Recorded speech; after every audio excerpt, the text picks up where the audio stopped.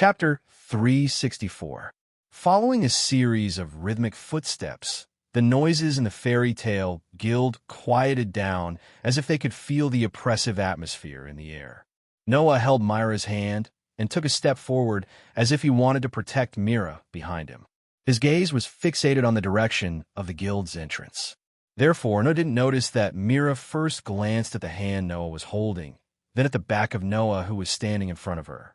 A blush appeared on her face, and for a moment, she even revealed a blissful expression. For Mira, it was obvious that looking at Noah's back was more attractive than looking at the abnormal situation in front of the guild's entrance. Except for Mira, everyone in the guild quieted down and looked at the entrance. Alusha, Naz, Gray, and the others looked at the entrance with a dignified expression. Haby hid behind Naz while trembling with fear. Only Lucy looked around in confusion. She was subconsciously affected by the atmosphere and held her breath. Under such circumstances, a small team appeared in front of everyone in the guild. The moment she saw the leader of this team, Lucy finally understood why everyone in the guild was behaving like this. Although she had only met him once, Lucy knew that this person was definitely out of place in the harmonious atmosphere of the guild. There were a total of 4 people. Among them, one of them wore a fur collar coat and walked in front. The other 3 were like guards, following behind him. It was Lax's and Thor's order. Lax's, who led Thor's order into the guild, seemed to have sensed something. He raised his head and looked forward. When he saw Noah standing in front of Mira, his eyes suddenly narrowed. The originally oppressive aura around him turned into a terrifying pressure. Lax's, Freed, Bikesrow, Alba, and Jerlin didn't seem to have expected that Lax's would suddenly release such an aura. They were stunned for a moment. When they saw Noah in the guild, they were shocked and immediately understood. Only Lax's personal guards, Thor's order, knew what kind of obsession Lax's had with Noah in his heart. For Lax's, Noah occupied a large position in his heart. A strong competitor, a person who may cause hindrance, an enemy who has the ability to pose a threat, an existence that must be defeated. Each of these identities made Noah the biggest demon in Lax's heart. In addition, Makarov had always disagreed with his philosophy, but valued Noah. It was imaginable how much of an eyesore Noah was to Lax's. Lax's, on the other side, Noah fully activated his sensory ability and included Lax's in the range of his sensory ability. Noah could clearly feel that compared to 2 years ago, Lax's magic had improved by leaps and bounds. In other words, Lax's had also become stronger and more dangerous than 2 years ago. Makarov's worry was indeed necessary. For now, Lax's might really have the power of a 10th saint, which was enough to rival Makarov. If Lax's planned to do something, then Makarov might not be able to stop Lax's. However, compared to the great improvement in his strength, Lax's had also become more dangerous than before. The violent aura that was constantly rolling around his body and the wild nature of a wild beast that was about to break out of its cage were all telling Noah that he was not going to let go of this opportunity. Lax's might have reached the limit of his patience and was about to do something wrong. For no reason, Noah had such an intuition. This caused Noah to narrow his eyes, and his body gradually relaxed. He glanced at the Thunder God clan, who were standing behind Lax's and looking at him with vigilant expressions. He curled his lips into a smile and turned his head to look at Mira. "Didn't you want to prepare breakfast for me?" Mira blinked her beautiful big eyes and smiled sweetly. "Okay, please wait a moment." Leaving this sentence, Mira turned around and walked in the direction of the bar. It was also at this moment that a bolt of lightning, like a thunderbolt, flashed through the space and appeared in front of Noah.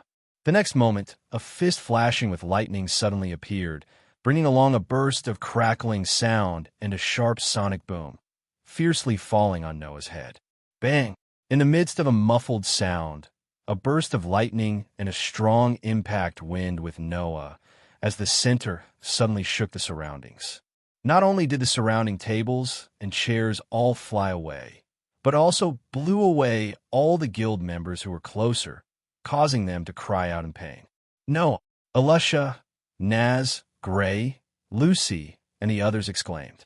Even Mira, who walked into the bar, covered her mouth with her eyes full of worry. Unfortunately, everyone's worries were superfluous. When the impact wind dissipated, the situation at the center of the impact was also exposed to everyone's eyes. They saw that Laxus, who was wearing a fur collar coat, had appeared in front of Noah without anyone noticing. His fist, which was mixed with lightning, was still swinging forward and landed on one of Noah's arms. That was Noah's hand.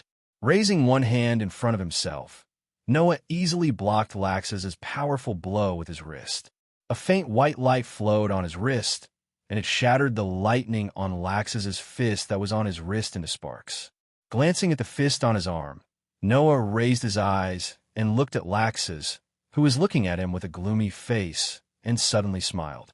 "Is this your way of greeting? It's a little different." Laxus showed an arrogant smile, but there was no smile in his eyes. "This is just teaching you how to respect your brother that you haven't seen for a long time. As expected of you," Noah said lightly. "But I'm not surprised. In that head of yours, waving your fist is the best solution to solve problems, right?" "Oh." Laxus's eyes became cold. "I haven't seen you for 2 years, and your mouth has become more eloquent.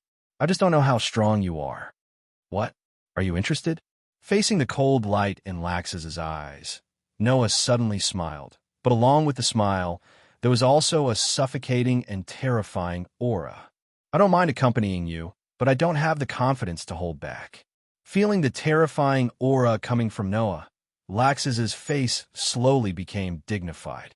Laxus, Freed, Bikesrow, a barge, and Jerlin also opened their eyes wide and began to feel anxious. Originally, Thorgroup thought that after 2 years, with Laxus's growth, he would definitely not lose to Noah. But now, it seems that Noah's growth is not inferior to Laxus's and may even surpass him. Could it be that Laxus is no longer Noah's opponent? Thinking of this, Thorgroup, who knew how obsessed Laxus was with Noah, was worried. Alusha, Mira, and the others looked at Noah in surprise, as if they did not expect Noah to be so aggressive. Only Naz had a look of excitement on his face, as if he could not wait to join in. Isn't this growing in a good direction? Instead, it was Raxus who laughed maniacally at the same time as he became serious. 2 years ago, you were just a little brat with empty power, but now you have a good domineering aura. Very good. Now you are qualified to be my younger brother. Now I have the value of defeating you. After saying this, the magic power in Laxus's body rose little by little. Beep, beep, beep. A dazzling arc of electricity flashed from Laxus's body, wrapping Laxus's whole body. Laxus stared straight at Noah with a hint of madness in his eyes. Lightning flashed all over his body as Laxus stared at Noah. "Let's go outside." Hearing this, everyone present understood Laxus's meaning. A battle invitation. It was a challenge from one of the strongest substitutes from Fairy Tale. A battle invitation from Laxus, who already had the power of the 10 Saints, and was most likely second only to Makarov and Kildas in the guild. And to this battle invitation, Noah only responded with a calm face. "Don't think that I will hold back." Chapter 365. Don't think that I'll hold back. Noah's words completely ignited the oppressive atmosphere in Fairy Tale. Looking at the two brothers confronting each other in the middle of the field, many guild members swallowed their saliva. Even Alusha, Mira, and the others couldn't help but hold their breaths. Laxus could be said to be an outlier in Fairy Tale. In Fairy Tale, Raxus had never had a close relationship with anyone other than the members of Thor's order. In fact, he had even made enemies with almost every single one of them. He was an existence that many people in Fairy Tale hated. Although they said so, no one in Fairy Tale would deny Laxus's strength. In Fairy Tale, there were currently a total of 5 S-rank sorcerers in the guild. Other than Kildas, who was recognized as the strongest, and Mira, who hadn't been active as a magic shooter for 2 years, Laxus, Alusha, and the remaining S-rank magic shooter were known as the 3 strongest candidates in Fairy Tale. It meant that they could replace Kildas at any time. However, even though they were all S-rank magic shooters, the gap between them was still very big. Just like Laxus, Based on the strength of Laxus's perception ability, Noah could sense that Laxus definitely had the strength to be rated as one of the 10 great Saint Magic shooters. Another example was Kildas. Even Makarov admitted that he didn't know if he could suppress him. It could be imagined that Kildas was definitely at the level of a 10 great saint. However, the so-called 10 great Saint Magic shooters were only chosen by the people of the council. They believed that they were the strongest, most famous, and most upright magic shooters in the continent.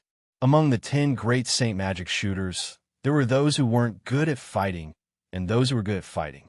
And of course, these 10 great Saint Magic shooters who were good at fighting were far stronger than ordinary S-rank magic shooters. Although Kildas and Laxus were both S-rank magic shooters, regardless of reputation or conduct, they weren't recognized by the council. Naturally, they weren't able to obtain the title of one of the 10 great Saint Magic shooters. However, from Noah's point of view, in terms of strength, Kildas and Laxus undoubtedly had the ability to become one of the 10 great Saint Magic shooters. Even among the 10 great Saint Magic shooters, the difference in strength between the number 1 and number 10 was like the difference between heaven and earth. How could there not be a difference between S-rank magic shooters? If Laxus had the strength to be ranked one of the 10 great Saint Magic shooters, even if he himself was an S-rank magic shooters wouldn't be a match for him. Of course, the ordinary members of the guild didn't know about this yet. However, as far as they knew, Laxus had already become an S-rank magic shooter 7 years ago. Now, 7 years later, his strength was even more terrifying. Could Noah defeat Laxus? Just as Mira, who was a little worried, was about to say something to stop this duel, Noah suddenly changed the topic in the arena.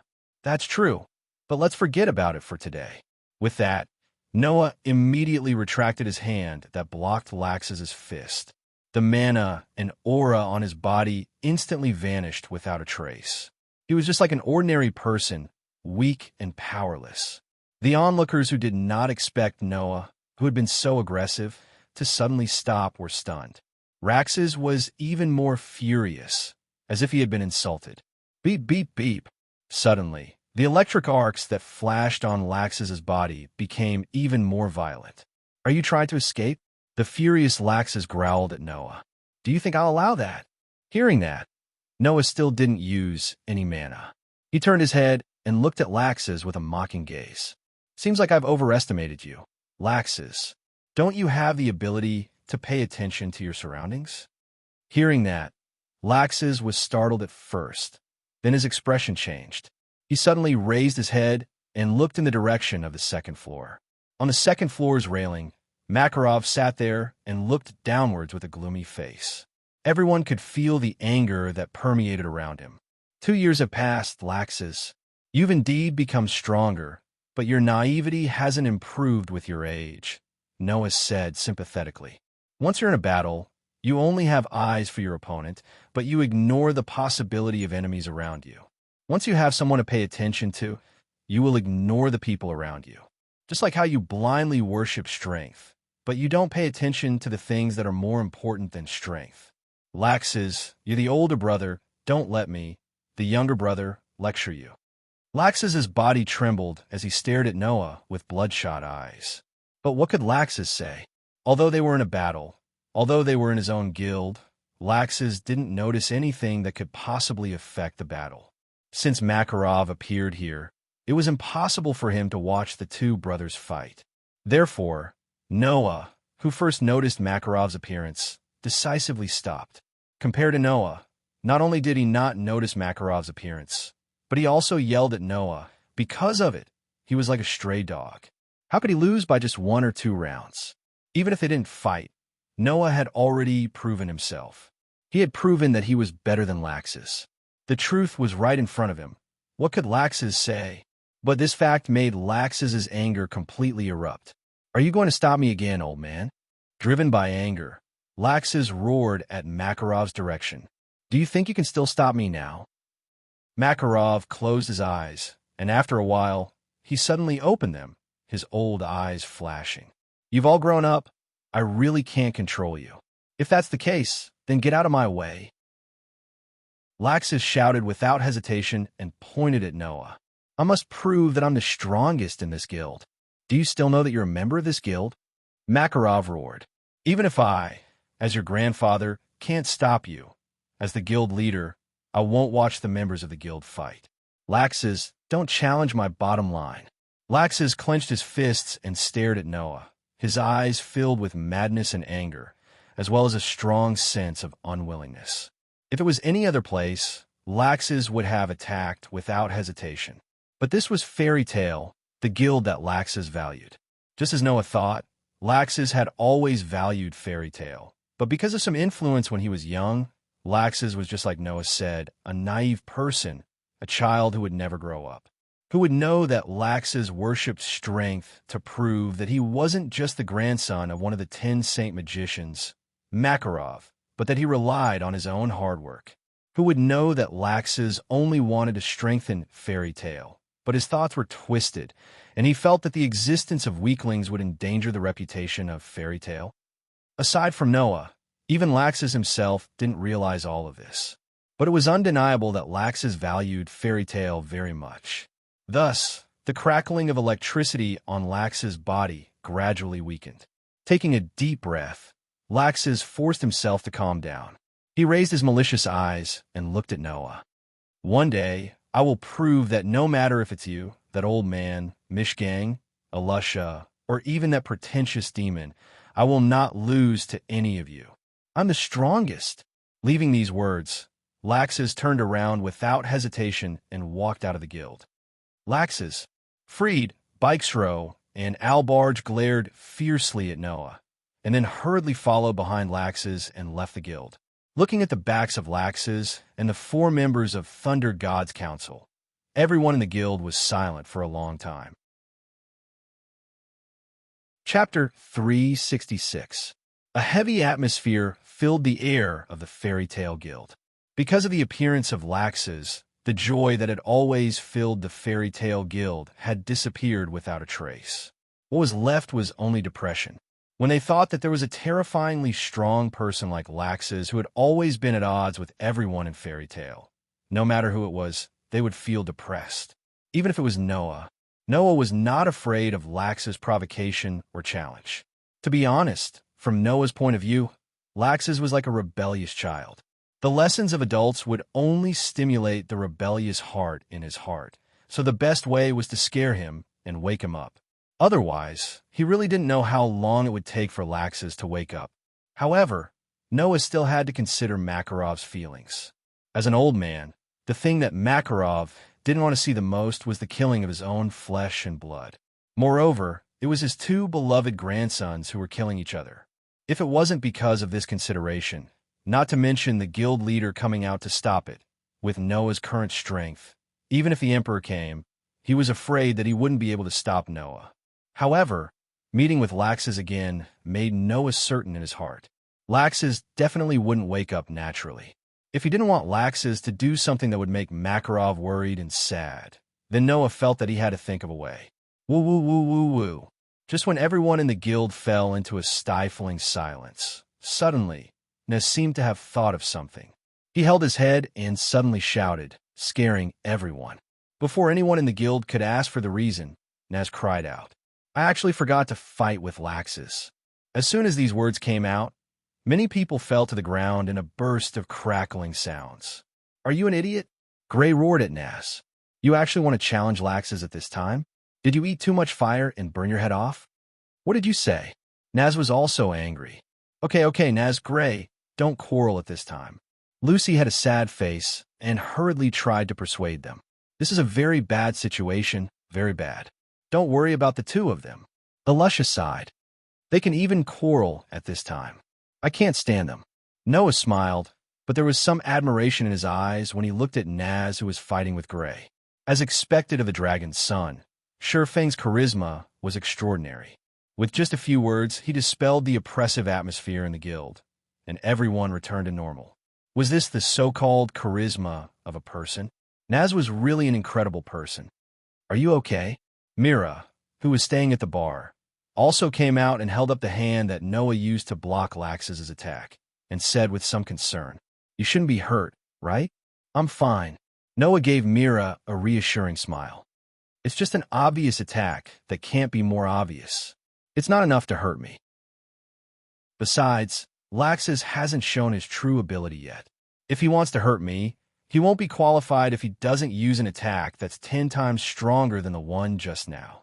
As expected of you, Alusha said with admiration. In the guild, you're the only one who can suppress Laxus. Didn't Laxus just say that he won't admit defeat, including you? Noah shrugged. No matter what, you're still the strongest female magic shooter in Fairy Tale. Don't admit defeat so easily. Everyone is so powerful. On the side, Lucy said enviously. Alusha and that Laxus are both S-grade magic shooters. Although Noah isn't an S-grade magic shooter, he definitely won't lose to that Laxus, that Mishgang, and that Kildas. Fairy Tale really has a lot of powerful people. At this point, Lucy suddenly said doubtfully. But Laxus just mentioned a pretentious magic person. Who is that? Hearing this, everyone around them all quieted down. Mira was originally full of smiles, but after hearing Lucy's words, she suddenly covered her face and cried bitterly. Miss Mira, Lucy was shocked. That guy Laxus, isn't it too much to say that? In the past, Alyssa would quarrel with Mira every day. It would be abnormal if they didn't start a fight within 3 days. Now, she seemed to have let go of her previous grudges with the gentler Mira. She even stood up for Mira. You actually said that someone is pretentious. There should be a limit to how much you can say without thinking. Lucy was stunned for a moment, and then, without any suspense, cried out in surprise. She looked at Mira in disbelief, who was covering her face and crying bitterly. Don't tell me that pretentious magic person is Miss Mira. Woo-woo. Mira started to cry even more miserably. Miss Mira. Lucy was at a loss and did not seem to know what to do. She could only look at Noah, who had a bitter smile on his face, for help. Noah, quickly help me coax Miss Mira. You guys. Noah could only step forward, reach out his hand, and gently pat Mira's head. All right, stop crying, Mira. It doesn't matter if you're the violent Mira or the gentle Mira, you're still the Mira I know. No matter what others think of you, I know you. I know the true gentleness in your heart. Hearing this, Mira finally stopped crying. She raised her head and looked pitifully at Noah with teary eyes. Then which one do you like? Once this was said, the whole place fell silent again. In the guild, all the male members stared at Noah with hateful eyes, as if they wanted to kill Noah with their gazes. On the other hand, the female members looked at all of this with a mocking expression, as if they were watching a good show. This made Noah's face stiffen. Noah, as a good brother who loved his sister, Elfman raised his sandbag-sized fist and shouted, If you're a man, you can't back down now. Noah scolded in his heart. Wasn't this adding fuel to the fire? Seeing that Mira was pouting and looking like she would cry at any time, Noah could only brace himself and do it. No matter which Mira. I like both of them. The female members of the guild screamed, as if they felt that it was mushy. Oh, the male members of the guild screamed in despair, as if they were big bosses that had been defeated. Myra's cheeks turned red, and she finally smiled through her tears. Thank you, I'm so happy. As she said this, Mira stepped forward and put her mouth next to Noah's ear. Since you've confessed, I won't pursue the matter with Lysana. This sentence was like a bolt from the blue, and Noah was stunned. Mira, so you knew? No. If you thought about it carefully, it would be strange if you didn't know. After all, Mira and Lysana were sisters, and they lived together. Last night, Noah and Lysana were affectionate for the entire night, and Lysana didn't return home. How could Mira, who lived with Lysana, not know? Moreover, Noah had just returned yesterday, and Mira only needed to think for a moment to know that Lysana didn't return home and stayed at Noah's place. Then, there was no then. Just like Lysana knew her sister's feelings best, Mira definitely knew her sister's feelings.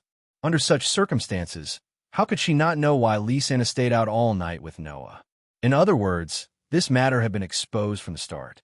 Don't make Lysana sad, Mira said softly as she tiptoed. Also, don't make me sad. With that, Mira turned her head, and before Noah could react, she kissed Noah in front of all the guild members. Ah! Seeing this scene, the female members of the guild screamed again. Oh! On the other hand, the male members once again let out miserable howls. Many of them even fell to the ground, unable to move. Holding his cheek, Noah looked at Mira, who was smiling gently at him, and his head became dizzy. What does this mean? Is he really allowing me to have both sisters? This is a free lunch. Chapter 367. As a result, Noah was teased by those who were familiar with him and those who were unfamiliar with him for a whole day because he had confessed to Mira in front of everyone in the guild. Mira seemed to have fallen into the same predicament as Noah, but the ones who teased Mira were only the female magic shooters of the guild. Although the male magic shooters also surrounded Mira, they used various ways to say bad things about Noah, as if they were advising Mira not to be deceived. In this regard, Mira treated people with a gentle smile that could melt people all day long. Whether it was the male magic shooters who splashed dirty water on Noah or the female magic shooters who made fun of her, she always smiled without saying anything, as if she enjoyed this feeling very much. Under such circumstances, Noah simply retreated. Originally, Noah wanted to see if he should accept some commissions today and go out to work, but after Mira and Lax's made such a fuss, he lost all interest. Thus, today, Noah's 3 meals were prepared in advance by the gentle Mira, and it seemed that Mira even paid the bill in advance, which made many of his companions tease Noah again, saying that he was living off a woman. But it couldn't be helped who asked Noah's savings in this world to be basically used up in the past 4 years of cultivation, and now he didn't even have a penny left. Although in the guild, even if one didn't have money, they could still eat on credit, and the guild wouldn't let the members here starve. But there shouldn't be anyone who would be willing to eat on credit, right? At least, Noah couldn't stand it. This made Noah secretly sigh in his heart. Except in the world of absolute dual blades, Noah's first worry in every world was how to make money, and it was the same when he returned to his own home. This was really crazy. It seemed that no matter what, he would have to go out to work tomorrow. With this thought in mind, Noah endured the teasing of the guild members for a whole day.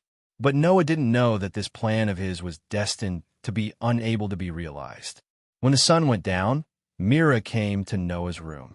Looking at Lysana, who was sleeping soundly on Noah's bed, Mira rolled her eyes at the embarrassed Noah. Then, she came to the bedside and pushed Lysana's delicate body. "Lysana, wake up." Ugh. Perhaps it was because of Myra's voice, but Lysana still thought that she was sleeping in her own bed. She turned over and mumbled in her sleep. "Sister Mira, I'm very tired today. I don't want to go to the guild. Please, let me sleep for a while more." Tired? Why was he tired? As long as one wasn't muddle-headed, it wouldn't be difficult to guess based on the current situation, right? This caused Noah's expression to become even more awkward. At the same time, it also caused Mira to reveal a somewhat angry expression. She placed her hands on her waist and angrily said to Noah, "I thought that if it was Noah, he would definitely be very gentle to girls. It seems that I was wrong." Noah didn't know how to respond. In fact, the reason Lysana became like this wasn't because Noah didn't care about the girl's body for his own comfort. Most of the blame lay with Lysana. Perhaps it was because she had suppressed her feelings for Noah for too long and had suddenly burst out, or because she knew that Noah had been confessed by another girl. But last night, Lysana had unexpectedly taken the initiative. That passion was something that even Noah couldn't take. Of course, it wasn't his body that couldn't take it, but his mind. That was why Lysana's boundless passion last night didn't just make Noah feel good, it also made her feel satisfied and exhausted. Hence, Lysana had to bear at least 70% of the blame for this. However, Noah wouldn't push all the blame away because of this. Even if it was because of Lysana's initiative, the one who tormented Lysana like this was him. He wouldn't refute. Besides, Lysana had already given everything to Noah. Couldn't Noah bear the scolding of his sister? That wasn't what Noah would do. What should we do now? Mira was a little distressed. Lysana hasn't been home for a night. We can't let her spend the night outside. Otherwise, Elfman will definitely be worried. I think it's better not to wake Lysana up. Noah said weakly. I could send Lysana back. Is that so? Mira tilted her head and made a cute expression. Then, she said helplessly, "That's the only way." After saying that, Mira went to the clothes rack and took down all of Lysana's clothes. She turned around and sat on the bed. Her beautiful eyes glanced at Noah, and her cheeks puffed up. Looking at a girl, changing clothes isn't something Noah would do. Hearing that, Noah could only bitterly smile and turn around. He couldn't help but feel sad. At this time, what part of your sister haven't I seen? I've touched her all over. This sentence could only be said in Noah's heart. He couldn't say it out loud. After all, Noah's sharp senses could still feel the displeasure in Myra's heart. Whether it was because her sweetheart had the most intimate relationship with a girl other than herself, or because her most beloved sister's body was taken away by someone else, it was obvious that Mira wasn't as indifferent as she looked on the surface. She just couldn't make things difficult for him. Like Lysana, Mira was actually very conflicted in her heart. The person her most beloved sister liked was her sweetheart. Mira, who didn't want to see her sister sad, could only choose to give up or be like Lysana and choose to ignore and escape. Mira and Lysana, as sisters, only had one thing in mind. That was, they didn't want to be sad, and they didn't want their closest sister to be sad. So, both of them subconsciously avoided making a choice and threw Noah a sentence that best expressed their feelings. "Don't make us sad." That was all. As for sharing a husband with her sister, perhaps the two girls already had a certain level of awareness in their hearts.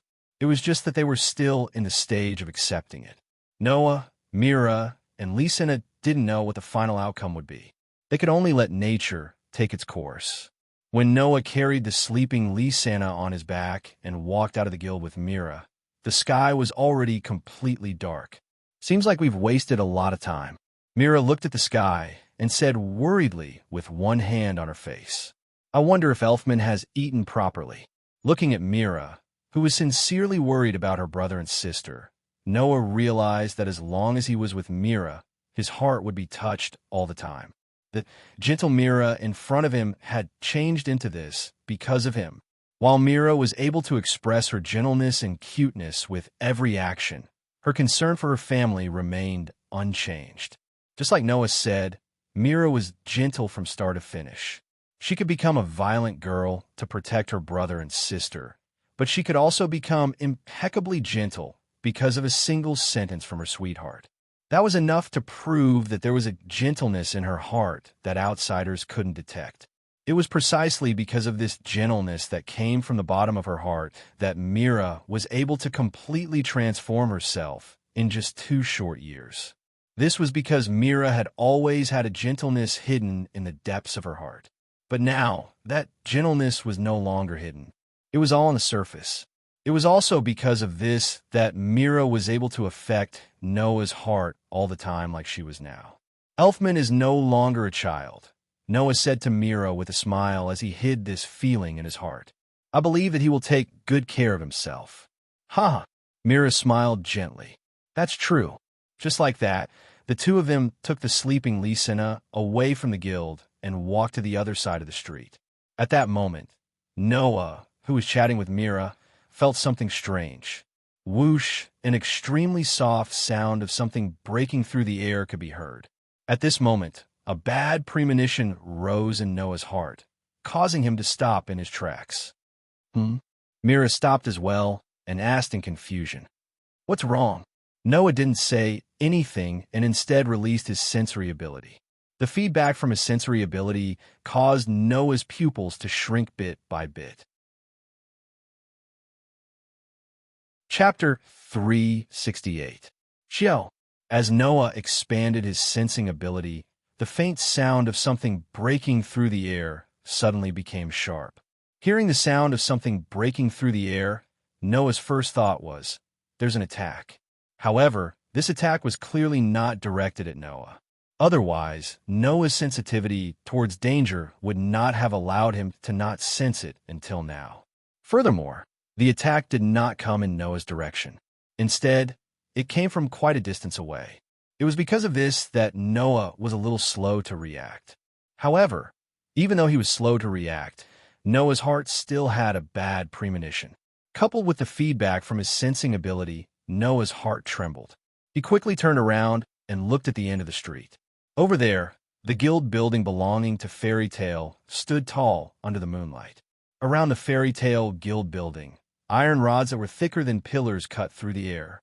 They flashed through the night sky and landed on top of the guild building with a sharp whistling sound. Pung pung pung pung pung. Amidst a series of dull thuds, the thick iron rods from all directions smashed into the Fairy Tale guild building and stabbed into it, causing pieces of wood to shatter and fall to the ground with a crackling sound. It was only a matter of a moment. In that moment, the guild that was established during the era of the first guild leader of Fairy Tale, under the attack of the iron rods, turned into ruins. Gotcha! The guild sign with the words Fairy Tale on it cracked open with a crisp sound. It was as if it had been smashed, and half of it was shattered. About 200 to 300 meters away from the guild building of Fairy Tale, Noah watched all of this happen with a buzzing sound in his head.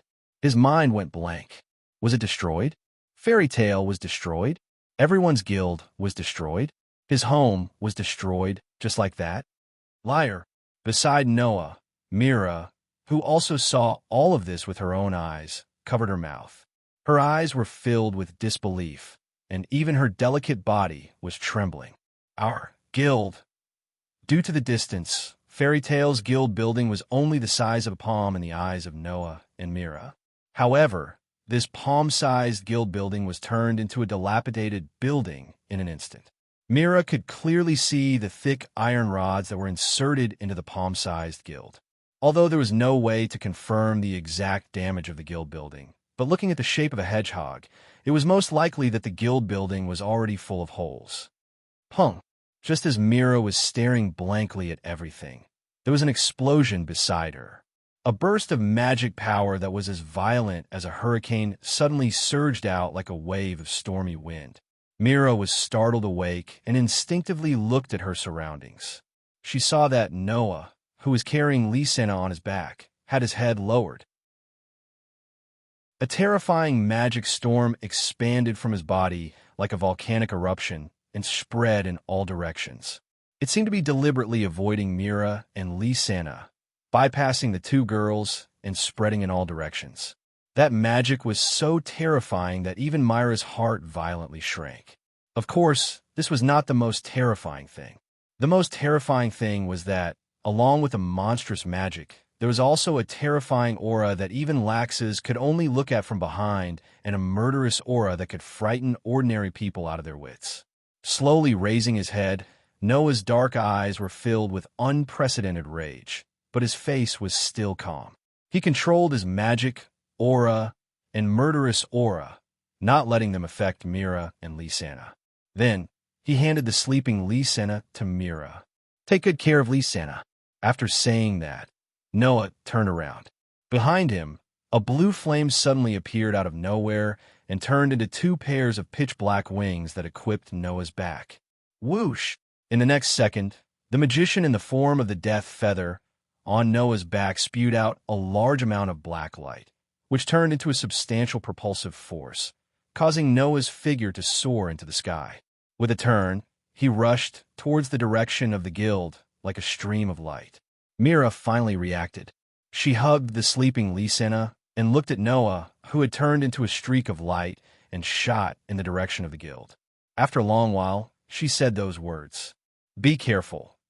Against the strong wind, Noah used the fastest speed of a magician in the Death Feather, formed to reduce the distance of 200 to 300 meters to 0 in just 1 or 2 seconds. Floating in the air, Noah looked down at the guild building that had been destroyed by thick iron rods, the fury in his heart surging violently. To the guild members of Fairy Tale, the importance of the guild building was obvious. To Noah, it was not only the guild building, but also the place where he lived. It was his home. His home was destroyed. This fact directly threw Noah's ability to control his emotions, which he was best at, out of the window. He gave his body to the uncontrollable anger to drive him. Even so, the angrier he was, the clearer Noah's mind became, and his thoughts became sharper. In this situation, he only needed to think a little to understand what was going on. Someone was deliberately attacking the guild. With that thought in mind, Noah's gaze shot in a certain direction as if he had sensed something. There, in a small alley, a small that was gradually becoming smaller at an astonishing speed. That was a person. Noah's eyes emitted a frightening cold light. Kacha! Behind Noah, the death feather form of the magician shook, and with a mechanical sound, it split into a wing-like fragment and floated beside Noah. Whoomp! Bursts of energy like rays of light converged at the tip of the wing-like black fragment, and it rotated like a black hole. Not long after, it converged into a pitch-black ball of light. Bang! In the next second, the pitch-black ball of light directly exploded, turning into a beam of light, cutting through the sky like a meteor, flashing through the night sky, and falling on the body of the gradually fading black. Bang! Accompanied by the dull sound of the explosion, a burst of thick smoke and fire like a whirlpool covered the location of the black, setting off a violent storm that blew in all directions, shattering the walls of the buildings around the alley. Looking at the place covered by the thick smoke and fire in the distance, Noah waved his hand, and the wing-like black fragment floating beside him moved back and forth and reassembled on the death feather form of the magician. Immediately, controlling the magician behind him, Noah bent down and flew away. In an empty alley, an open space seemed to have been hit by a meteorite, exposing a medium-sized pit to the air. The inside was charred black, and there were wisps of light, smoke rising. Gravel rolled in the pit, and the two walls around the pit were also shattered by the shockwaves. People who didn't know would definitely think that there were two sorcerers fighting here, and this was not rare in this continent where magic prevailed. At a certain moment, in the sky, the sound of a thruster engine reverberated, and a stream of light flew from the distance, arriving above the pit. Looking down at the pit below, Noah slowly descended from the sky and landed next to the pit. Looking around, there were no signs of life in the area covered by his sensing ability. Noah's face was calm, and he walked into the pit. He came to a corner of the pit that was still emitting wisps of light smoke, and looked at the ground there. There was a tattered piece of cloth depicting a certain coat of arms. It was the coat of arms of a certain guild. Picking up the tattered cloth from the ground, Noah stared at the coat of arms on the ground, and in his eyes, a bone-chilling cold light flashed. Phantom Lord! Ezechin's eyes lit up.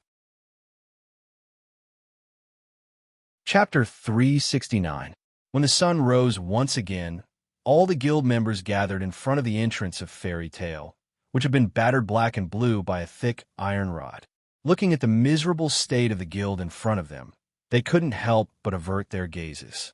At the front of all the guild members, Makarov closed his eyes tightly. His expression was calm, but the hand that was holding the cane was trembling at an imperceptible frequency. It was obvious that his heart was extremely unsettled. Bang! In the crowd, Nazi clenched his fist and slammed it on the ground, creating a fist-sized hole in the ground. His face was filled with uncontrollable rage. Phantom Lord! Nazi's roar reverberated in the air, causing many people to be enraged as they clenched their fists tightly. Perhaps many people were like Naz, roaring the name of the guild that hoped to be cut into pieces thousands of times in their hearts. This is too much. Lisena hugged Mira tightly, as if she didn't want to see the miserable state of the guild. She buried her head in Myra's arms. How can they do this? Mira hugged Lisena back and gently patted her head. Her usually gentle face was also filled with sadness. It was obvious that she felt extremely uncomfortable in her heart. Even Alusha, Lucy, Gray, Elfman, Karna, Lebby, Hubby, and the others lowered their heads in silence. They couldn't bear to see the miserable state of the guild and kept silent. Fairy Tale and Phantom Lord didn't have a good relationship to begin with. This was something that even outsiders knew. This was because in the current Fiori Kingdom, if one were to say which guild was the strongest, people would either say Fairy Tale or Phantom Lord. The two had always been competing for the position of the strongest guild, and neither was willing to submit to the other. Of course, Fairy Tale was simply unwilling to submit to Phantom Lord. However, Phantom Lord was extremely hostile towards Fairy Tail. Compared to Fairy Tail, Phantom Lord not only had a longer history, but also had many branches under his command. It could be said that they had the most members of any guild in the Fiori Kingdom. In Phantom Lord's view, Fairy Tail was not only a new guild, but also had a small number of members. They didn't even have a branch, so how could they compete with them for the position of the strongest guild? But it was undeniable that although Fairy Tail had a small number of members, they had a lot of strong players. Kildas, Laxes, Mishgang, Alusha. Any one of these people had the ability to destroy all of the Phantom Lord's branches. Under such circumstances, who would dare to say that Fairy Tail was weak? It was also because of this that Phantom Lord, who was jealous of Fairy Tail for having too many strong players, was so hostile towards Fairy Tail. In addition, Makarov had once fought with Phantom Lord's guild leader and won. Since then, Phantom Lord had been looking for trouble with Fairy Tail. This could be seen from the fact that Noah had been attacked by Phantom Lord when he was young. However, no one would have thought that the Phantom Lord would directly attack the Fairy Tail's guild building. It must be known that the council had explicitly stated that guilds were not allowed to fight privately. Otherwise, the punishment would be light and the guild could even be disbanded. As such, who would have thought that the Phantom Lord would still dare to attack the guild?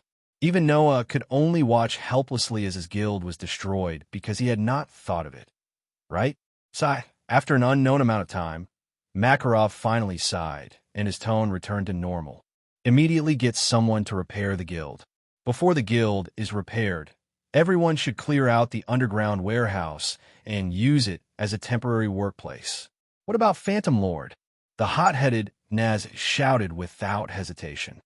Let's go and wipe them out. Naz. Makarov's expression did not change, and he still sighed. This matter ends here. None of you are allowed to privately seek revenge. What? This time, not only Naz, but everyone else in the guild exclaimed. Guild Master. Alusha stepped forward and looked straight at Makarov. You mean, we're just going to let it go? Impossible. Without waiting for Makarov to answer, Naz roared. If I don't send those fellows flying, I will definitely not give up. Naz! Hubby called out with some worry. Calm down, Naz. Lucy also spoke quickly, but there was also a trace of sadness in her eyes. This is the guild master's order. I don't care. Naz, whose heart was filled with anger, said bluntly.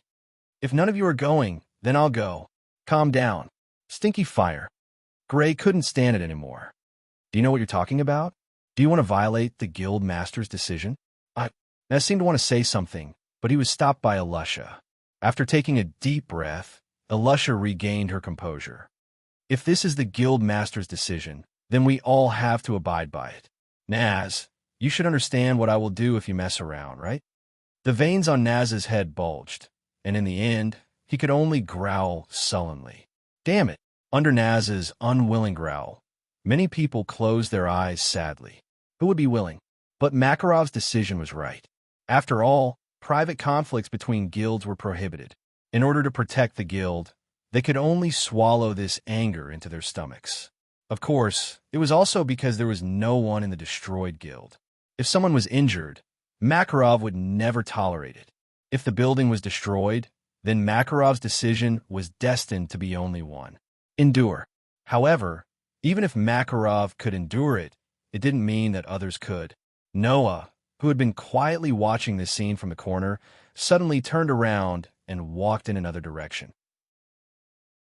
Brother Noah, Lisana, who was closest to Noah, noticed this and quickly called out, Where are you going?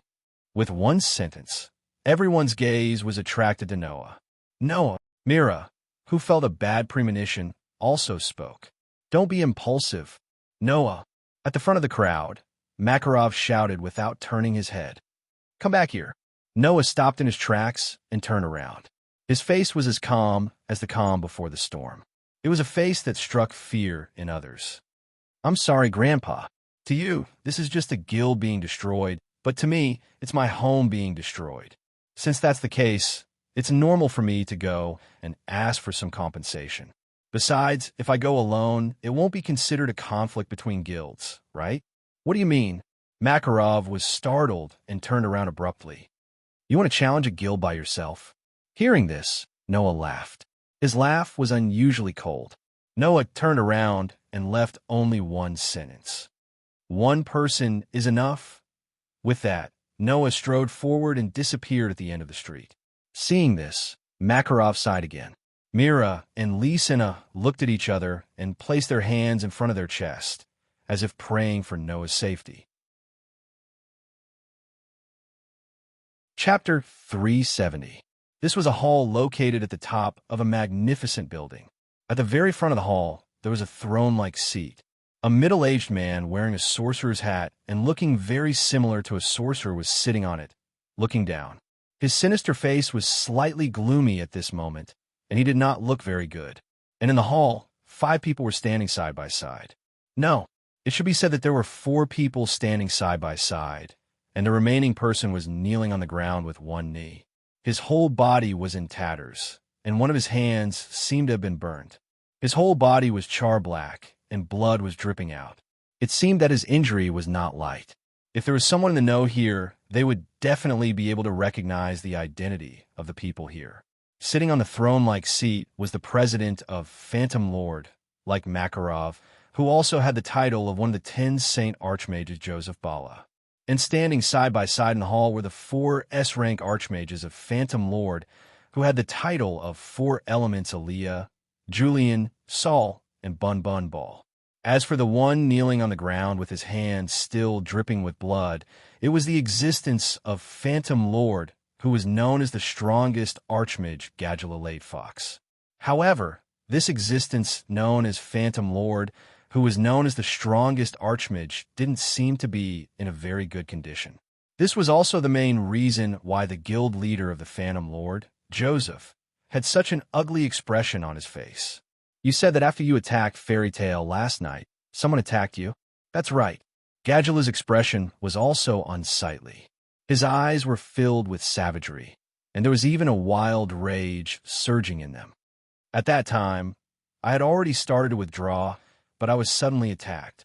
If I hadn't noticed the strange smell in the air and dodged in advance now, I wouldn't be as simple as just being injured. You're saying that not only does someone in Fairy Tale have the ability to injure you like this, but they can also attack you without you noticing? Joseph said in a low voice. Who is it? Laxus? Mishgang? Or that fairy queen Alusha? It shouldn't be that Kildas who travels all year round, right? Could it be Makarov himself? Joseph could only think of these people. After all, Joseph knew of Gadulu's strength. In Fairy Tale, there was absolutely no one else who could silently injure Gadulu like this with a single attack. Joseph was very confident of this point. After all, as a guild that had always been hostile towards him, any information regarding Fairy Tale was of utmost importance to Joseph. Therefore, Joseph was confident that unless it wasn't someone from Fairy Tale, only the existences he could think of could hurt Gadulu in one strike. Unfortunately, Joseph made a mistake this time. After 4 years of hard work and 2 years of traveling, Noah had long faded out of the sight of the people who paid attention to Fairy Tale. His fame was lower than Naz, Gray, and the others, so it was naturally impossible for him to enter Joseph's eyes. Sad, really sad. Aliyah's voice was sobbing as if she could cry at any time. I really feel sad for Mr. Gadula. Julian doesn't think it's President Makarov. Julian, who was holding an umbrella, said with a somewhat melancholy expression. If that person personally attacked, Mr. Gadulu would definitely be able to detect it. That's true. Bunnyball, who had a sword at his waist like a warrior, said in a deep voice. I heard that Makarov's magic is the type that makes a lot of noise. If he attacked Mr. Gadulu would definitely be able to detect it. No. Thor, who was dressed like a gentleman, said with a smile while twisting his body like a clown. Then it's Lax's, Mishgang, or Alusha, right? Is that right? Hearing the words of the 4 elements, Gadulu raised his eyes filled with ruthlessness and coldly looked around. Shut up. Hearing that, whether it was Aliyah, Julian, Bunnyball, or Thor, they all obediently shut their mouths. Obviously, even the 4 elements were afraid of Gadulu. You're so long-winded. If I knew who it was, would I still need to stand with you with such an ugly appearance? Gadjaloo spat out a mouthful of saliva and said bitterly, Remember, don't let me know who you are. As soon as these words were spoken, everyone present sensed it. The ground just now shook. Bang! Immediately after, an explosive sound reverberated from below and entered the ears of everyone present. Joseph narrowed his eyes and smiled. Could it be that Fairy Tale is here? Oh, Gadjaloo giggled, and that smile was extremely cruel. I thought it would take more effort to lure them here, but I didn't expect it to be so easy. Sure enough, Fairy Tale is only at this level. Hearing Gadjaloo's words, the 4 magic shooters of the 4 elements looked at each other. At this point, it was easy to guess what was going on. It felt like the Phantom Lord's attack on Fairy Tale was all planned out, and it wasn't because of a momentary conflict. If Makarov really attacked, it would save me a lot of trouble. Joseph smiled gloomily. But before that, let's make sure. Saying this, Joseph stood up and looked down at the 5 people below. I'll leave this place to you guys. If it's just the people from Fairy Tale, then cripple them all. Just remember not to kill them. If Makarov is also here, then we'll proceed according to plan. Yes. Aaliyah, Julian, Bunnyball, and Saul all responded at the same time. As for Mr. Gadjaloo, Joseph frowned. Since you're all injured, why don't you take a rest? Injured? Gadjaloo laughed, and his laughter was unusually irritable. This kind of injury, as long as I'm full, I'll be able to recover in no time. Is that so? Joseph smiled with satisfaction. Then I'll leave it to you. Leaving this sentence, Joseph's figure turned into a black shadow and disappeared into the air. Compared to Fairy Tale, the building of Phantom Lord was a bit gloomy and gloomy.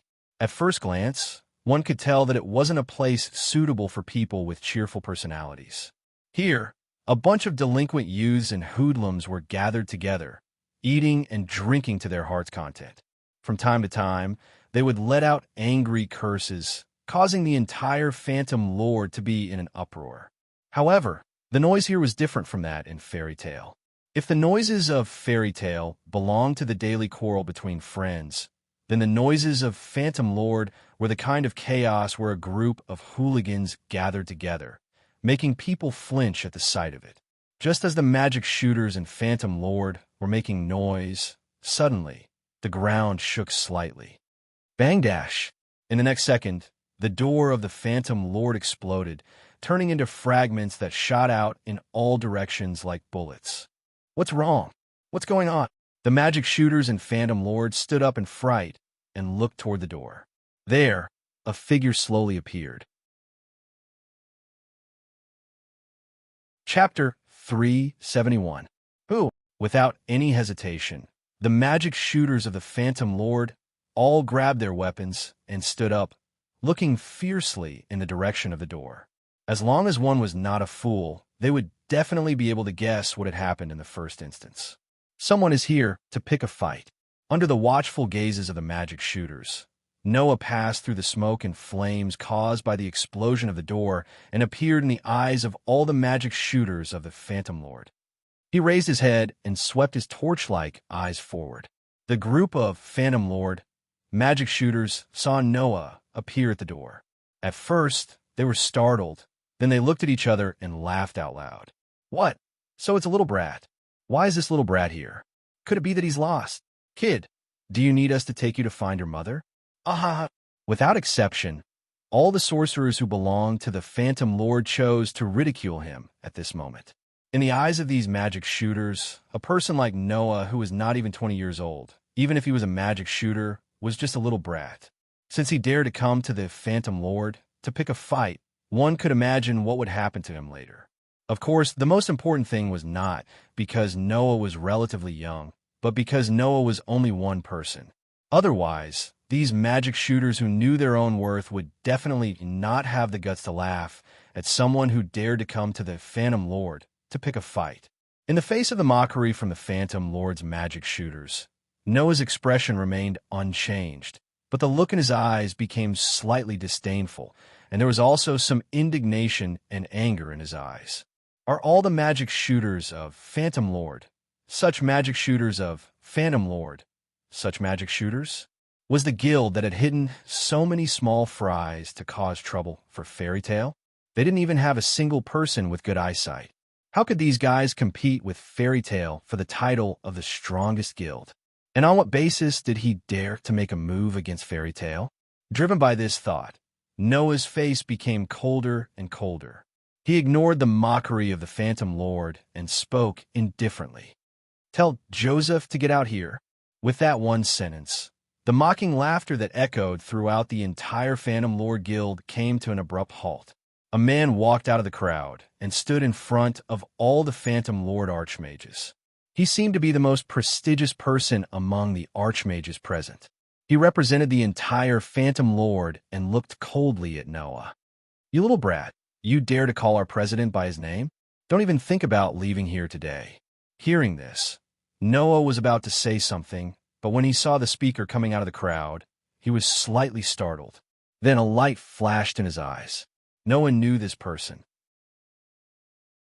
Although he had only met him once when he was young, Noah had a very deep impression of him, because this person in front of him had left a hideous scar on Noah's hand that was enough to last a lifetime.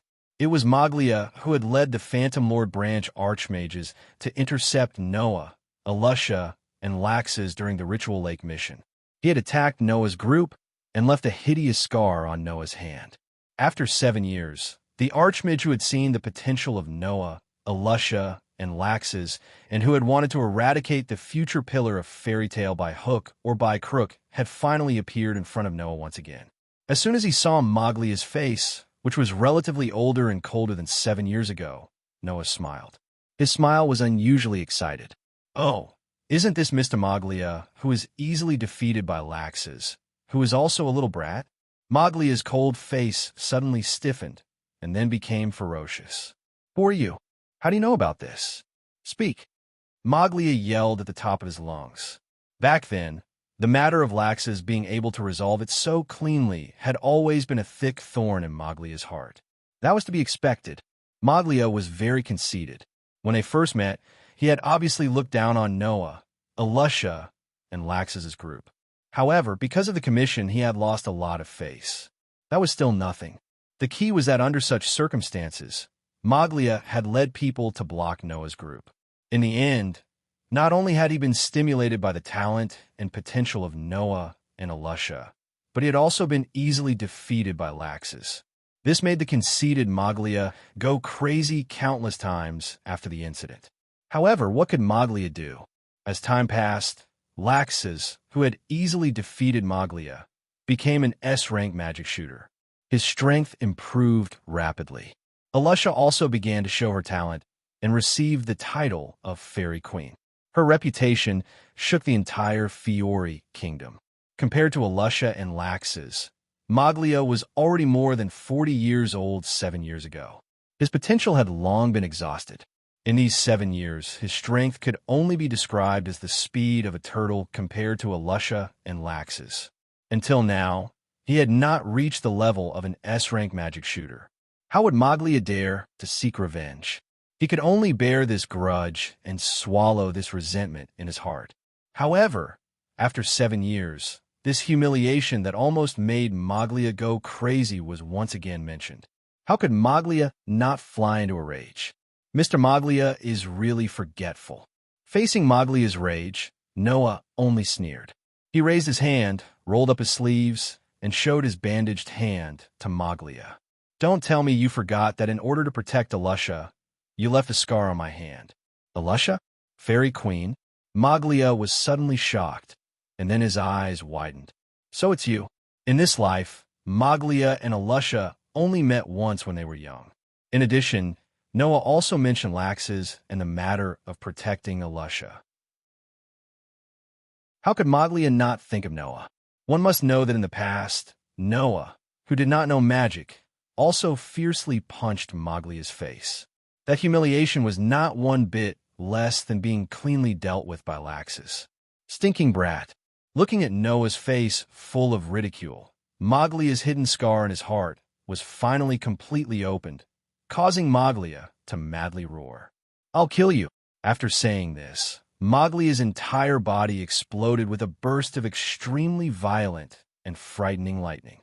His body turned into a bolt of lightning, and like a bolt of lightning, he rushed in the direction of Noah and violently shot in front of Noah. Go to hell! In the midst of the angry roar, Maglia raised his fist, which was surrounded by lightning, against the hot air and mercilessly swung it at Noah's head amidst the sharp sound of the air breaking. If this punch really hit, then even if it was a magic shooter with decent strength, his head would directly explode, and he would die on the spot. Obviously, Maglia did not have the slightest intention of showing mercy. Once he made a move, it was a sure-kill blow, and he wanted to kill Noah. Unfortunately, Maglia was destined to live in tragedy for the rest of his life, starting from 7 years ago when he chose to surround Noah and his group. Hence, before Maglia could see the scene of Noah's head exploding from his punch, a hand suddenly appeared in front of him, passed through the layers of lightning on Maglia's body, and landed a punch on Maglia's chest. Bang! A violent impact with extremely terrifying power surged into Maglia's body. Poochie! Maglia only felt as if he was hit by a heavy hammer. His chest shook, his body trembled, and he directly spat out a mouthful of blood. Chapter 372. Crimson blood spurted out of Maglia's mouth and sprayed in the direction of Noah. Noah casually sidestepped and avoided the spray of blood. He twisted his body and suddenly lifted his leg. His thigh was like a long whip as it suddenly lashed out and heavily smashed into Maglia's chest before he could be sent flying. That position was exactly the same as the position where Noah had previously swung his fist. Bang! Along with a muffled sound, a kacha sound was heard from Maglia's chest. Wah! Blood spurted out of Maglia's mouth as if it was free of charge. Maglia himself was hit by Noah's meteor-like kick and suddenly fell to the ground, smashing it until it cracked slightly. Looking at this scene, the group of Phantom Lord magic shooters were all shocked and dumbfounded. Stepping on Maglia's chest and looking down at Maglia's face that was covered in blood, Noah's face was calm. I've repaid my debt to you. You. Maglia raised his hand with difficulty and pointed at Noah with a trembling hand. Other than disbelief, there was only disbelief on his face. Unlike those Phantom Lord magic shooters, Maglia knew that Noah was a fairy tale magic shooter. However, in the past 7 years, the reputation of the powerful magic shooters in fairy tale had long been known by everyone. Even the fire-annihilating dragon magic shooter, Naz, had made a name for himself. However, Noah had not made a name for himself in the past 7 years. When Laxus became an S-rank magic shooter and his strength advanced by leaps and bounds, the name Noah did not appear. When Alusha received the title Fairy Queen and her reputation shook the Fiori Kingdom, the name Noah still did not appear. Later, when Dimon, Mira, Jenny, Fire Dragon, Naz, the enigmatic Mishgang, and even Gray and Elfman made a name for themselves, the name Noah did not appear at all. Only when people mentioned Makarov and Laxus's family did they make a name for themselves. Other than that, not to mention the Fiori Kingdom, even the people of Magnolia did not mention Noah. Over time, Maglia thought that he had misjudged Noah and thought that he was not a genius at all. In the beginning, he still wanted to find trouble with Noah, but later on, because there was no news of Noah, he threw it to the back of his mind. He did not expect that after 7 years, this person would appear in front of him once again. Just when he thought that he could still crush him with one hand, the result was that he was defeated in one move. At this moment, Maglia only felt that his vision turned black. The humiliation that emerged from his heart was 1,000 times, 10,000 times heavier than before. Because this time, Maglia was no longer dealt with cleanly by a little brat in the wilderness. Instead, he was dealt with in front of the many colleagues of the Phantom Lord. From now on, everyone would know of Maglia's embarrassing incident. They would know that he had overestimated himself and rushed out, only to be cleanly defeated in the end. Poochie! The uncontrollable humiliation made Moglia spit out another mouthful of blood. His head tilted to one side, and he actually fainted. Seeing this, Noah frowned and snorted coldly. When I think that it was a guy like you who left a scar on my hand, I feel disgusted. After saying this, Noah lifted the foot that was stepping on Moglia's chest and ruthlessly kicked his side ribs. Pong! In a muffled sound, Moglia's limp body that was lying on the ground was kicked away like a rubber ball. He smashed into a table not far away and was buried by the table debris and tableware in a burst of crackling sounds. I'll say it again. Just like kicking away a rock that was in the way.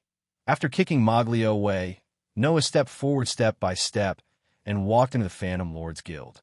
He stared coldly at the group of sorcerers who looked like gangsters. Tell Joseph to get out here, or else I'll tear this place down. The group of magic shooters from the Phantom Lord all retreated together with a frightened expression on their faces.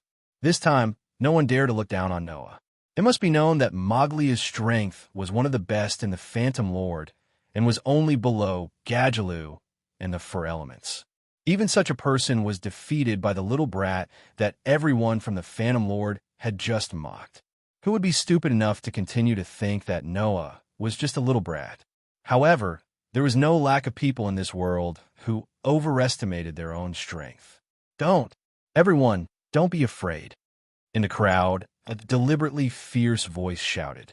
No matter how powerful he is, he's only one person. There are so many of us here. Why should we be afraid of Kid? Everyone, let's attack together. This sentence made the magic shooters from the Phantom Lord hesitate for a moment, and then they all showed a sinister expression. Attack. Everyone, attack together. Oh. Not long after, the whole Phantom Lord Guild roared. One by one, magic shooters rushed out with weapons in their hands, like crazy wild dogs or bullies bullying the weak, and rushed towards Noah. With just a glance, Noah could tell that these so-called sorcerers who were rushing towards him were using magic similar to the outfit chain type of magic. In other words, the magic these people used was the most common type. There were redeeming qualities. However, not a single person was able to display their full potential. Trash. Real trash. This was the drawback of the Phantom Lord focusing too much on developing the guild scale and expanding its influence, but not concentrating on cultivating the strong. Therefore, other than Gadjaloo and the Four Elements, the only thing the Phantom Lord could bring out was the number of people. Thinking that it was such a guild that destroyed his own guild, Noah's anger rose in his heart. Square root. Spitting out a language that no one could understand, Noah raised his hand, gathered magic on his finger, and wrote a faintly discernible mysterious rune in the air in front of him. Wong!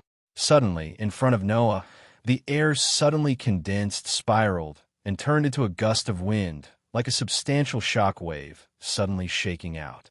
Dong! In an instant, it was as if an invisible explosion had occurred in the entire Phantom Lord Guild. The shock wave formed by the surging wind was like a wave, hitting the magic shooters one by one. Bang! The magic shooters of the Phantom Lord felt as if they had hit a wall, and then in bursts of screams, they flew upside down, or hit the ground, or hit the wall, overturning tables and chairs, and cracking the ground, causing the ground to shake violently. For a time, the sound of wailing continued to reverberate. In just a moment, all the magic shooters of the Phantom Lord were defeated by Noah. In this regard, Noah just withdrew his hand and sighed. Are you done watching the show? The whole place suddenly became quiet. After a while, a few figures appeared at the entrance of the stairs in front of Noah's eyes. It was Gadjaloo and the Four Elements. Noah's gaze swept across Gadjaloo, Aaliyah, Julian, Bunnyball, and Saul, and finally fell on Gadjaloo. From this person, Noah could sense the aura of the person from last night. Therefore, there was no doubt that the person who attacked the Fairy Tale Guild was this guy in front of him. Gadjaloo Retfox. Chapter 373.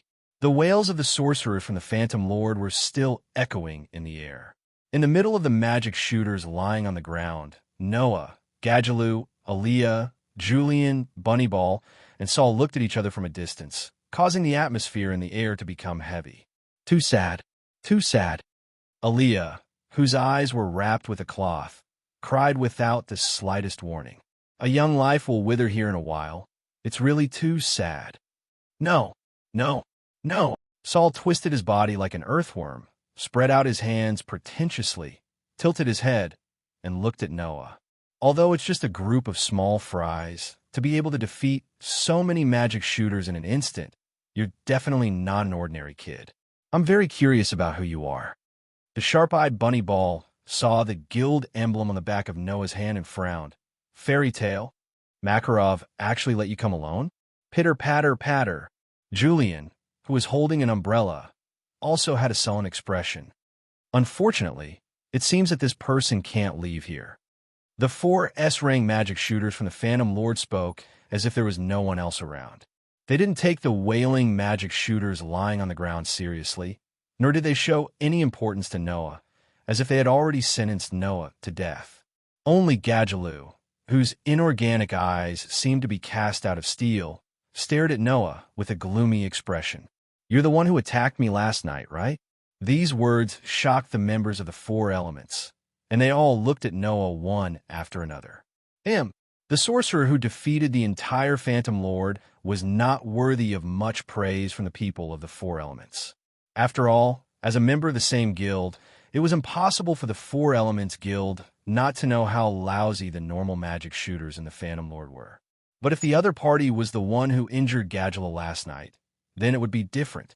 After all, even Joseph claimed that in Fairy Tale, apart from those S-rank magic shooters, no one could injure Gadjaloo to such an extent. In other words, if the person in front of him was really the culprit who injured Gadjaloo and was also a magic shooter from Fairy Tale, then the other party's strength was definitely S-rank. The 4 elements had no choice but to pay attention to this matter. So that's how it is. Noah looked directly at Gadjaloo and suddenly smiled. In other words, the person who attacked my house last night was really you, right? He. Gadjaloo let out a strange laugh. That's right. I was the one who turned your union into a pile of trash. Is that so? Noah closed his eyes. Then I found the right person. As soon as his voice fell, boom, with the sound of an explosion and a gorgeous vortex of air under Noah's feet, Noah's body turned into a stream of light and flashed like a comet, instantly appearing in front of Gadjaloo. In the next moment, a wisp of blue flame rose from Noah's hand and turned into a pitch-black knight's sword, which fell into Noah's hand. Clang! The slash that turned into a dazzling sword light suddenly flashed, and like a whip, it flung across Gadjaloo's body. Poochie! A burst of blood burst out in front of Gadjaloo's chest. Blood spilled into the sky. Gadjaloo's pupils slowly shrank, and soon shrank to the size of a needle tip. His body carried a burst of blood, and as if he was flying out in the air, he retreated. As for the 4 elements, their expressions gradually stiffened when they saw the blood droplets flying into the air. Regardless of whether it was Aaliyah, Julian, Bunnyball, or Saul, none of them could react, let alone know what had happened. Only Gadjaloo looked at Noah, who was 10 meters away a second ago, and suddenly appeared in front of him. Noah's eyes flashed with a cold light as he held the Black Knight's sword in his hand.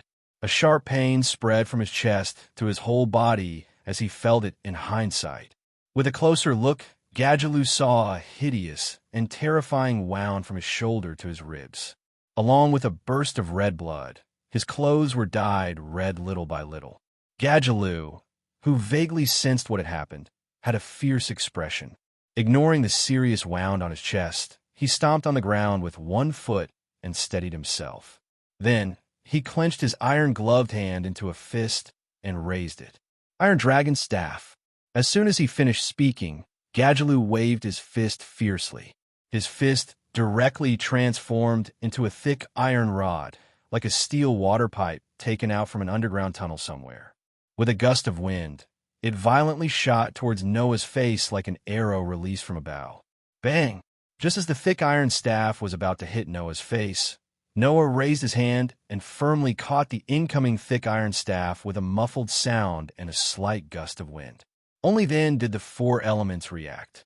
Shocked, they jumped up without hesitation and put some distance between them. Looking at the scene in the middle, a shocked expression appeared on their faces. Drip! One hand turned into an iron staff and swung forward, while the other hand held the wound on his chest. A drop of blood dripped from Gadgelou's body and gradually dyed the ground red. Cough, cough. Gadgelou couldn't help but cough up a mouthful of blood. He raised his head and stared at Noah not far in front of him, growling. Bastard, not bad. You can still launch an attack with such a heavy injury. However, you dare to attack my house directly? If you don't have this ability, you won't be able to do it. Holding the iron staff formed by Gadgelou's fist, Noah raised his eyes and looked at Gadgelou. There was only calmness on his face.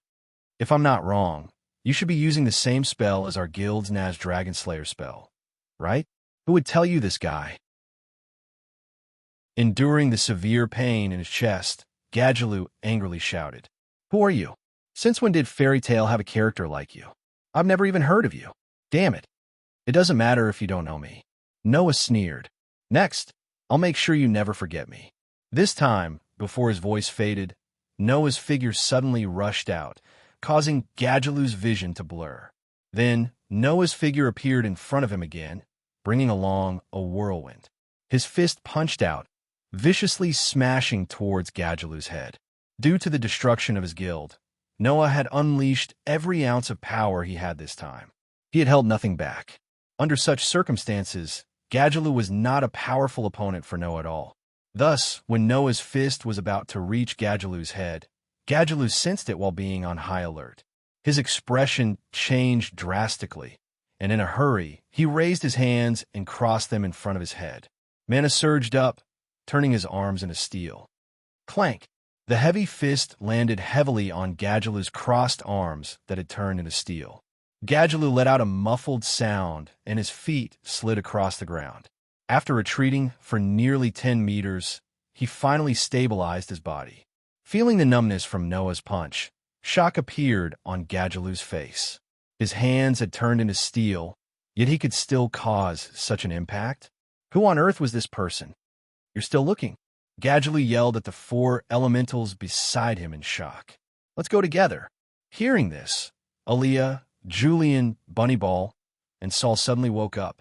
They couldn't care less about their numbers and began to surge the mana in their bodies. But at this moment, Noah didn't choose to continue attacking. Instead, he lightly tapped the ground with the tip of his foot and rapidly retreated. Wong. Without giving Gadgelou and the four elements any chance to react, a circle of gorgeous rainbow ripples spread out from the ground with Gadgelou as the center and instantly covered the ground where Gadgelou and the four elements were. In the gorgeous rainbow ripples, runes flashed one after another. Surprisingly, it was the Runi script.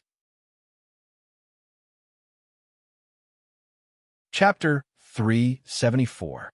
Wong. The gorgeous rainbow-colored ripples seemed to have turned the ground into a rainbow-colored lake. Wherever the ripples touched, the ground was replaced by rainbow-colored light, turning into a gorgeous curtain of light. In the curtain of light, mysterious runes jumped up and down like small fish, blooming with dazzling light. When combined together, they formed the beautiful curtain of light on the ground. If one were to count them carefully, they would find that there were at least 1,000 runes written on the ground. In other words, Noah had unknowingly carved more than 1,000 runes on the ground where Gadgelou, Aaliyah, Jalibian, Bunny Pill, and Saul were. If Qing Zi, Yu Zhu, or Chung, who was also a master of the Runi magic, knew about this, they would definitely be shocked. Although after a certain degree of improvement, magicians who used the Runi magic trick could more or less increase the speed of inscribing Runi magic trick. Imagine how proficient Noah was at inscribing so many Runi magic tricks without even realizing it. One could only imagine how proficient he was at the Runi magic trick. As for Noah, it had been less than 3 months since he had learned the first elementary level of the Runi script. In 3 months, he had improved the Runi magic to such an extent. Perhaps the gods, priests, and witches who used the runes in Norse mythology could do it, but among modern magicians, there was absolutely no one who could do it to such an extent. Gadjaloo, Aaliyah, Jalibian, Bunny Pill, and Saul, who didn't know what kind of feat Noah had done, only felt that something strange had happened on the ground.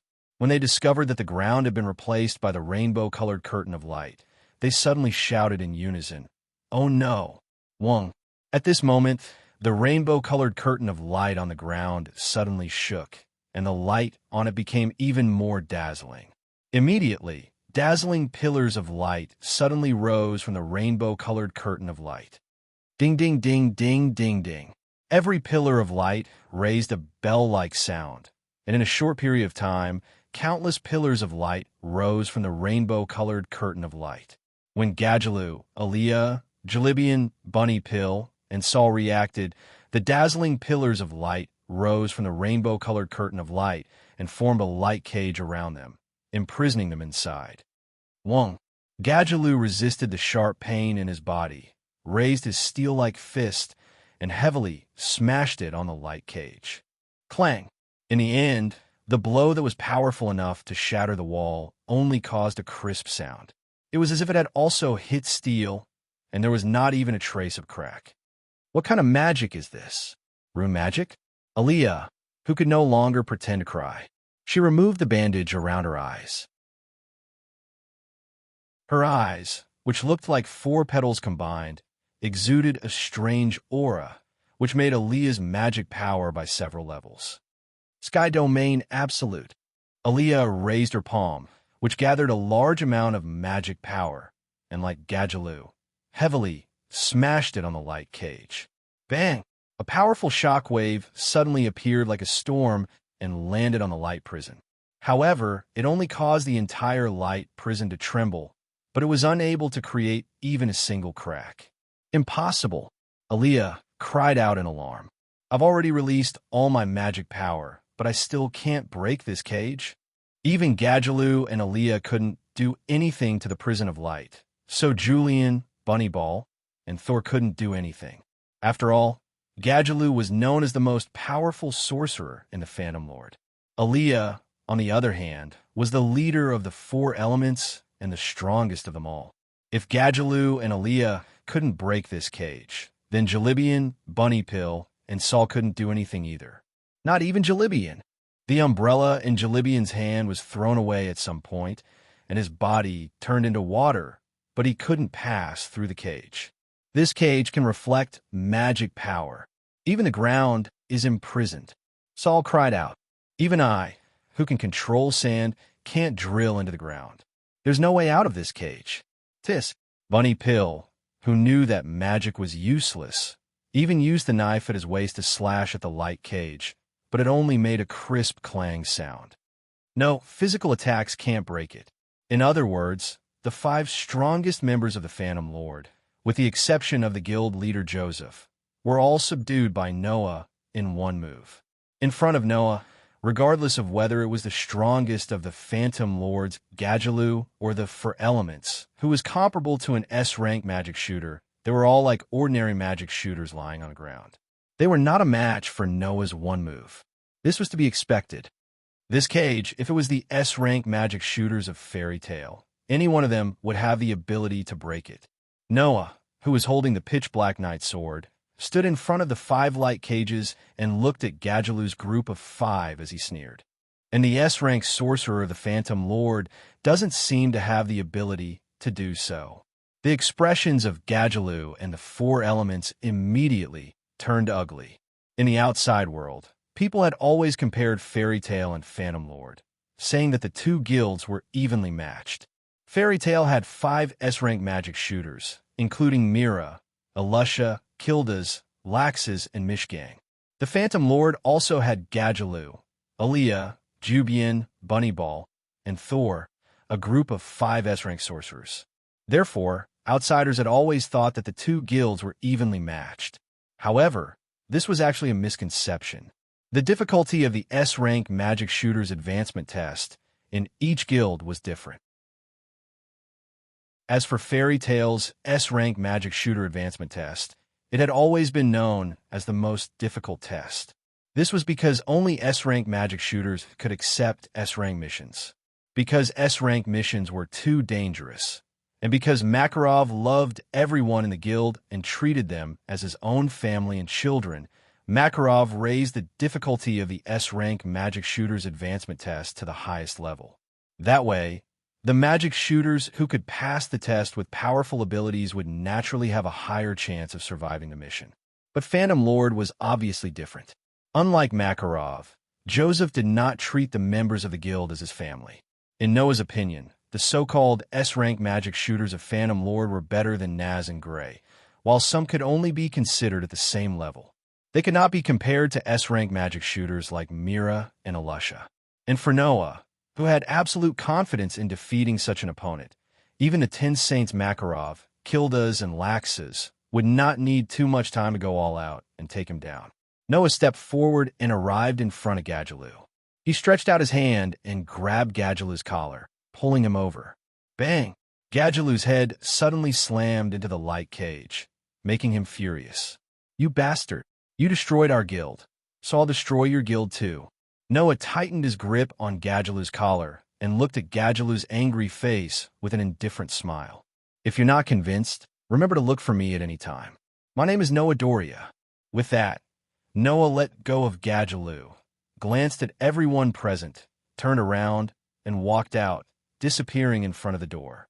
The moment Noah left, all the runes on the ground swelled up. Boom! Not long after, a mushroom cloud rose into the sky amidst the thunderous explosion. Chapter 375. Pa! Pa! Pa! The sound of small stones rolling down echoed from time to time, spreading in all directions.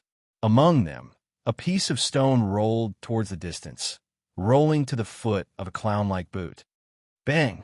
The clown-like boot violently lifted up the foot, crushing the stone that rolled to his foot. Following the crushing of the stone, an indescribable evil aura spread out from the owner of the foot. The person who came was the leader of the Phantom Lord, Joseph. Lifting his gloomy, skeleton-like face, Joseph gloomily looked at the scene in front of him. He saw that the large building that should have stood there had long disappeared and was replaced by ruins. Rubble from the walls were piled up everywhere in the ruins. Broken pillars were lying crookedly on the bodies of the people buried under the rubble. Flames burned in every corner of the ruins, and a burnt smell filled the air.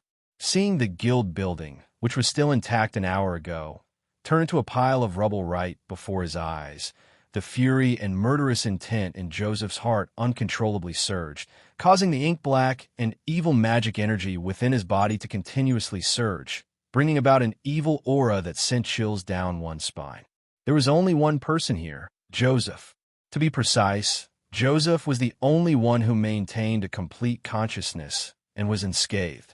Looking at the magic shooters who were lying in the corners, buried under rubble or crushed by pillars, Joseph's anger and murderous intent became more and more violent.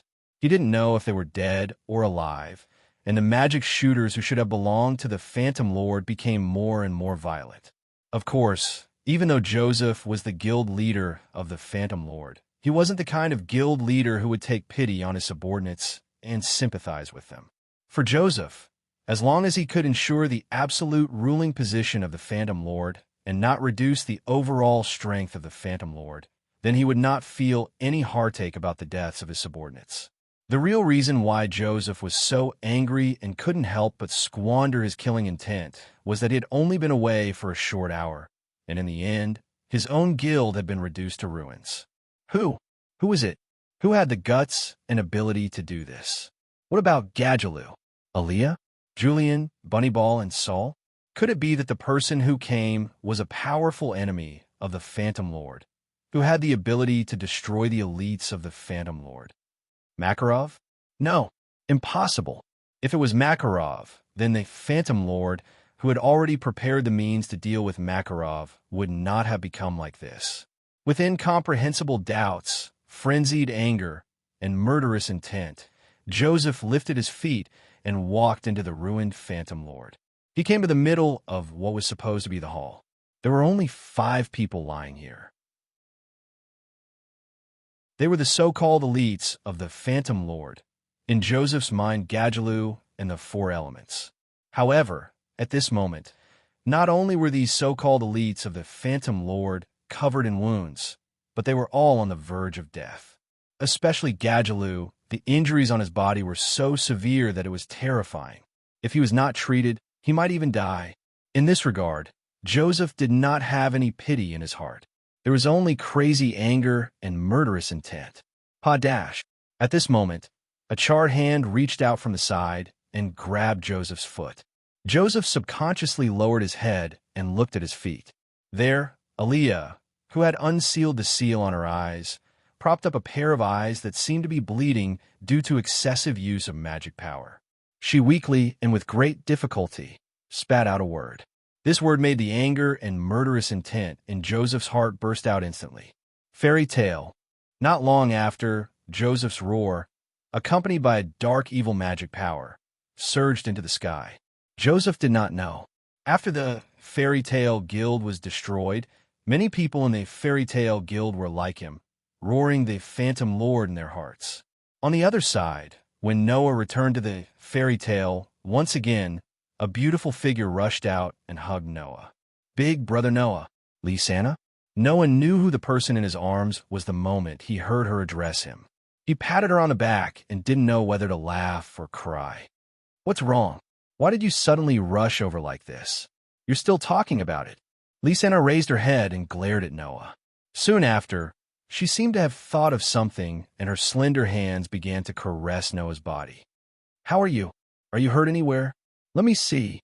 I'm not hurt. Noah hurriedly grabbed Lisanna's hand that was groping his body, knocked her on the head, and said in annoyance, Don't worry about it. Don't make a fuss. People who don't know will think that I want to fight with someone. Hearing Noah's words, not to mention Lisanna, everyone in the guild laughed bitterly. Didn't you go out to fight with someone? It's good that you're fine. Mira also walked out of the guild with a confused smile on her face. The guild has been destroyed. If even you, Noah, are injured, then we really don't know what to do. Mira is right. Elisha also came out and said with a serious expression, As long as you're fine, the guild can be rebuilt at any time. The guild leader's judgment is correct, so don't do anything rash in the future. Upon hearing this, Noah lifted his head, only to discover that the members of the guild had all come out of the guild with heavy expressions on their faces.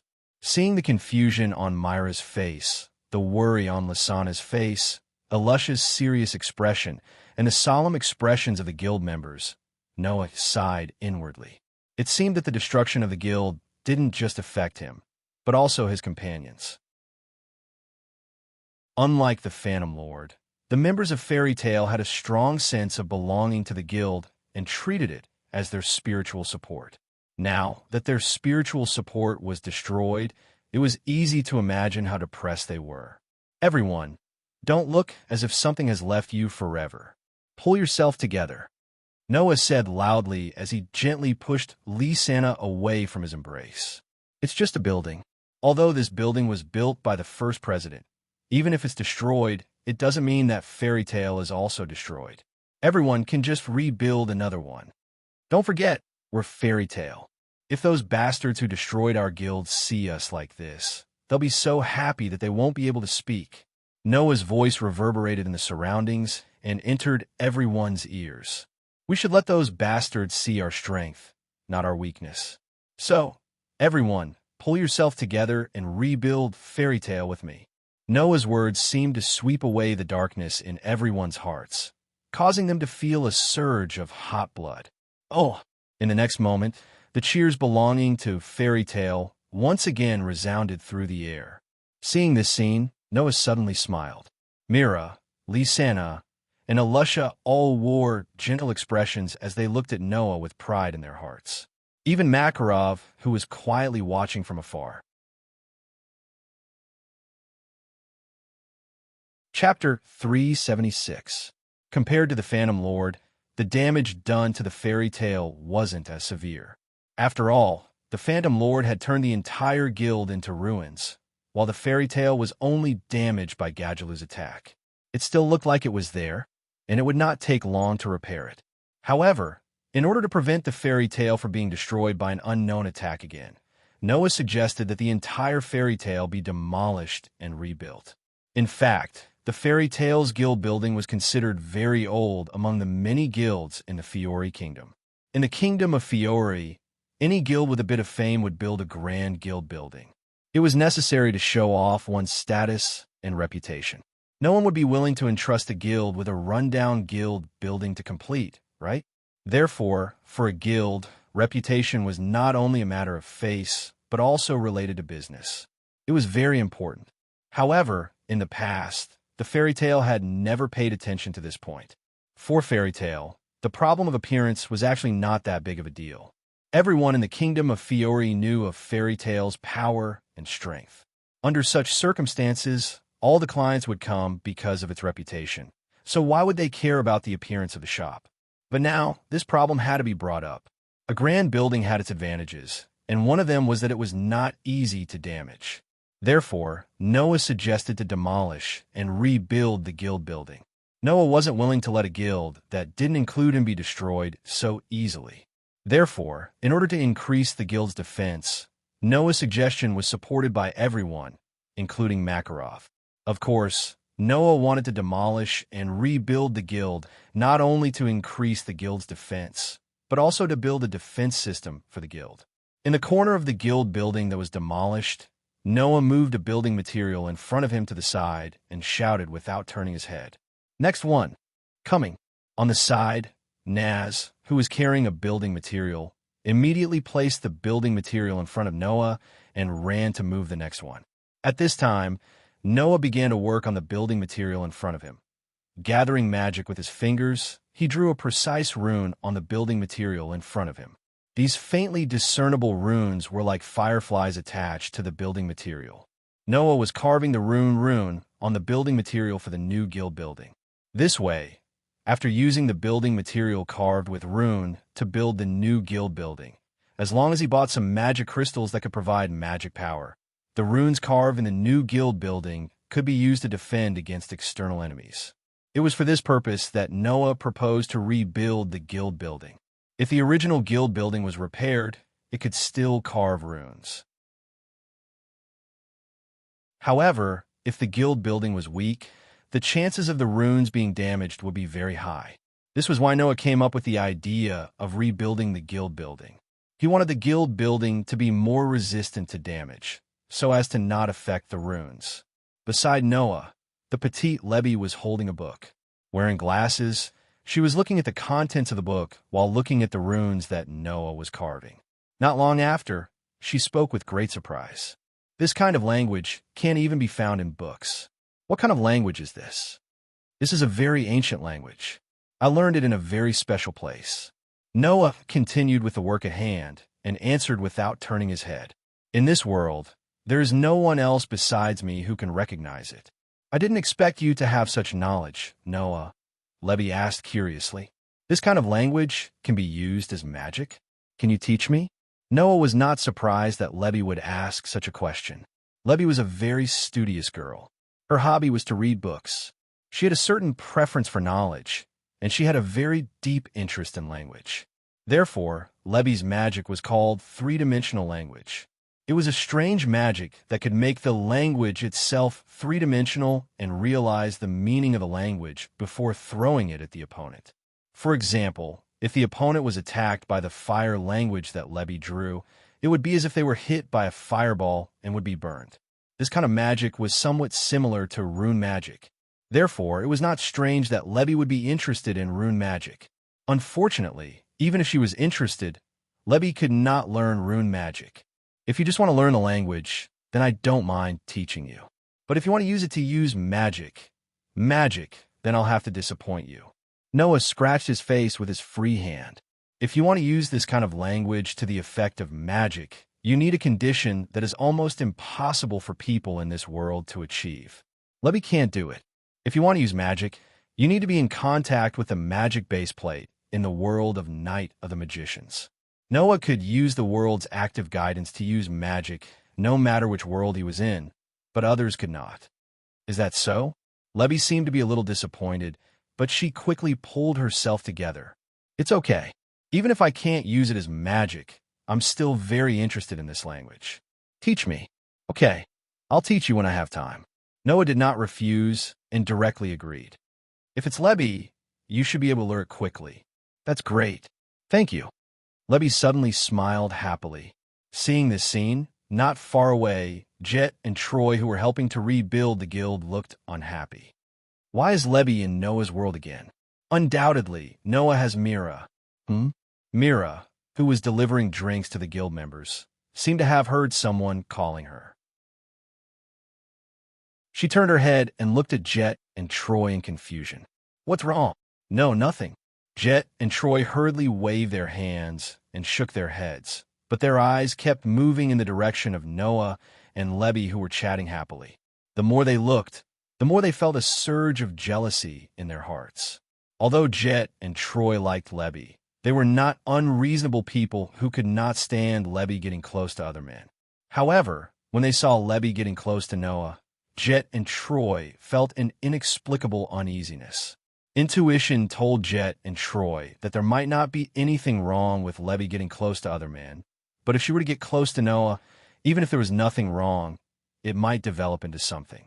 Was this a man's intuition? Amidst this joyous and comical atmosphere, the rebuilding of the guild continued to progress. At this moment, a series of extremely orderly and loud footsteps could be heard from outside. The footsteps gradually drew the attention of all the members of Fairy Tale who were working. Everyone looked towards the sound, but the scene that entered their eyes made them all stunned. On the street outside, a group of fully armed soldiers holding spear-like staff-shaped weapons rushed towards the rebuilt Fairy Tale. They looked like a group of knights, but in reality, they had the sense of an orderly army. At the sight of this military-like team, not only were the people present, but even Noah was a little stunned. That's the council? The council! Everyone looked at each other in confusion. At this moment, the army stopped outside, and a strange person with a frog-like head walked out. I'm a messenger of the council. Without even greeting the members of Fairy Tale, or even looking at the confused Fairy Tale guild leader, Makarov, the man who claimed to be the representative of the Senate, said those words. By order of the council, we are here to arrest the criminal Noah Doria.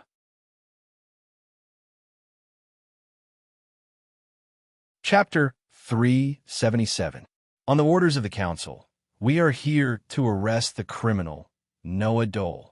When these words echoed in the surroundings and drilled into everyone's ears, the whole place suddenly fell silent.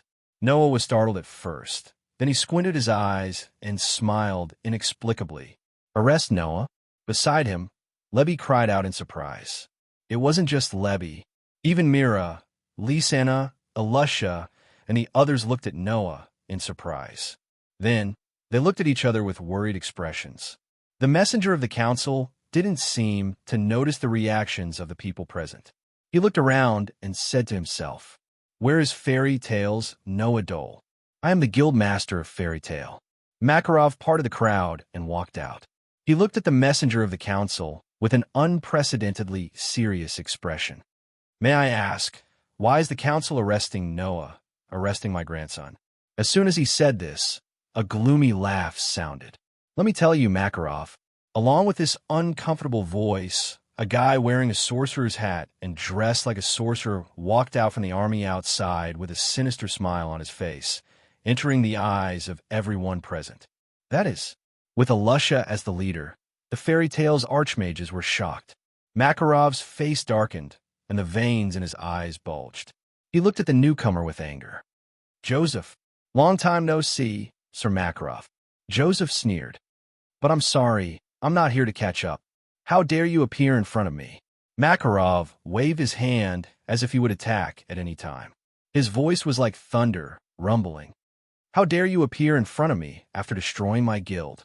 Sir Makarov, you can't say such things, Joseph said with a smile.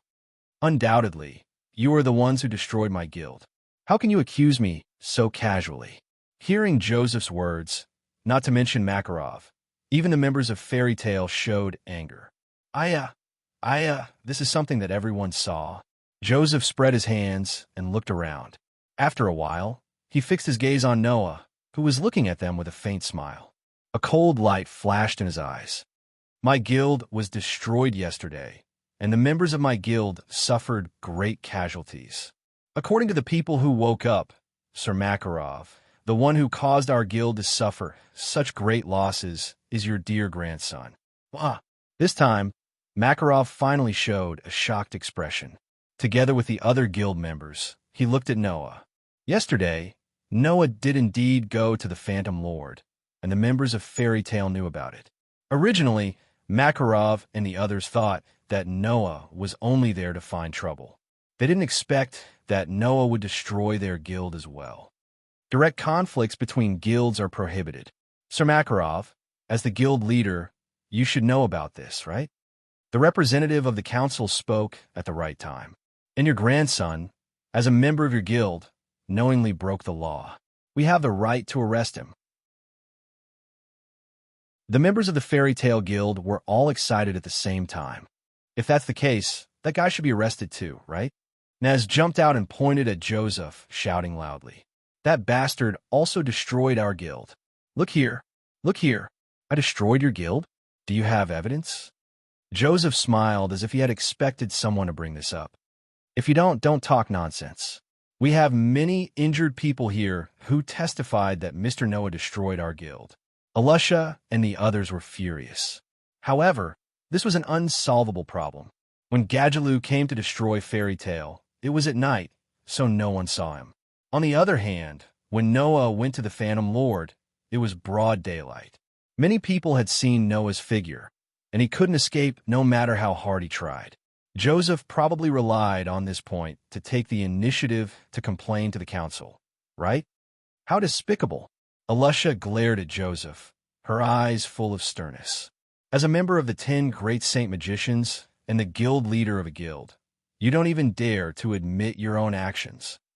I already said that you can't talk nonsense without evidence, Joseph replied unhurriedly. As long as you can produce evidence, I'll admit it. If not, Mr. Noah will have to go to jail today. Noah, Levi, who was the closest to Noah, couldn't help but worry. Brother Noah, Lisanna also came to Noah's side and tugged at the corner of Noah's clothes, her face full of anxiety. Noah, Mira couldn't help but call out softly, her face full of worry. Noah, Alusha, Lucy, Naz, Gray, Elfman, Kana, Hubby, and the others all looked in Noah's direction, not knowing what to say. Even Makarov closed his eyes, gritted his teeth, and fell in his silence. Presumably, no one would have thought that Joseph would be the first to complain and even lie through his teeth, right? Undoubtedly, only sorcerers with good moral conduct could be named as one of the 10 great saint magicians. Joseph's despicable actions didn't deserve the title at all. The council that gave Joseph the title of 10 great saint magicians must have had their eyes eaten by dogs. Noah Doria, the messenger from the council, spoke again. Please come with us. Before that, please allow me to ask a question. Noah gently patted Lisanna's hand, then walked out and came to Joseph with a smile. President Joseph, Phantom Lord is considered a very powerful guild, right? It's a little strange to say that your guild is very powerful. Joseph looked straight at Noah, his eyes slowly narrowing. However, it's true that the sorcerers in the industry have given our guild a high evaluation. I've heard more than once that Phantom Lord has the ability to become the strongest guild in the Fiori Kingdom. Noah glanced at Joseph with a half-smile. Then, Your Excellency, do you think that I, a brat who has no reputation in Fairy Tale and isn't even an S-rank magic shooter, can destroy the existence of the strongest guild in broad daylight in front of the entire Phantom Lord and even bring about great casualties to this guild? You're Makarov's grandson, who would look down on you, Joseph said with a fake smile. In fact, it's true that you destroyed our guild. Many people can testify to this. That's true. Noah shrugged and laughed inexplicably. Speaking of which, even I'm surprised. The so-called #1 guild in the Fiori Kingdom is actually so weak that I could destroy it by myself. It really doesn't live up to its name. Joseph's smile froze. Compared to the Phantom Lord, our fairy tale is different, Noah said to himself. Not only did the enemy have the numbers of an entire army, but they also launched a sneak attack at night. Otherwise, our guild wouldn't have been destroyed like this. It seems that our guild is the #1 in the Fiori kingdom. Nonsense! Joseph roared angrily. No one in your guild was there that night. Gadjaloo destroyed it easily by himself. This sentence was like an echo, constantly lingering in everyone's ears. The moment this sentence was heard, Noah laughed, Makarov laughed, and everyone present laughed. Only Joseph's gloomy face darkened when he came to his senses. Chapter 378. A wicked person complaining first? Lying with his eyes wide open? Despicable villain? Shameless behavior? Indeed, Joseph, who had all the above conditions, could be called a real villain. He had the strength to rival the 10 great saint magicians, but his conduct was so despicable that it made people speechless. As the saying goes, a shameless person is invincible. Although Joseph's move was extremely despicable, it was very effective. If not for the fact that the target was Noah, perhaps someone in fairy tale would have been tricked by Joseph just like that. However, Joseph's behavior, in Noah's view, was simply childish to the extreme. During the 1 year in the world of the Dark Bullet, Noah, because of establishing a relationship with fairy tale, had launched a variety of games with the Plunder generation led by the celestial Chrysanthemum Prime under the background of politics. At that time, the various methods used by the important members led by the celestial Chrysanthemum Prime even caught Noah, who possessed superhuman strength, unprepared. He almost fell into one trap after another, simply unscrupulous. That was a truly superb method.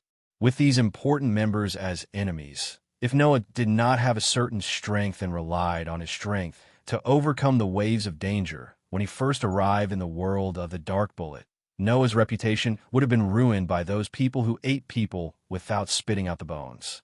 And Noah, who had withstood all these, gradually got used to these dangers and cultivated the vision and means to play games with those important members. Compared to those guys, Joseph's methods were simply easy to deal with. Noah had at least several methods to deal with him, but in the end, he used the simplest method to deal with him. This Joseph, not only was his methods and conduct despicable, even his temperament was so unbearable. Besides having strength, he had no other strong points.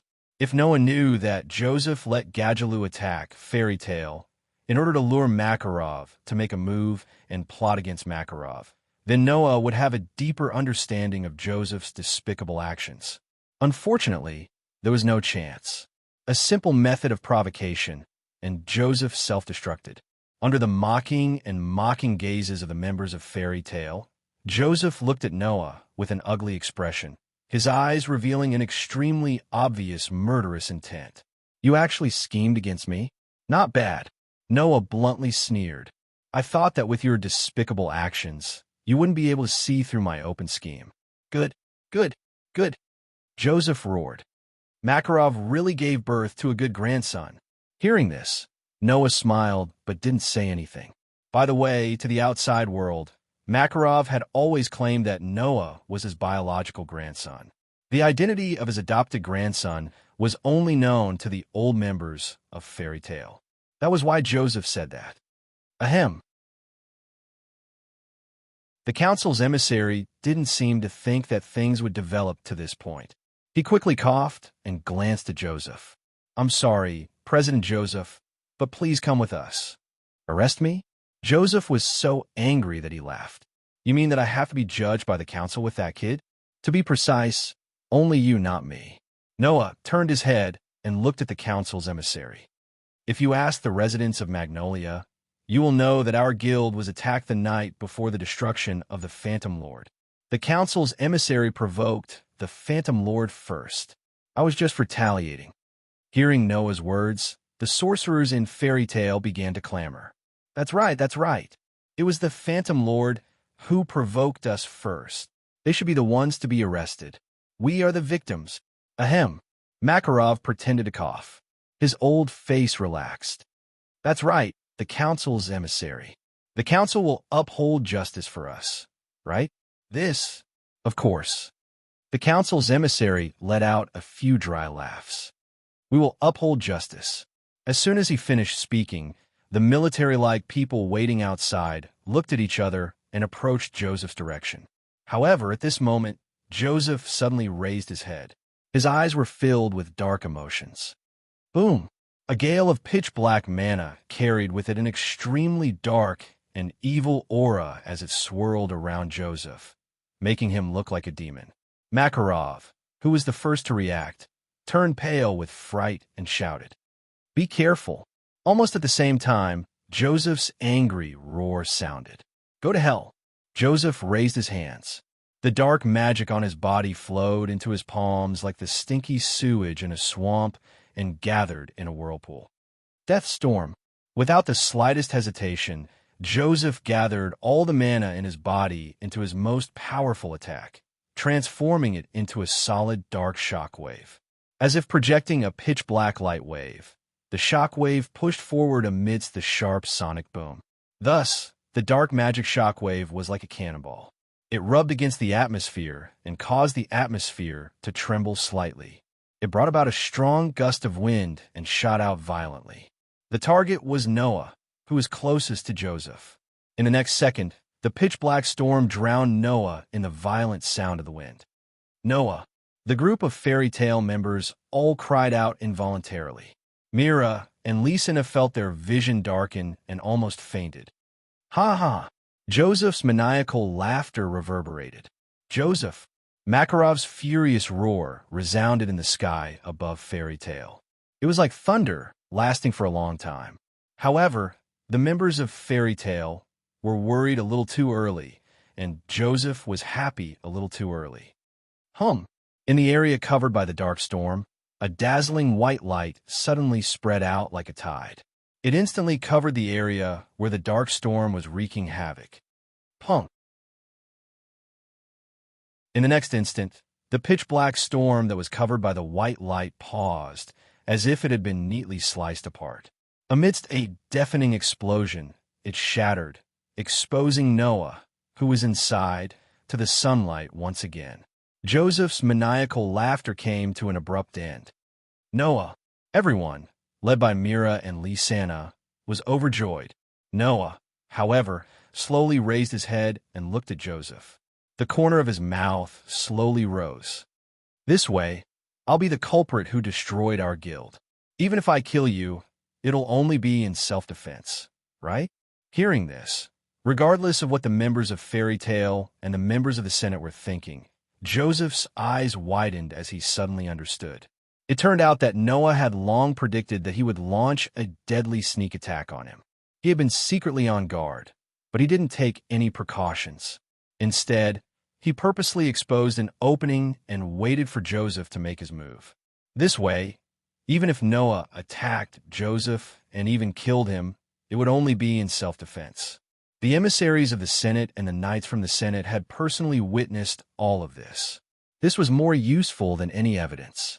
That was to say, Joseph had always been trapped in Noah's scheme. Not only was he forced to self-destruct by a simple provocation, but now he even handed over the power of life and death to Noah. However, in response to this, Joseph roared loudly. Self-defense? Kill me? Are you saying that you want to kill me? Kill me, one of the 10 Saint Magi? You want me to kill you? Noah sneered. You think too highly of yourself. Saying this, Noah walked forward step by step. President Joseph, I just happen to have a pet. Now, let it have a taste of the abilities of the #1 guild in the Fiori Kingdom and one of the 10 Saint Magi.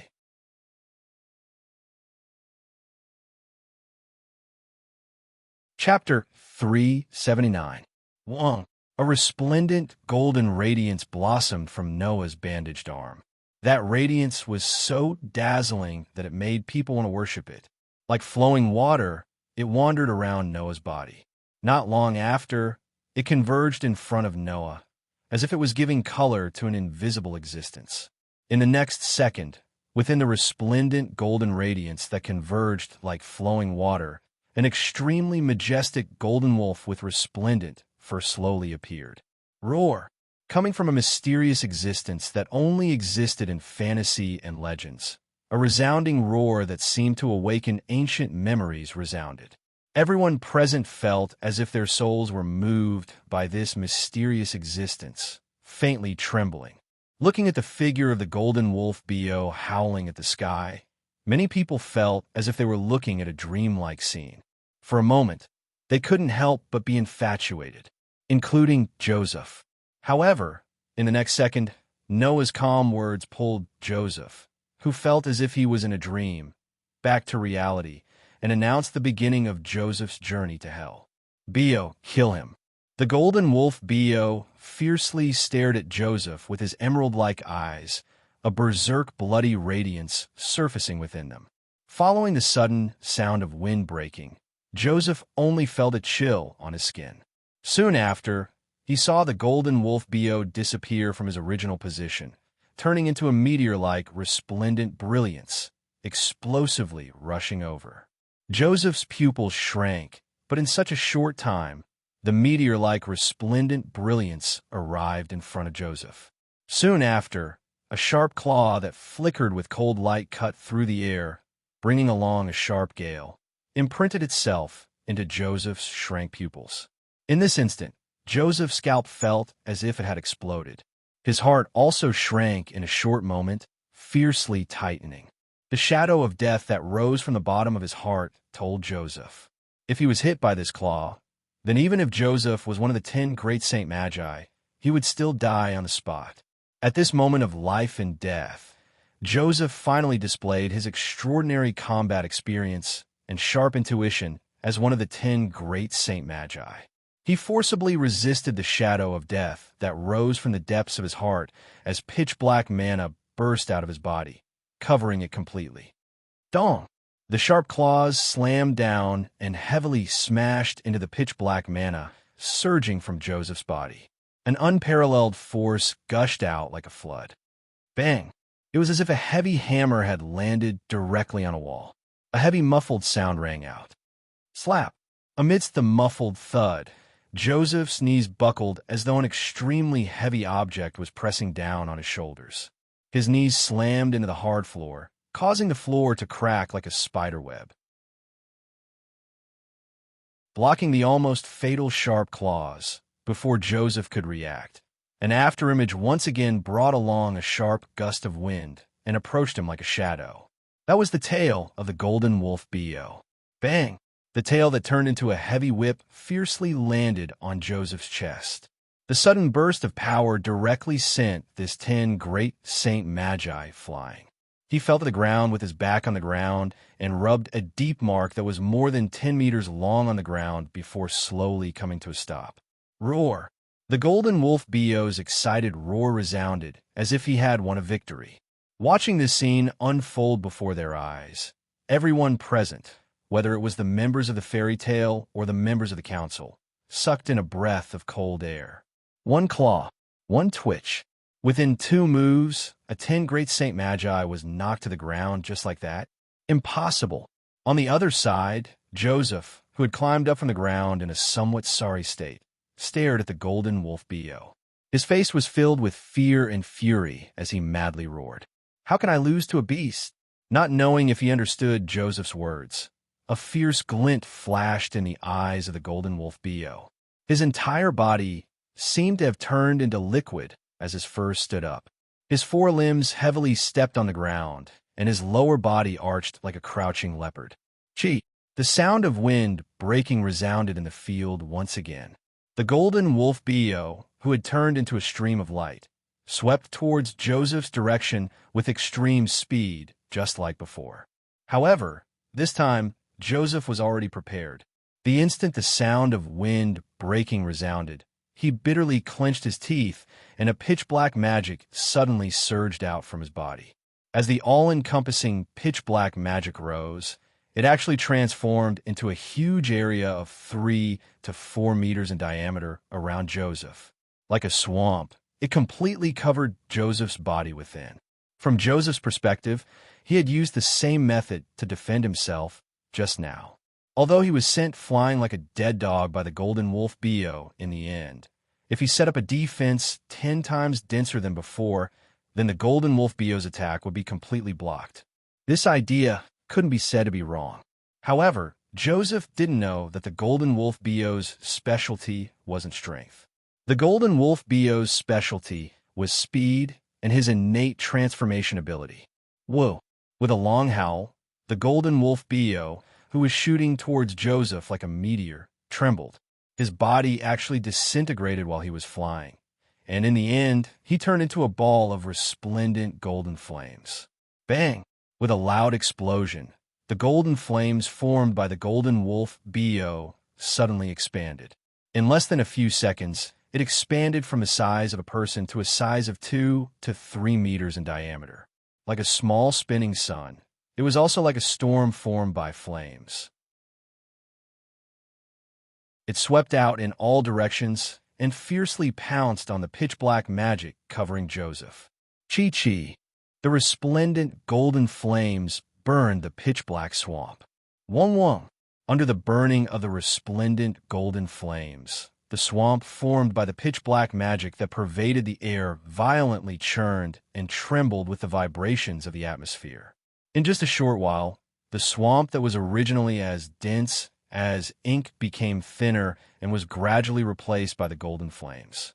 Under such circumstances, the golden flames were still burning the swamp-like area. Ah! In the pitch-black swamp formed by the pitch-black magic, Joseph's extremely miserable shrieks resounded, causing the surrounding people to shudder and reveal fearful expressions. To the people here, one of the 10 great saint magicians was unrivaled. Even his wouldn't dream of defeating one of them. But now, one of the 10 great saint magicians was shrieking miserably in front of everyone. Who wouldn't be fearful? Death storm. As the pitch-black swamp became thinner and the pain from his body became more intense, Joseph finally couldn't endure it any longer. With a low growl, he erupted with all the magic in his body, causing the pitch-black swamp to tumble and turn into a pitch-black storm that shook and expanded from the pitch-black swamp. Wherever the pitch-black storm passed, space would tremble. The sharp sound of the wind could be heard clearly in the entire Magnolia. Roar! As the pitch-black storm engulfed the golden flames, Bio's resounding roar reverberated within the golden flames. It swept up the golden flames and turned them into a storm that tangled with the pitch-black storm in the increasingly thin swamp. Boom! Boom! Boom! Boom! As the golden storm and the pitch-black storm clashed in the pitch-black swamp began to tumble violently. Sounds of explosions and bursts of powerful shock waves could be heard. A moment later, as an energy ripple spread, the entire swamp was shaken apart. Boom! After the swamp was shaken apart, 2 figures slowly emerged from it and were exposed to everyone's eyes. Among them, Golden Wolf Bio's hair stood on end, and he was in high spirits. On the other hand, Joseph's clothes were tattered, and his body was dripping with blood. He looked extremely pathetic and miserable. Clearly, Joseph wasn't a match for Golden Wolf Bio at all.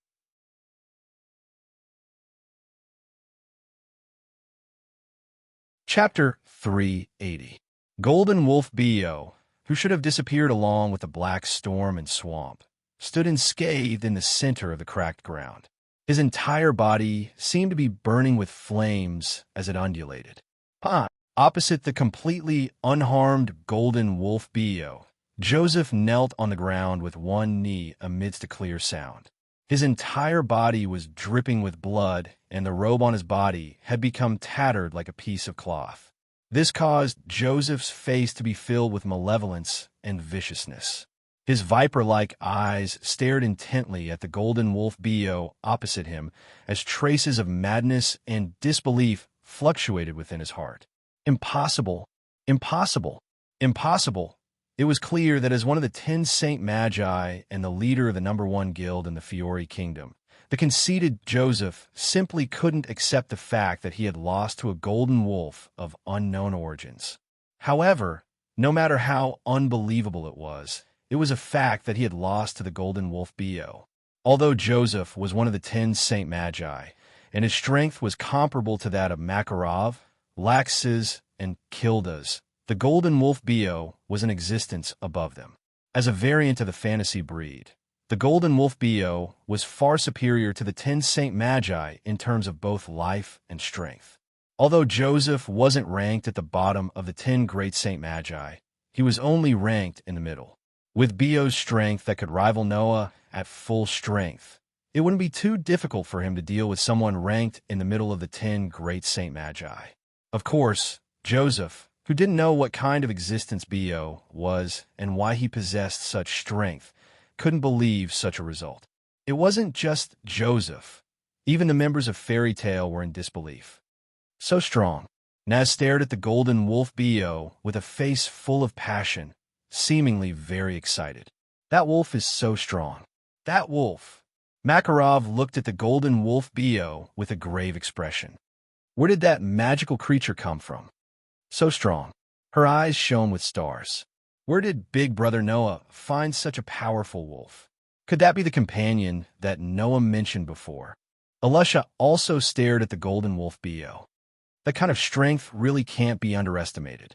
The members of Fairy Tale, led by Mira, also turned their gazes to the golden wolf Bio. Their faces, eyes, and even hearts were filled with excitement. After all, everyone had seen how the wolf that could defeat the 10 great Saint Archmage Masters had split from Noah's body. In other words, no matter what, that unbelievably powerful wolf was the companion of Fairy Tale. As long as they could confirm this, it would be enough for the people of Fairy Tale. As for the members of the council, they had long been stunned. How is it, President Joseph? Noah, who was standing behind the golden wolf Bio, looked down at Joseph, who was kneeling on the ground with one knee on the ground, and mocked him. He mocked, "Are you satisfied with my pet?" That one sentence caused Joseph's entire body to tremble. It wasn't because of excitement or fear, but because of anger. That was because, as one of the 10 Saint Magi, Joseph had indeed lost to the golden wolf Bio. And the golden wolf Bio was the pet that Noah spoke of. One of the 10 great Saint Magi lost to the pet of an unknown member of Fairy Tale. This is big news. Noah clapped his hands with a smile, but there wasn't the slightest trace of a smile in his eyes. His words made Joseph's heart go crazy. As expected, the Phantom Lord is only at this level. Noah Dole. Joseph's chest heaved up and down as he roared in a hoarse voice. His voice was filled with resentment and fury, causing the people around him to feel a chill. Don't look at me like that. From a moment you plan to destroy my guild, your fate has already been decided.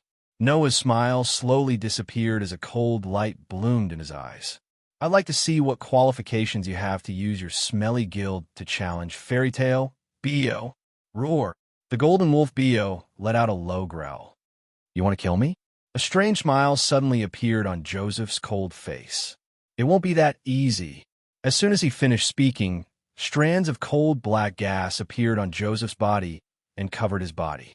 Joseph turned into a black shadow that merged with the ground and strangely disappeared. He escaped. The people around Fairy Tale all cried out in surprise. This Joseph, indeed, had always been doing things that surprised people. As one of the top 10 Saint Magicians, Joseph was not stingy with his underhanded methods. He even shamelessly called his guild the #1 guild in the Fiori Kingdom, and he himself was the guild leader of this guild. Now, Joseph, who had such an identity, was complacent and would even go crazy because of Noah's insults, chose to escape without hesitation. Who would have thought? Can you escape? Looking at the place where Joseph originally stood, Noah forcefully waved his hand. Bio. As soon as Noah's voice fell, the golden wolf Bio in front of Noah jumped up and immediately landed heavily on the ground. Boom! As if a heavy mountain had fallen from the sky and smashed into the scene, the ground shook with the golden wolf Bio as the center. Inch by inch, the ground cracked open, and a ripple-like impact spread out. Bang! Wherever the impact ripple passed, in a corner of the cracked ground, accompanied by a dull thud, a black shadow was shaken out of the ground with a groan. Like a large piece of trash, it fell to the ground. Picking himself up from the ground with a pale face, Joseph wanted to continue escaping, but his eyes were covered by a black shadow, causing his body to stiffen. With great difficulty, he raised his head and looked forward. There, the golden wolf Bio looked down at Joseph from above. In his beast eyes, there was contempt and disdain, but more than that, there was a terrifying, murderous aura. No, no. Joseph's body trembled. This time, it was really because he was afraid. I'm the guild leader of the Phantom Lord, the leader of the #1 guild in the Fiori Kingdom. You can't kill me. You can't kill me. Just as Joseph's voice faded, an emotionless voice was transmitted into his ears, causing all the pores on his body to tighten in an instant. Despicable person, you deserve to die. Along with this sentence, the golden wolf standing in front of Joseph exploded with golden light. With a spin of his body, he once again turned into a golden flame. No! In Joseph's desperate roar, the golden wolf Bio, who had turned into a golden flame, suddenly spun at a high speed, as if even the surrounding air was sucked into the flame. As it spun at a high speed, it carried an extremely terrifying temperature as it flew out and fiercely landed on Joseph's chest. Bang! An incomparably ferocious temperature erupted from the golden flames, smashing heavily onto Joseph's body in an almost berserk manner. Joseph, who did not have the strength to put up any defense, instantly turned from pale to red. A large amount of blood flowed out from the corner of his mouth. The clothes on his body were instantly burnt to nothing. His body was wrapped up in an extremely short period of time under the eruption of the golden flame. Ah! Suddenly, a mournful scream resounded in the distant sky. After the golden flame lasted for nearly half a minute, it finally gradually rose up and turned back into a wolf form, landing in front of Noah. The figure that was previously in the flame had completely turned into a pile of ashes at this very moment, drifting away with the wind. The entire place suddenly became quiet, falling into a deathly silence. Seeing Noah caressing the head of the golden wolf Bio, who had become extremely docile, everyone knew Noah's name was going to shake the entire Fiori Kingdom.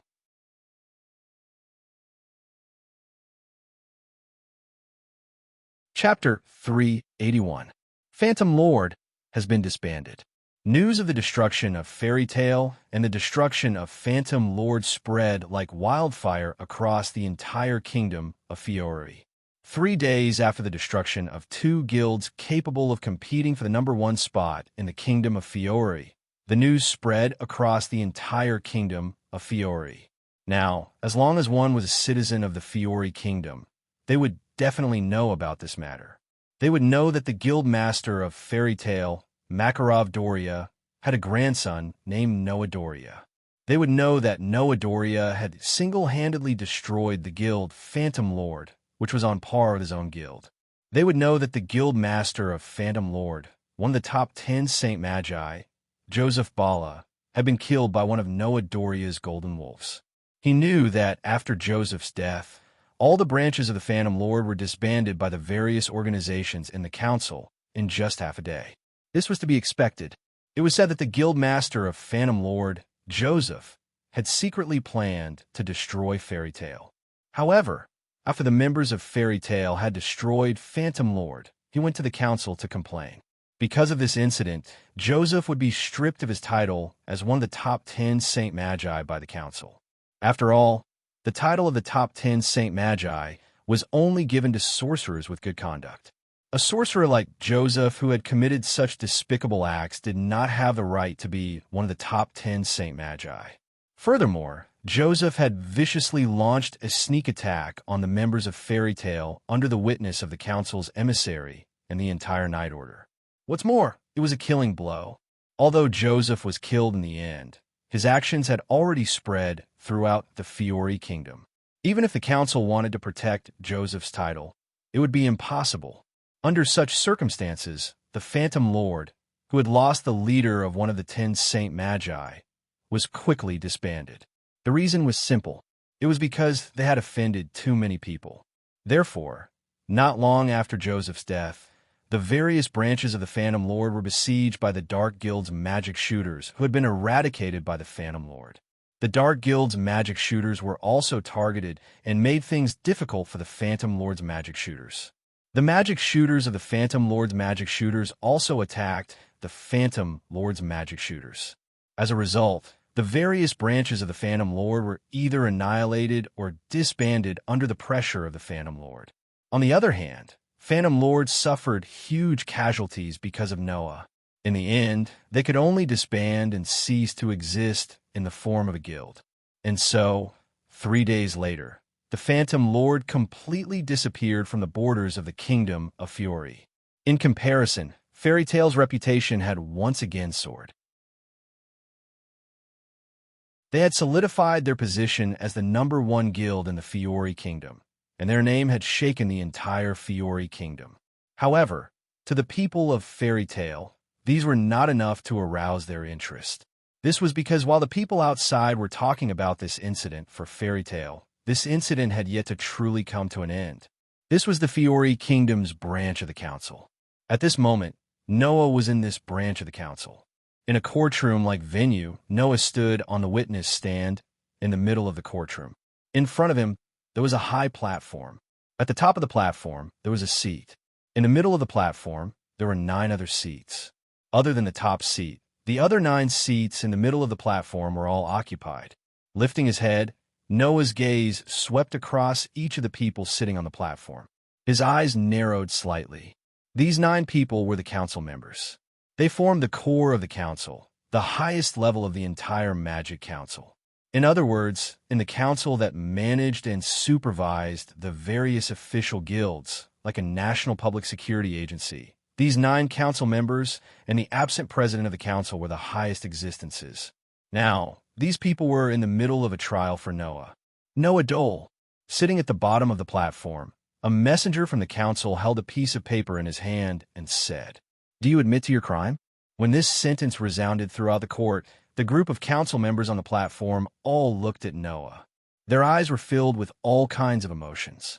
Among them, some of them were friendly, some of them were sizing him up, some of them were malicious, and some of them were taking pleasure in his misfortune. Basically, there were all kinds of gazes. And among these gazes, there was only one that was friendly.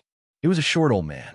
According to Noah's knowledge, this old man's name was Yajima. He was a good friend of Makarov's when he was young. That was why Yajima was so friendly to Makarov's grandson, Noah. In this regard, Noah only responded to Yajima with a smile and then spoke indifferently. "May I ask everyone, what crime have I committed?" On the platform, a council member named Ogu sneered at Noah and said, "I advise you to confess honestly. Otherwise, the crime will only be more serious later." This council member, named Ogu, was one of the people who looked at Noah with malicious eyes. Apart from this person, there was another council member named Michelo, who also looked at Noah with malicious eyes. It was said that these 2 people were extremely disgusted with Fairy Tail. They had proposed countless times to disband Fairy Tail, but because of Yajima's relationship, it was always delayed. Towards these 2 people, Noah's attitude was not so friendly. That's why I want to ask, what exactly is my crime? Noah helplessly spread out his hands. Could it be that the council members called me here just to make me confess to a crime that I didn't commit? How rude. Michelo shouted. Are you saying that as council members, we can't distinguish between right and wrong? If that's not the case, then please speak frankly and don't beat around the bush, okay? Noah impatiently waved his hand. If you call me here to convict me like this, everyone will think that you're trying to make things difficult for me, right? Noah Dole. Ogu slammed the table and stood up. Please pay attention to your attitude. As soon as this sentence fell, a cold gaze swept towards Ogu. Ogu's face stiffened, and his whole body froze in place. The ones who should pay attention to your attitude are you all. Noah's sharp eyes swept across the council members of the Magic Council. As members of the council, you do have the right to ban crimes, but I never knew that you have the right to shout at people from high position. Even if you are a sinner, you should still be respected. This is a principle that the royal family of the Fiori kingdom knows. If the so-called council members are like this, then I should consider whether I should respond to the kingdom and impeach you." As he said this, the corners of Noah's mouth curled up. "I believe that when the time comes, there will be quite a few guilds that will be angered by your arrogant attitude and agree with our fairy tale." Hearing this, other than Yajima and the other council members, Ogo, Michelo, and the others' faces turned red. This was because they were angry. These people would never have thought that an ordinary member of Fairy Tale would criticize all the counselors in such a domineering manner and even threaten to impeach them. However, as the enforcer of law and justice, Noah's words are not inappropriate. In other words, unless the council members really wanted to be impeached, they could only swallow this anger in order to protect their status.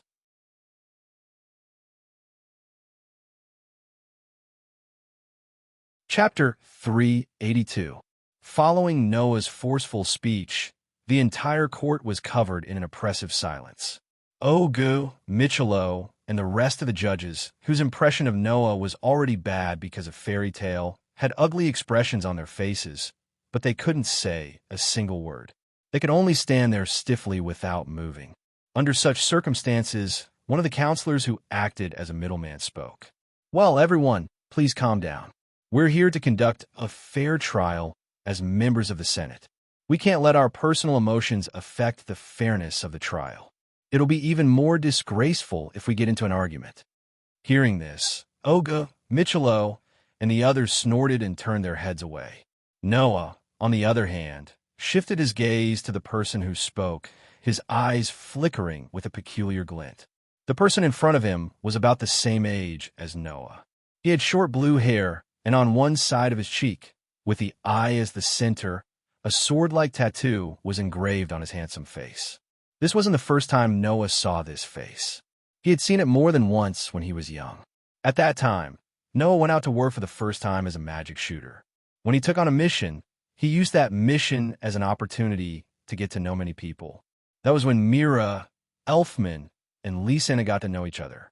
And during that mission, Noah also got to know two other people. One was like Naz, a dragon whose parents taught him magic went missing, and he met a dragon slayer magic shooter in the forest Wendy Mabel. The other was a youth who inexplicably fainted in front of Noah and Wendy Jalal.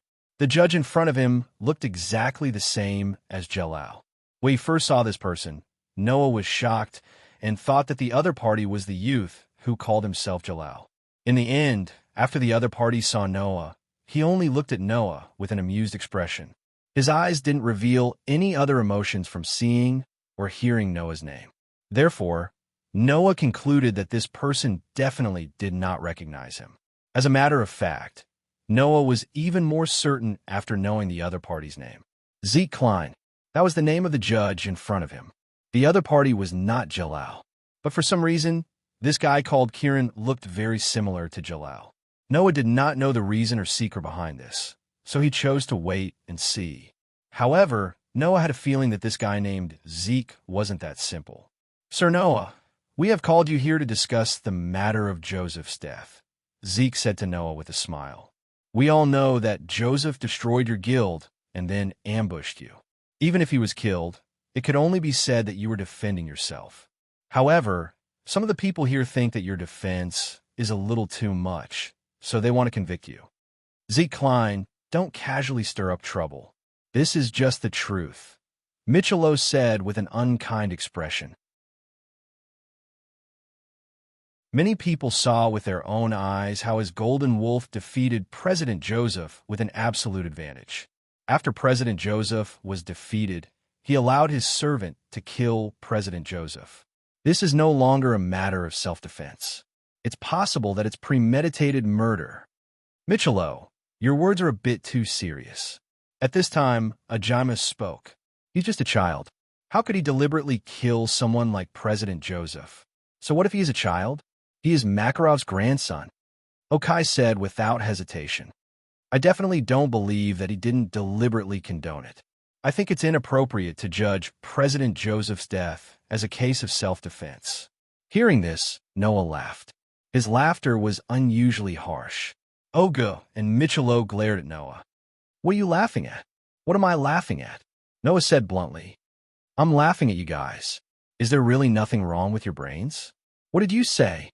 Ogu and Michelo were angry, but what they got in return was Noah's mocking gaze. I should be the one asking you what you were talking about, right?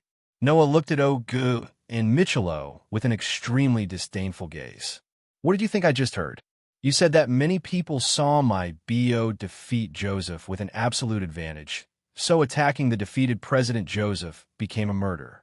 Then, did you properly ask those people whether President Joseph, who was defeated by BO, gave up on killing me? Noah said to Michelo righteously that President Joseph would launch a sneak attack on me when I wasn't on guard. Then, it wouldn't be strange for him to attack me after losing to BO. In order to protect myself, I let BO attack me, and in the end, I killed him. Could this be considered intentional murder? Michelo was speechless, and what you said is even more ridiculous. Noah didn't hide his mockery. You said that you don't believe that I didn't deliberately condone it. Then I condone it on purpose? You said that you don't think it's appropriate to be judged as self-defense. Then I have to be judged as premeditated murder? Who do you think you are? You. OG's eyes widened, and his face was filled with anger. In one sentence, if you want to convict me, then show me evidence. Noah glanced at Ogu and Michelo. If you want to convict me without evidence, then it will only show the selfish desires of some people. I suggest that you guys quickly get rid of such a black sheep. Otherwise, who knows when something big will happen. At that time, all the counselors will have to bear the responsibility. I'm sure that your expressions will be more interesting than I imagined. As soon as he said that, the other counselors' expressions all changed. They all stared at Ogu and Michelo, and their expressions changed. Seeing this, OG's and Michelo's expressions changed, becoming both shocked and furious.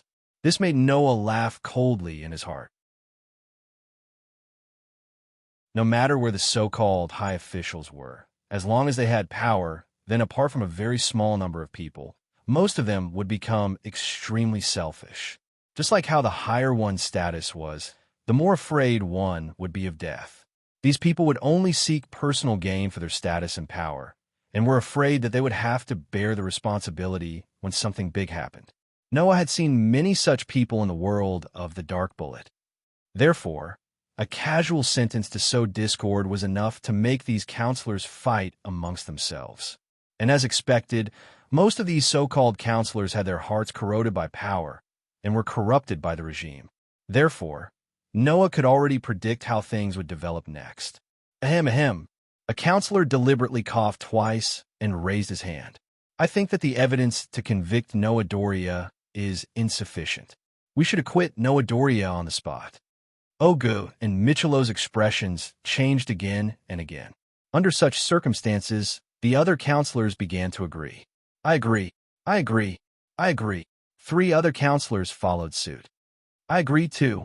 A gorgeously dressed woman also raised her hand. I also agree. Chicharito spread out his hands and said, Haha, isn't that great? Ajima laughed out loud. Of course, I can't disagree. You. Ogu and Michelo were furious at first, but soon after, they looked at each other, and their eyes revealed sullen emotions. If they agreed with Ogu and Michelo to convict Noah without evidence, then once the matter was exposed, the counselors would have to bear the crime of deliberately framing him. Those selfish counselors naturally wouldn't put themselves in such a dangerous position just to agree with Ogu and Michelo. Therefore, the result was obvious. And naturally, Ogu and Michelo also cared about their current status as counselors. In a situation where there wasn't enough evidence, they could only speak sullenly. I agree. I agree. Seeing this, Noah looked at the group of counselors calmly and said, Thank you for your insight. The group of counselors laughed embarrassedly and made all sorts of declarations of justice. With the situation so clear, the counselors naturally knew what to do.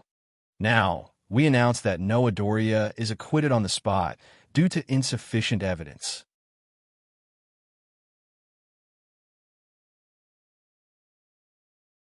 Chapter 383.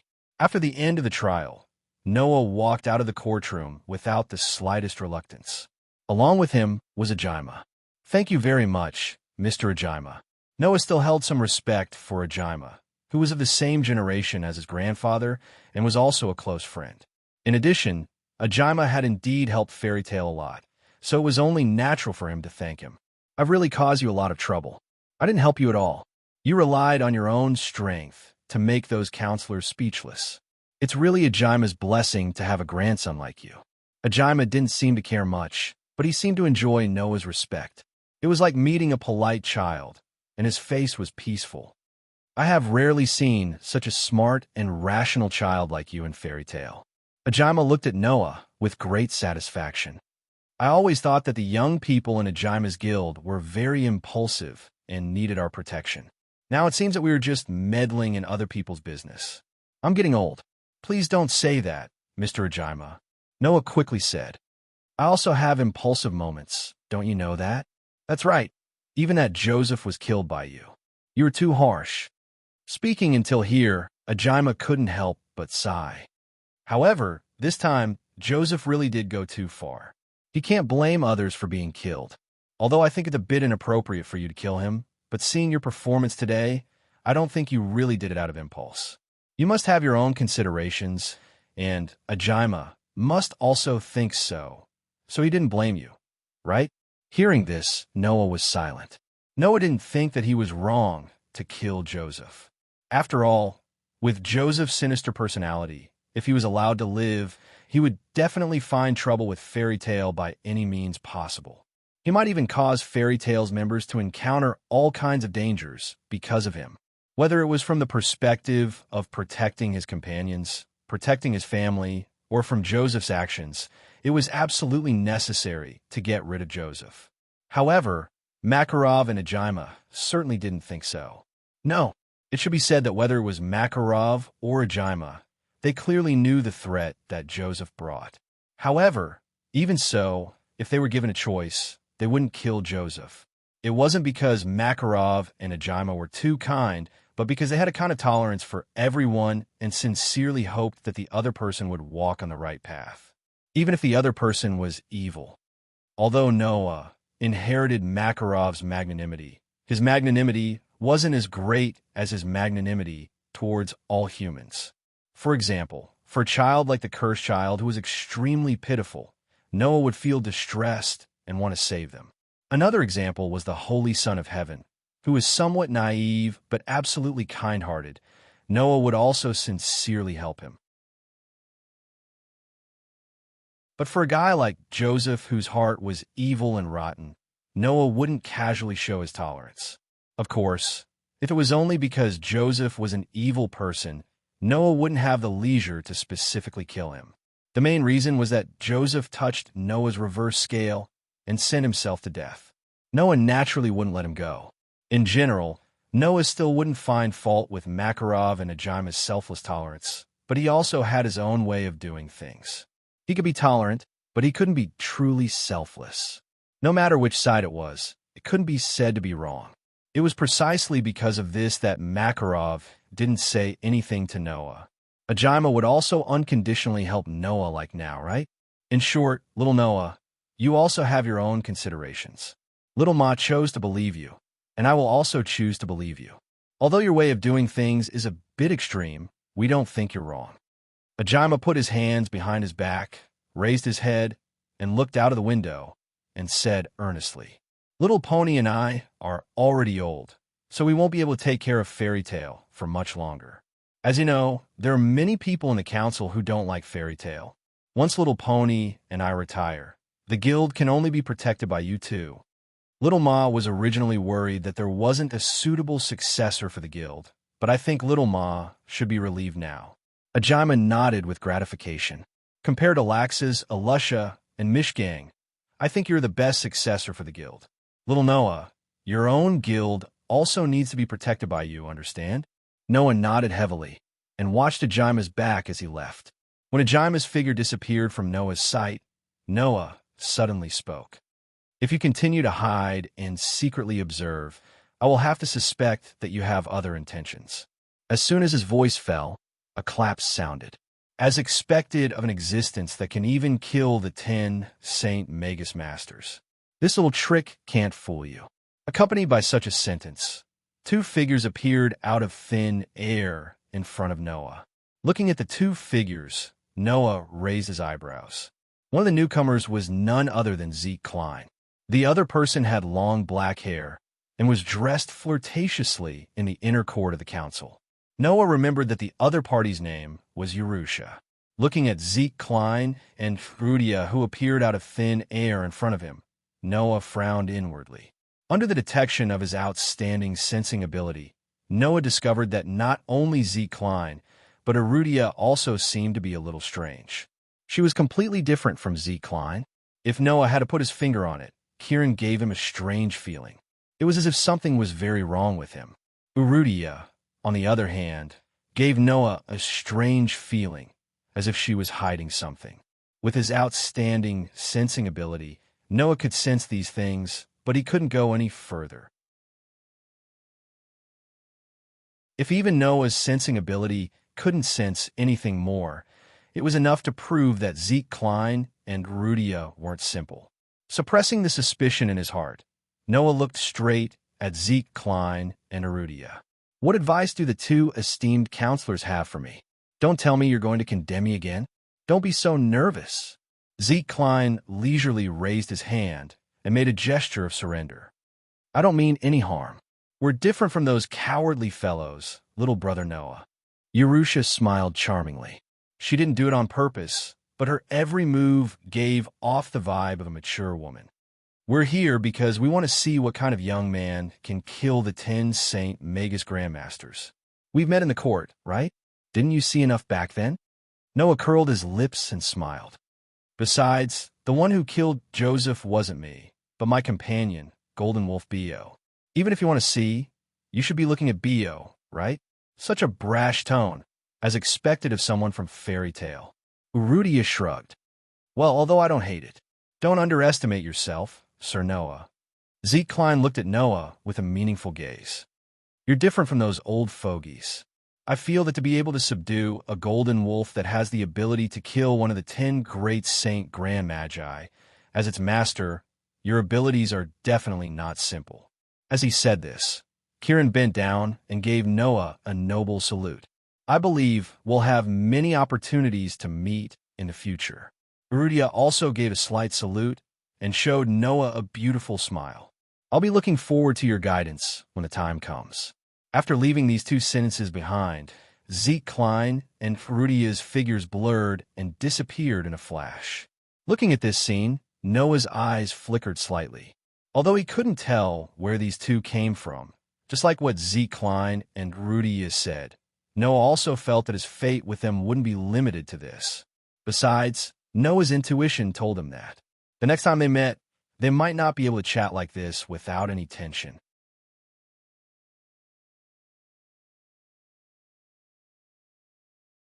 Chapter 384. When Noah returned to Fairy Tale, it was almost noon. After 4 to 5 days, Fairy Tale naturally still hadn't finished rebuilding. What was supposed to be Fairy Tale's guild building was currently empty, except for the walls that had been built around the outside. Even the ground had not been paved yet, and it was still a piece of yellow soil. In such a place, a temporary workplace similar to a bar had been built. Of course, although it was called a workplace, it was just a simple bar and commission board for the guild members to accept missions. In addition to the simple bar and commission board, temporary rough tables and chairs were neatly arranged on the yellow ground. The guild members were sitting there, killing time. After all, Noah had carved all the runes used to build the defense system into the building materials.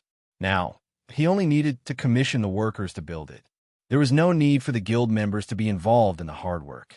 Fortunately, the sun wasn't too big today. Otherwise, the high mages of Fairy Tale would have been burnt to death if they were exposed to the sun without anything to cover them.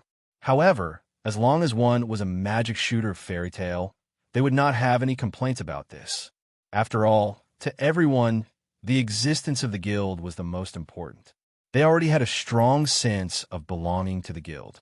As long as they could stay in Fairy Tale, they would be satisfied, except for a few people. Noah, who was about to enter, stopped in his tracks when he heard a voice. "What's going on? This shabby place?" It was an extremely rude and vile voice. Laxus, who was wearing a fur coat, as usual, was standing on the yellow ground. He looked around and did not hide his ridicule. "I really can't take it anymore.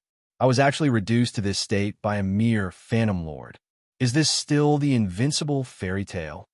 Hearing Laxus's malicious words, the guild members all lowered their heads. They were angry, but did not dare to say anything.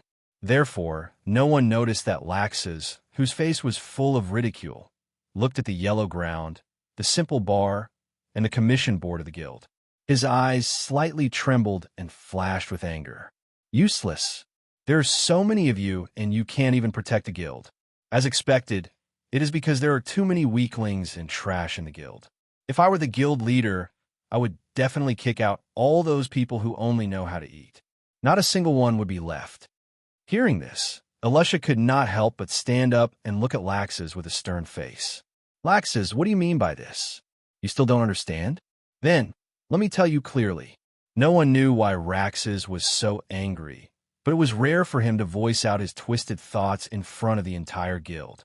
It's precisely because there are too many weaklings in this guild. That's why others have no qualms about finding trouble with us. If we were to clear out all the trash here and create the strongest guild, then how could those rascals have any ideas about fairy tale? Do you know what you were saying?" Laxus, Lysana, who was with Mira at the bar, could not help but speak up. Even the #1 guild in the past, Phantom Lord, had so many magic shooters. Our guild is already considered to have few people, and one of us can beat 10 of them. That is why that kind of guild disbanded, isn't it? Laxus said with a sneer. "It is because there are too many trash in there, so many that even the weaklings here can beat 10 of them. That is why that kind of guild is now at the end of its road. Isn't this enough to make you understand that the strong are the ones who dominate everything? If I inherit the guild, then I will definitely clear out all the weaklings here." Perhaps the news of the guild's destruction had really stimulated Laxus. The agitated Laxus pointed at Lysana and growled without hesitation. "That's right, it is people like you." Lysana's eyes widened and she lowered her head, her expression becoming gloomy. Laxus, Mira, who had been quietly listening to Laxus, suddenly raised her head and stared at Laxus.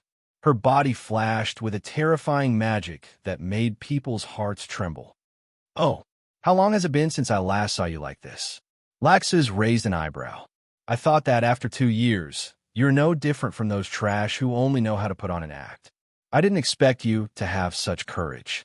Well, since you still have this level of ability, then I will reluctantly let you stay in the future."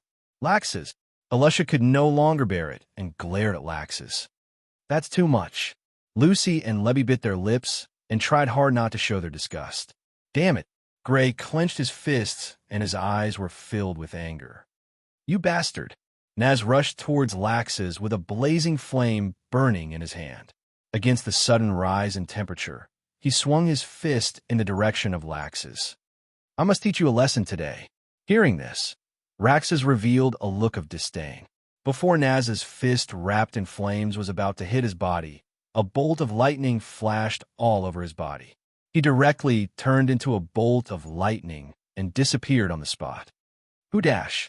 Naz followed the fist momentum and swung his flaming fist in the air, causing him to lose his balance and almost fall to the ground.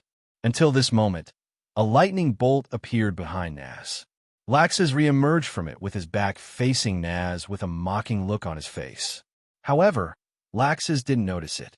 When he just turned into lightning and avoided Naz's attack, a fist swung towards Naz's back as if it was a prophet. Raxus just happened to appear behind Naz and appeared in front of the fist that was about to strike in advance as if he had foreseen it. Boom! In the next moment, the fist, which was accompanied by a sharp gust of wind, landed heavily on Rax's face, causing a muffled thud. Goo! Laxus, who was punched heavily in the face, directly spat out a muffled groan. His body was knocked away and hit the table and chair beside him. In a burst of crackling sounds, the table, and chair there were smashed into pieces. He also fell into the fragments of the table and chair. The sudden change stunned everyone present. When they saw the full appearance of the fist's owner, many of them revealed a joyful expression. Noah, who appeared behind Naz out of nowhere, waved his hand casually as if he had just swatted a fly. He then turned his back to Naz. "This punch is for Mira and Lysana." As soon as the voice sounded, the shattered table and chair were blown away in a burst of lightning, exposing Lax's figure. Bastard! Laxus, who was wrapped in lightning, looked at Noah furiously. Feeling the pain on his cheek, his expression suddenly became dangerous. "You actually dare to attack me? Didn't you say that if you have power, you can do whatever you want?" Noah glanced at Laxus. "I'm different from a guy like you who treats the weak like dirt. Laxus, I think that the so-called duty of the strong is to protect the weak because the weak exist, the strong have a need to exist. If you only care about power, it's like an object that's too hard and easy to break. You said that if you inherit the guild, you will eliminate all the weak." Noah turned around and looked directly at Laxus. "Then, I'll tell you, Laxus, if I inherit the guild, I will never let it become the kind of guild that you dream of. You'd better be prepared." The atmosphere in the air suddenly became oppressive.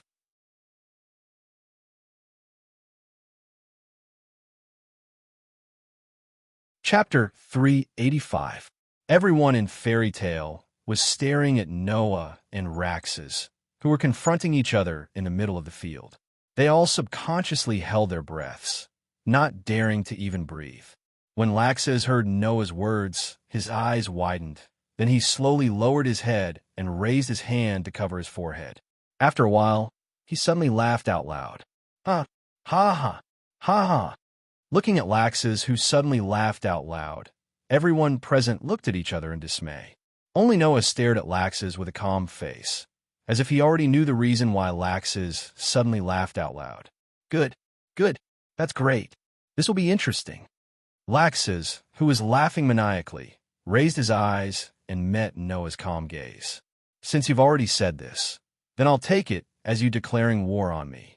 Let me see if you have the ability to make me understand." Ha ha! Amidst a burst of excited, impassioned, and battle-ready laughter, Laxus's body bloomed with golden lightning. His body turned into a bolt of lightning and swept into the sky, disappearing from the Fairy Tale Guild. Looking at Laxus, who turned into a bolt of lightning and disappeared into the horizon, the corners of Noah's mouth slowly curled up, a glint flashing across his eyes. Noah knew that after the destruction of Fairy Tale, Laxus's twisted heart had finally reached its limit. Just like when Fairy Tale had just been destroyed, the magic shooters in Fairy Tale were also depressed because of the collapse of their mental support. Laxus was affected in the same way. However, Laxus's influence was much greater than the others. This was because to Laxus, who did not interact much with the others in the guild and was in a state of cold war with his family, the guild was the last thing in his heart. It was the same as his younger brother, Noah, who treated the guild as his home. With the guild destroyed, Laxus suffered a much greater blow than the other members of Fairy Tale. Therefore, from this point of view, Noah and Laxus were indeed brothers. And now, because Noah had destroyed the Phantom Lord, what would Laxus do because of the same thing? Would he magnify his twisted desires because of his anger and directly attack those in the guild who he viewed as weak and trash? This was not impossible. Therefore, Noah did not hesitate to say those words. This was to fight for justice for Mira and Lysana, and also to shift the target of Laxus's venting onto himself. And because of this, Noah understood. Perhaps the battle with Raxus that had been dragged on since he was a child could no longer be avoided. Big brother Noah. Lysana, who came to Noah's side, leaned her head on Noah's chest and reached out to hug Noah tightly, as if looking for someone to rely on. It seemed that the words Laxus had said in his agitation had caused her to feel a little down. Then, was Mira affected in any way? Just as Noah was thinking this, Mira walked over and showed Noah the warmest smile, as if she could see through Noah's thoughts. She lightly shook her head, indicating that she was fine. Seeing this, Noah breathed a sigh of relief and patted Lysana's back, comforting her softly. Don't take that guy's words to heart. He was just too agitated because the guild was destroyed. If you're still angry, I'll help you punch him a few more times next time. Puff. Lysana's tears turned into laughter. She nodded, and her expression became relieved.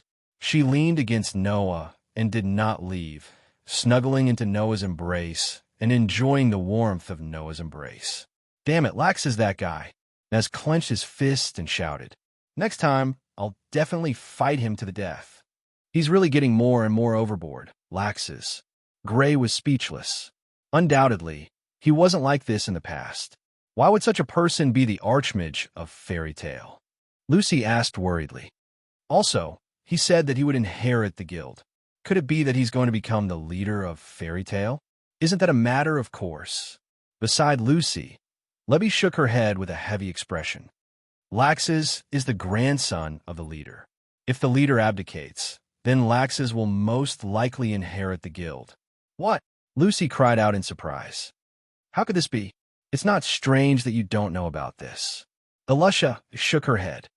Laxes and the leader's relationship has been in a tense state for a long time. People who don't know the situation wouldn't be able to tell that the two of them are family. Then, can that guy really inherit the guild? Lucy's face was full of disgust. I definitely don't want that kind of thing. Don't worry, Luchan. Lebby patted Lucy's shoulder and looked at Noah with hope in her eyes. Noah is also the grandson of the leader. Compared to Lax's, the relationship between the leader and Noah is much better. Moreover, Noah has never disappointed the leader. The leader has always been proud of Noah. If he wants to inherit the guild, the leader will definitely choose Noah. Really? Lucy looked at Noah in surprise and clenched her fist to encourage him. Then Noah, you have to do your best. Don't lose to Lax's. It's too early to talk about this. Noah laughed bitterly. Grandpa is still very healthy, and he won't be willing to part with us children. He won't retire in peace until the day his body collapses. It doesn't matter if it's the leader or Noah, as long as that Laxes doesn't inherit the guild. Lucy puffed up her cheeks.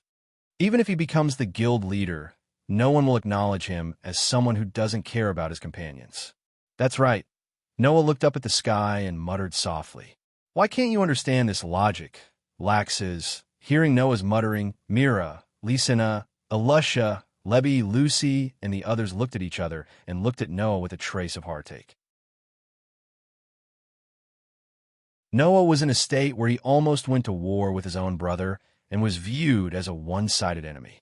In fact, he must be feeling very conflicted. When they thought of this, the girls couldn't help but feel heartache in their hearts and remain silent. At this moment, outside the fairy tale guild, a figure silently appeared. It was a mysterious person who was covered in a thick windbreaker and had his face covered. He wore a hat, revealing only a pair of eyes, and carried a few strange-looking staffs on his back. Staring fixedly at Noah, who was surrounded by a group of young ladies, the mysterious man's eyes were filled with astonishment, surprise, and surprise. More than that, there was a nostalgia that couldn't be erased. Not long after, the mysterious person turned into a phantom and disappeared on the spot. At this moment, Noah seemed to have felt something and turned his head to look in the direction of the mysterious person. His eyes were filled with doubt and confusion. Night came quietly. Opening the door to her house, she tugged at Noah's hand and pulled him in with a helpless look on his face. Big brother Noah, coming quickly. Why are you so excited? Noah shook his head helplessly. It's not the first time I'm here. Do you have to be like this? But you haven't been here for so many years. Lysana couldn't hide her good mood. My room is completely different from before. I'll take you to see it later. Okay, Noah replied weakly. Behind Noah's back, Mira watched all of this with a smile and walked in. Elfman has work, so he won't be back tonight. You can sleep in his room. Elfman went out to work? Noah paused for a moment before coming to a realization. In that case, wouldn't there be only one man and two women left tonight?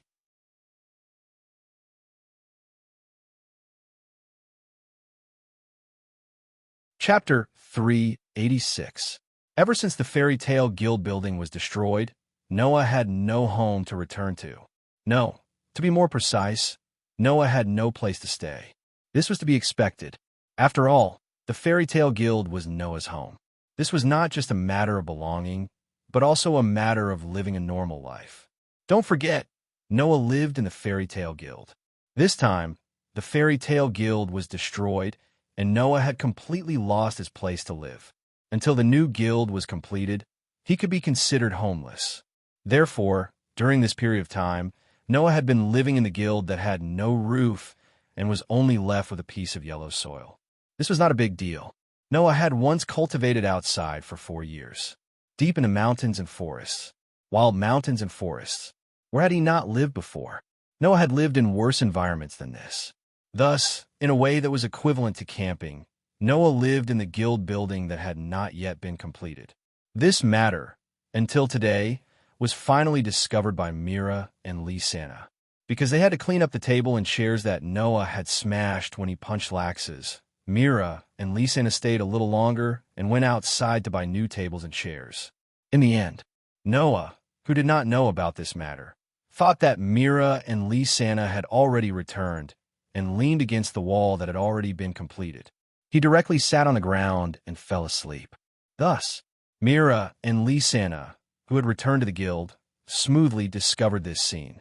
Unsurprisingly, the two girls violently shook Noah awake, and with an extremely angry expression, they scolded Noah, saying something about not taking care of himself, and so on. Then, there was no then. Mira and Lysana, who could not bear to see Noah sleeping in the wilderness, did not hesitate to drag Noah out of the guild building and bring him back to their home. Helpless, Noah had no choice but to comply. However, Noah did not expect that.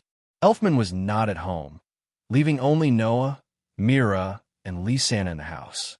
This was not a very good situation. In the past, it wouldn't have mattered.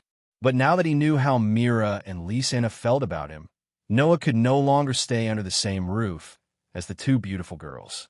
One had to know that the current Mira was as gentle as a saintess. Every action of hers affected Noah's heart. Lysana had long since made love to Noah. How could Noah remain calm when surrounded by these two girls? If it was only Lysana or Mira, then Noah wouldn't be like this. But there were two of them at once. If something went wrong and he couldn't control himself, he would be in deep trouble. Noah, who had fully tasted the taste of meat, was not confident that he could be the same as before. He could not guarantee that he could stay in the same dorm as Julie and Lilith. Even when he slept on the same bed, he would not be able to control himself. At that moment, Noah could only suppress his uneasiness. He laughed dryly and said to Mira and Lysana, "Then I'll sleep in Elfman's room tonight. That's a good night." With that said, Noah wanted to escape to Elfman's room. However, just as Noah started to move, Lysana grabbed Noah's hand and forcefully pulled Noah back. "It's still so early." Lysana's face was full of dissatisfaction. "I still want to show you my room. I'm afraid that after entering your room, I won't be able to bear to come out, girl." If that's the case, Noah bitterly smiled in his heart. Also, because of the conflict with Laxes, who didn't have time to eat dinner. That won't do. Mira put one hand on her waist and cutely puffed up her cheeks as she scolded. "You have to take good care of your body. Wait here for a moment. I'll go make dinner for you." After saying that, Mira turned and walked into the kitchen. Big brother Noah. When Mira walked into the kitchen, Lysana hugged Noah tightly and took a deep breath as if she wanted to smell Noah's body scent. Then she smiled sweetly. "Do you want to take a look at my room?" Feeling Lysana's beautiful figure and the soft touch of her plump breasts, Noah glanced at Mira, who was humming in the kitchen and cooking something. He let out a sigh of relief and hugged Lysana, moving his mouth close to her ear and gently blowing into it. "Is it really just taking a look at your room?" Hearing such flirtatious words and feeling the hot breath on her ear, Lysana blushed and shyly looked up. Her eyes were suddenly wet. "Big brother Noah, if you want to do something else, that's fine too, idiot." Noah's hand caressed Lysana's soft and slender waist as he gently bit her earlobe. "Then your sister will definitely find out. I'll hold back and not let big sister Mira find out." Lysana seemed to miss Noah's embrace very much. She buried her head tightly in Noah's chest and spat out hot words. I, I haven't showered yet. Big brother Noah, let's go in together. Without a doubt, Noah's heart was moved. Even Lysana missed Noah's embrace. As a man, Noah would definitely miss Lysana's soft and delicate body even more.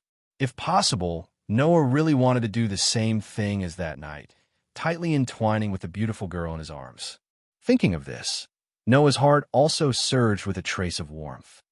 Then, just as the man and woman were about to fall into a state where they couldn't extricate themselves and couldn't leave each other, a faintly smiling voice sounded from the side.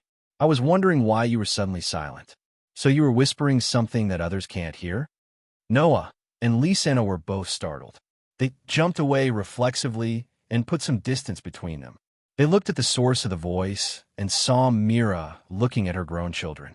Mira looked like she was looking at her grown-up children. Me? Mira. Noah awkwardly turned his head away. Lysana seemed to be a little shy, but her mischievous personality didn't diminish as she teased Noah. The shy big brother Noah is also very cute. What are you talking about? Noah pretended to be angry, causing Lysana to giggle. She ran to Elfman's room as if she was escaping, leaving only this sentence behind. I'll go help big brother Noah tidy up his room.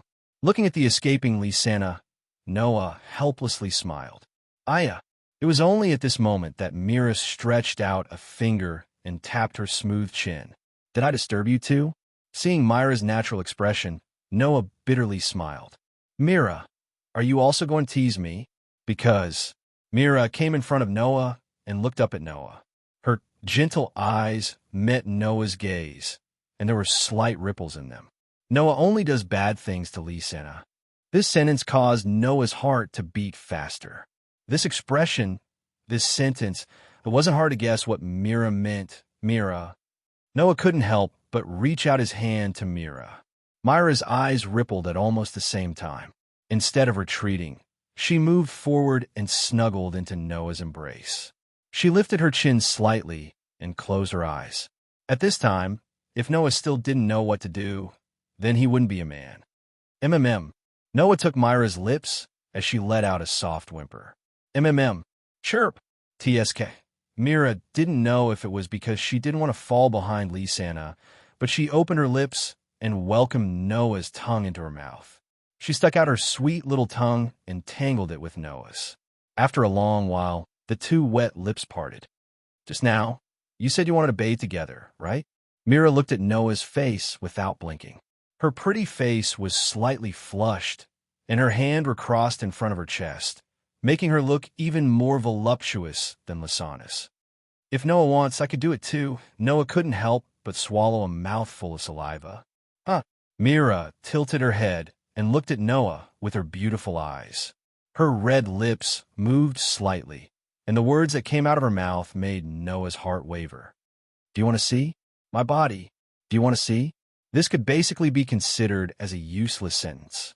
Even if it was Noah, how could he not want to see?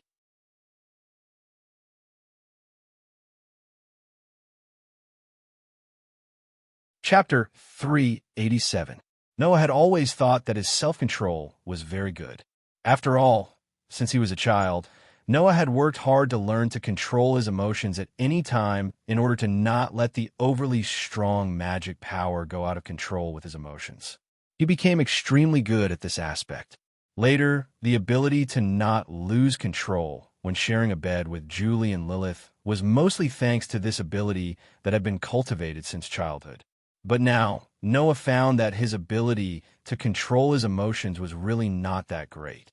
Because even if he was good at controlling his emotions, after hearing Myra's words that were enough to make any man lose control, he still couldn't help but feel his heart beating faster, and even his heart was shaken. Do you want to see? Mira, on the other hand, seemed to be doing it on purpose. Her eyes were misty as she repeated the words that made Noah waver. My body, me. Mira. Seeing that Mira was still trying to show a gentle smile, even though her face was blushing, Noah's voice became a little dry. For a moment, he didn't know what to say. In this regard, Mira laughed innocently like a prank. Her eyes were fixed on Noah, but her hands were slightly trembling as she put them on the back of her clothes. The next moment, the sound of a zipper was heard. With the sound of cloth friction reverberating, Noah watched the princess dress on Mira slide down from her body, forming a circle with Mira as the center, and fell to the cold ground. Noah only felt that his head had become muddled. Then the princess' dress slid down from Mira's body. A large area of snow-white skin was exposed in front of his eyes, making Noah's already messy head even more confused. At this moment, Noah just wanted to exclaim in amazement, because the scene in front of his eyes was too beautiful. It was a beauty that could not be described as a work of art. The scene in front of Noah's eyes. It was so amazing that people couldn't help but marvel. It was as if the curves were specially carved. Between the curves, it seemed that there was something added on it that could definitely attract people's eyes and hearts, making people unable to look away. Noah believed that if it was someone else, even if it was a woman like Mira, they would definitely be attracted by the beautiful body in front of him. Her skin was not as white as snow, but it was enough to be called as white as pearls. Instead of saying that her figure was curvy, it was more appropriate to say that it was extremely enchanting. Undoubtedly, she was a gentle and kind saintess that made people unable to have the slightest ambiguity.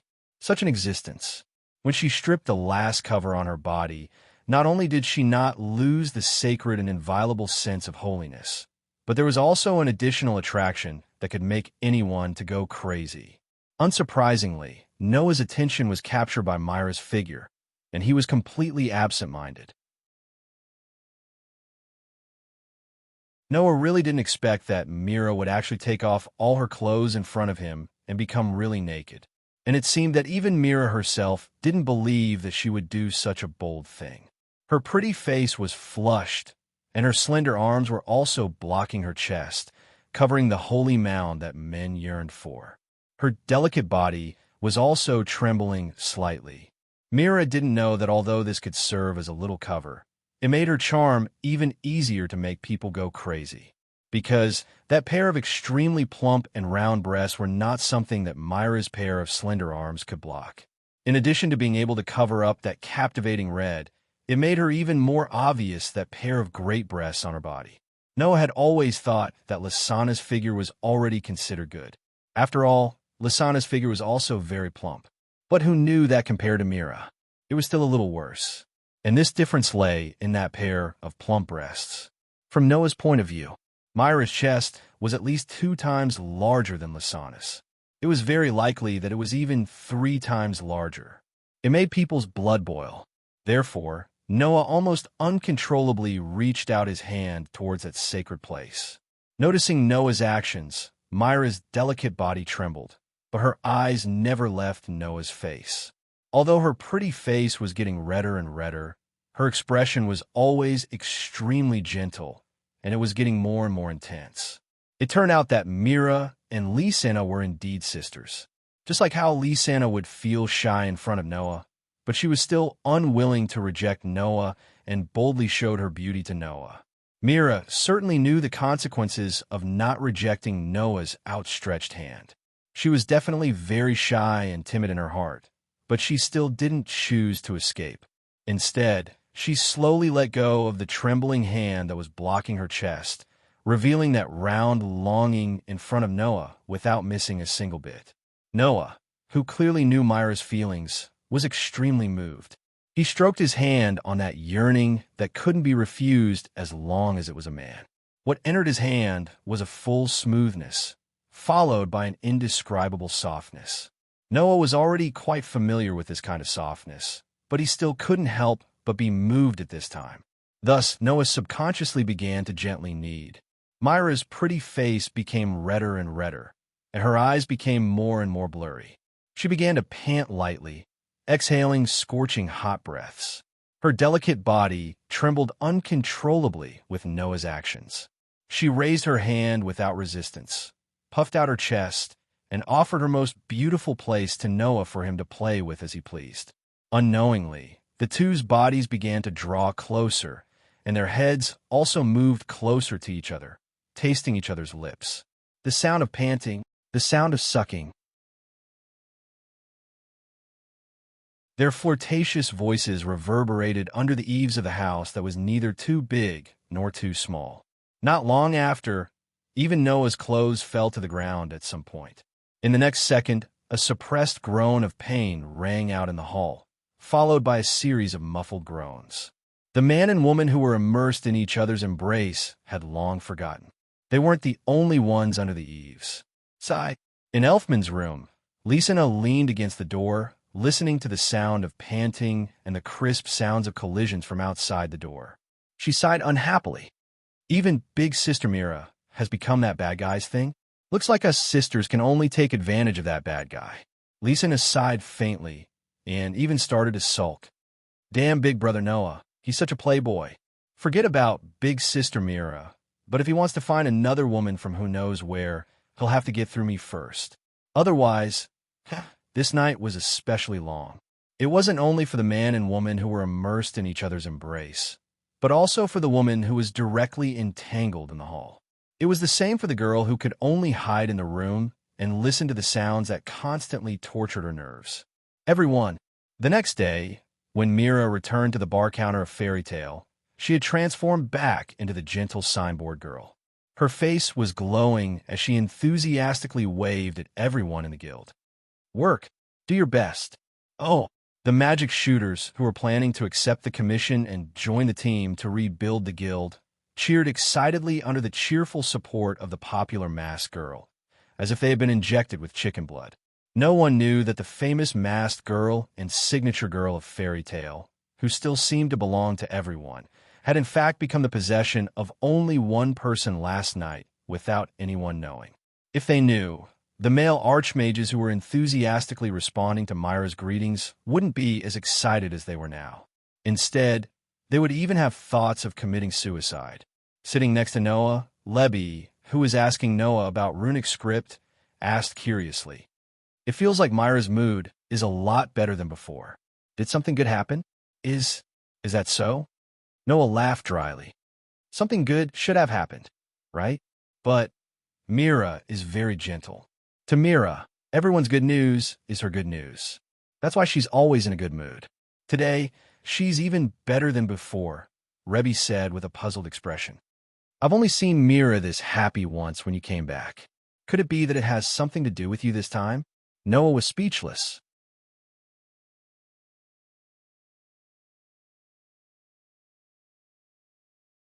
Chapter 388. It had to be said that a woman's intuition was truly terrifying. Even though it was only a guess, Lebby had guessed the reason why Mira was in such a good mood. Not only is Mira in a good mood, but she has also become prettier. Lebby tilted her head and looked at Mira suspiciously before shifting her gaze in another direction. Compared to Mira, that person's mood seems to be the exact opposite. She seems to be in a much worse mood than before. Hearing this, Noah followed Lebby's gaze, and the corner of his eyes twitched. He saw Lysina, who was holding a tray and delivering drinks to her companions who were rebuilding the guild. Not only did she not have her usual cute smile, but she also seemed to be in a bad mood. She would occasionally turn her gaze in Myra's direction and faintly sigh. When she turned her gaze to Noah, she would immediately turn her head away in a huff. Anyone with a discerning eye could tell that she was throwing a tantrum. Lebby, who saw this scene, glanced at Noah mockingly. "It seems that this person's bad mood has something to do with you. You really have a heart." Noah rolled his eyes at Lebby, but he couldn't find the words to refute her. Who asked Noah to be so distracted by Mira last night that he forgot about Lysana's existence? When he thought of how he had fallen asleep on the dining table in the hall last night with Mira in his arms and woke up in the same position in the morning, the first thing he saw was Lysana's resentful expression and eyes, as well as the faintly visible dark circles under her eyes. Noah couldn't wait to find a hole to hide in. Come to think of it, last night was indeed ridiculous. In the presence of a third party, and this person was also his girlfriend who had an intimate relationship with him. Not only did he spend an entire night with someone else's sister in someone else's house, but when he woke up, the first thing he saw was that he was hugging someone else's sister and lying naked in front of her. No matter how one looked at it, This seemed like a situation that would lead to bloodshed, right? Although it didn't cause any bloodshed in the end. Noah felt rather awkward after being stared at by Mira the entire morning with a blissful expression and Lysana the entire morning with a hateful gaze. Lebby seemed to have more or less guessed something. That was why she was making fun of Noah. Embarrassed, Noah could only change the topic. By the way, why don't I see Alusha, Naz, Gray, Lucy, and Hubby? You mean them? Lebby's attention was successfully diverted. She raised her spirits and laughed. I heard that they just formed a team. They should be working together now, right? They formed a team? Noah asked in surprise. Naz and Gray? And Alusha? Noah couldn't help but be surprised. This combination was really strange. Naz and Gray were sworn enemies. They would fight every other day, and the quarrel never stopped. Just like Mira and Alusha in the past, it was also like their magic. Ice and fire were incompatible. For these two people to form a team together, it was not an ordinary kind of strange thing. Needless to say, Alusha, Naz and Gray were afraid of Alusha since they were young. For them, forming a team with Alusha shouldn't be better than forming a team with a gorilla, right? And Lu Jean is also in that team. Lebby sighed. I know why you're surprised, but Alusha, Naz, Gray, and Lu Jean have been working together recently, so they just formed a team. Now that you mention it, it seems to be true. Noah scratched his cheek. Well, this is also a good thing. I hope those people can get along well. Get along well? Lebby pondered for a moment, and in the next second, she immediately shook her head with sweat all over her forehead. No, absolutely impossible. Noah couldn't help but laugh. This strange combination, it was most likely impossible for them to get along well. They would definitely quarrel once every 2 or 3 days, right? However, that was also Alusha, Naz, and Gray style. It would definitely be very pleasant. As for Lucy, Noah wasn't very familiar with her, but he felt that this girl was also an existence full of infinite possibilities. If she joined Alusha, Naz, and Gray, it should also have some kind of catalytic effect and create different sparks, right? At least, Noah believed so. Noah and Lebby, who were chatting happily, didn't notice that around them, several pairs of eyes had been staring at them fiercely, full of resentment, dissatisfaction, and indignation. Is it Lebby this time? Lysana shouted angrily. Big Brother Noah is really a playboy. Well, Mira comforted Lysana with a smile. Although the atmosphere seems to be good, Lysana should be able to tell that Noah and Lebby don't have that kind of feeling, right? Not now doesn't mean that they won't in the future. Lysana retorted. It's not hard to cultivate feelings, especially for Big Brother Noah. That's true. Mira smiled bitterly, looking at Noah with an extremely gentle gaze. We are well aware of how attractive that man is. Isn't that so? Lysana puffed out her cheeks and looked in another direction. Jet and Troy are also having a hard time. Mira followed her line of sight and saw Jet and Troy hiding in a corner, staring at Noah and Lebby who were chatting with each other. Tears flowed down their cheeks as they bit on a handkerchief in their hands. Mira couldn't help but smile. I can't watch this anymore. Lysana couldn't take it anymore and jumped out. Big Sister Mira and I are here already. Big Brother Noah, you definitely won't be able to touch Lebby. With that said, Lysana was about to walk in the direction of Noah, but her head suddenly felt a little dizzy. Feeling her vision blur, Lysana let out a strange cry. Then, an indescribable drowsiness rushed into her mind. It wasn't just Lysana. Even Mira felt a little sleepy all of a sudden. She held her head and leaned on the bar counter. Noah, who was talking to Lebby, raised his head as if he sensed something and furrowed his brows. Is this the sleeping spell? That's right. Someone was using a spell that could cause people to fall into a deep sleep. This was because Noah could feel that the air of the entire fairy tale guild was filled with a magical power, causing waves of undulations, causing those who were affected by this invisible undulation to feel sleepy. What's wrong? Seeing Noah's furrowed brows, Lebby only had time to say this before her eyelids began to close. In the entire fairy tale, except for Noah, everyone was affected by the sleeping magic. Furthermore, seeing that no one was able to escape the effects of the sleeping spell wasn't just any ordinary spell. The person casting the sleeping spell was definitely not an ordinary person. If not for the fact that he didn't sense any malicious intent, Noah would have acted long ago. Of course, the reason he didn't act wasn't just because Noah didn't sense any malicious intent. It was also because the magical energy that permeated the entire guild seemed to have intentionally bypassed Noah. In other words, Noah wasn't among the targets of the sleeping spell. This feeling, in the direction of the bar, Mira seemed to know what was going on and revealed a relieved expression. She hugged Lysena as she lay on the bar and fell into a deep sleep. Mr. Gang, Lebby seemed to know who the sleeping spell was as well. After saying this name, her eyelids closed and she fell towards Noah's direction. Noah instinctively hugged the upside-down Lebby and glanced at Mira and Lysena, who were sleeping soundly at the bar. He then looked around. He saw that everyone in the guild had fallen to the ground and had fallen into a deep sleep. Noah furrowed his brows as he looked in the direction of the guild gate with narrowed eyes. It's time to come out, right? As soon as he said this, a gust of wind blew in the direction of the entrance.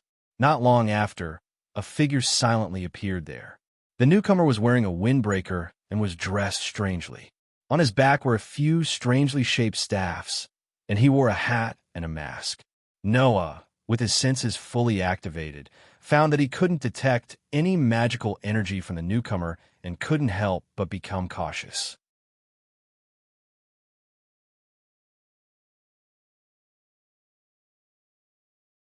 Chapter 389. Looking at the mysterious person slowly walking into the guild, Noah remembered the name that Lebby, who was in his arms, had mentioned before she fell asleep. Mishgang? He's Mishgang? In addition to Kilda's, there was one of the 3 S-rank sorcerers in Fairy Tale who was known as the strongest backup sorcerer's Mishgang. Unlike Alusha, who often interacted with his companions in the guild, and Laxus, who did not have a good relationship with his companions, this S-rank sorcerer named Mishgang was mysterious. Noah heard that ever since Mishgang joined Fairy Tale, he would use sleep magic every time he went to the guild, making everyone in the guild fall into a deep sleep, except for showing his face once during the S-rank magic shooter advancement exam. Thus, Noah heard that apart from Makarov, no one in Fairy Tale had seen Mishgang before. This enigmatic sorcerer, until now, Noah realized that it was not just for show. Too mysterious. Even with Noah's outstanding senses, he could not sense even a trace of mana from Mishgang. It was obvious that Mishgang was not as simple as he looked. Of course, Noah did not think that there was another possibility that he could not sense mana from Mishgang. Mishgang had no mana at all. However, to be able to become the S-rank magic shooter of the Fairy Tale and use such a powerful sleep spell, how could there not be any magic on her body? Because of this point of view, Noah subconsciously ruled out this possibility, but he did not expect that this was the correct answer. Noah, who did not know this, found it strange that Mishgang deliberately avoided using sleep magic on him. Although Noah felt that this level of sleep magic was not enough to affect him, Mishgang clearly had a purpose for doing so. Mishgang was here for Noah. It was that simple. However, for some reason, Noah felt that Mishgang's aura was a little familiar. While he was suspicious, Noah also cast his gaze on Mishgang and spoke first. "Are you Mishgang? Although I heard rumors, I did not expect that you would actually hypnotize everyone in the guild when you appeared. What's the point of that?" After hearing Noah's words, Mr. Gang stopped in his tracks. After a moment of silence, he uttered these words. "Because my appearance is not suitable for others to know." As he said this, Mishgang suddenly reached out and removed his headscarf and face cloth, revealing his true appearance that no one knew about to Noah. Noah was stunned at first, but when he saw Mishgang's appearance, his pupils shrank. Noah had seen that face a few days ago. Short blue hair, a familiar face, and a sword-shaped tattoo above and below one eye. It was none other than Zeke Klein. "No, it wasn't Zeke." "You," Noah said in shock. "You're Jalal." Noah finally remembered. That's right, Mishgang's aura was exactly the same as Jalal's aura that he had encountered in the forest. The most mysterious S-rank sorcerer in the history of fairy tale was the same Jalal that Noah had met in the forest when he was young. The same Jalal who had been running around in order to stop an unknown super subspace magic called anima. "Call me Mishgang." The former friend showed a gentle smile to Noah. "To be honest, if you can call me that, it will be a lot more convenient for me." "You came to fairy tale?" Noah looked at Jalal with surprise. "No, it should be Mishgang. Don't need to stop that anima thing.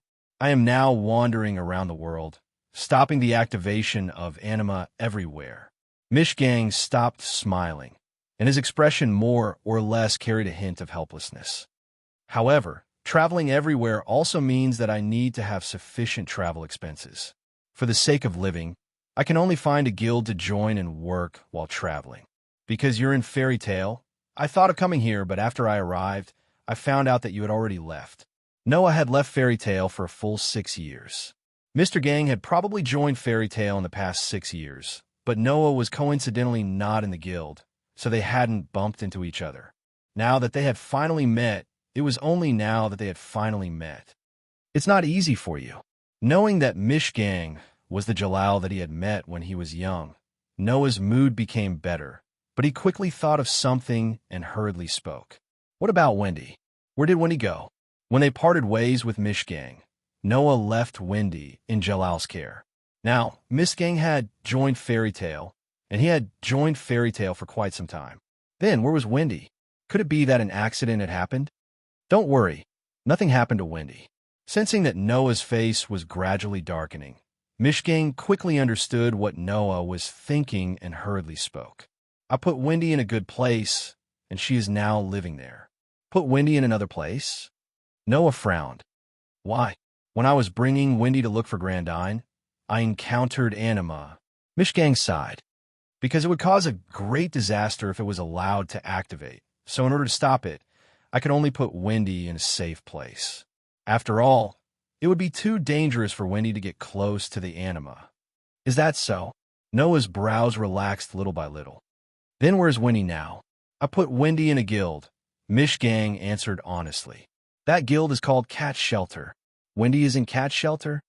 Noah sighed in relief. "Good, it's not a hard place to find."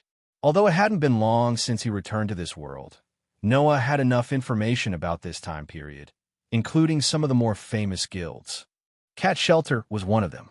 Knowing that Wendy was in Cat Shelter, Noah was slightly relieved. Then, he stared at Mishgang's face and hesitated for a moment before speaking. "Actually, I met a guy called Kieran in the council. That guy looks exactly like you." Mr. Gang's expression froze, and his eyes became uncertain. Seeing this, Noah was sure that Mishgang knew about Kieran's existence. "If there's a reason that you can't explain, it's fine if you don't say it." Noah looked at his childhood friend in front of him and said, "But, as long as it's within your means, give me some information. I'm a little concerned about that guy."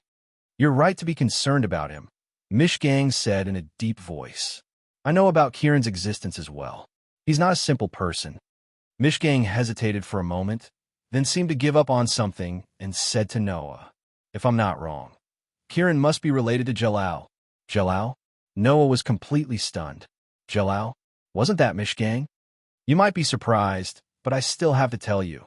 Mishgang looked at Noah solemnly and said, "Actually, there's another person who looks exactly like me and Kieran. His name is Jalal." Hearing this, even Noah felt that he couldn't react. There was another person who looked exactly like him? Could it be that that face was very popular in this world?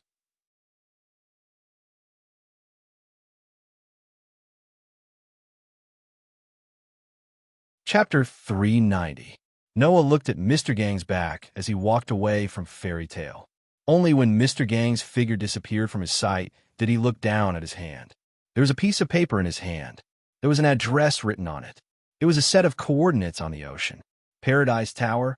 That was the name of the location that Mr. Gang had given Noah. According to Mr. Gang, it was a place where people were treated like slaves. It was like hell. The so-called Jalal that Mr. Gang had mentioned was in the Paradise Tower. For some reason, Mr. Gang seemed to be very concerned about this person called Jalal. He had specifically investigated this matter, and the results of his investigation were the coordinates in Noah's hand and the name of the Paradise Tower. Why would Jalal be in a hell where people were treated like slaves? Why would Mr. Gang use the name Jalal to introduce himself when he was young? Why would Mr. Gang care about Jalal so much? Why would Mr. Gang, Jalal, and even Kieran look exactly the same? Mr. Gang did not say any of this. However, Mish Gang said so. If you care about Kieran, it's best to start investigating this Jalal. The relationship between the two of them is definitely not ordinary. I feel that there is a very important connection between the two of them. However, I've been investigating too little, so I can only vaguely make some judgments. After that, Mr. Gang left a message for Kieran. I really have nothing to do with this Jalal. I only know of his existence. If you want to investigate him, then go to the Paradise Tower. However, don't bring Alusha along. It's best if you don't tell Alusha about this. After saying this, Mr. Gang left, leaving Noah with the coordinates of the Paradise Tower. Noah had no interest in Jalal, Kirkine, or the Paradise Tower. The reason why Noah asked about Mr. Gang was because the two looked too similar. Even their auras were vaguely similar. Moreover, he had a bad premonition in his heart, which was why Noah asked about it. As mentioned before, Noah's intuition was very accurate. That was why Noah said that he cared about Kieran. Now, Noah finally understood why he cared about this matter. Because of Alusha. He had a bad premonition before, but when Mishgang mentioned Alusha, it rose to the top. Connecting the dots, Noah felt that Alusha definitely had some sort of relationship with that Jalal or the Paradise Tower, and it was a very bad one at that. That was why his intuition had suddenly reacted to Kieran. Tightly holding the paper in his hand, Noah murmured, "Looks like there's a need to investigate." As soon as he said this, a shy voice sounded from Noah's arms. "No matter what you want to investigate, I'll help you. But before that, can you let go of me?" Noah was slightly startled. He lowered his head reflexively and looked at his arms.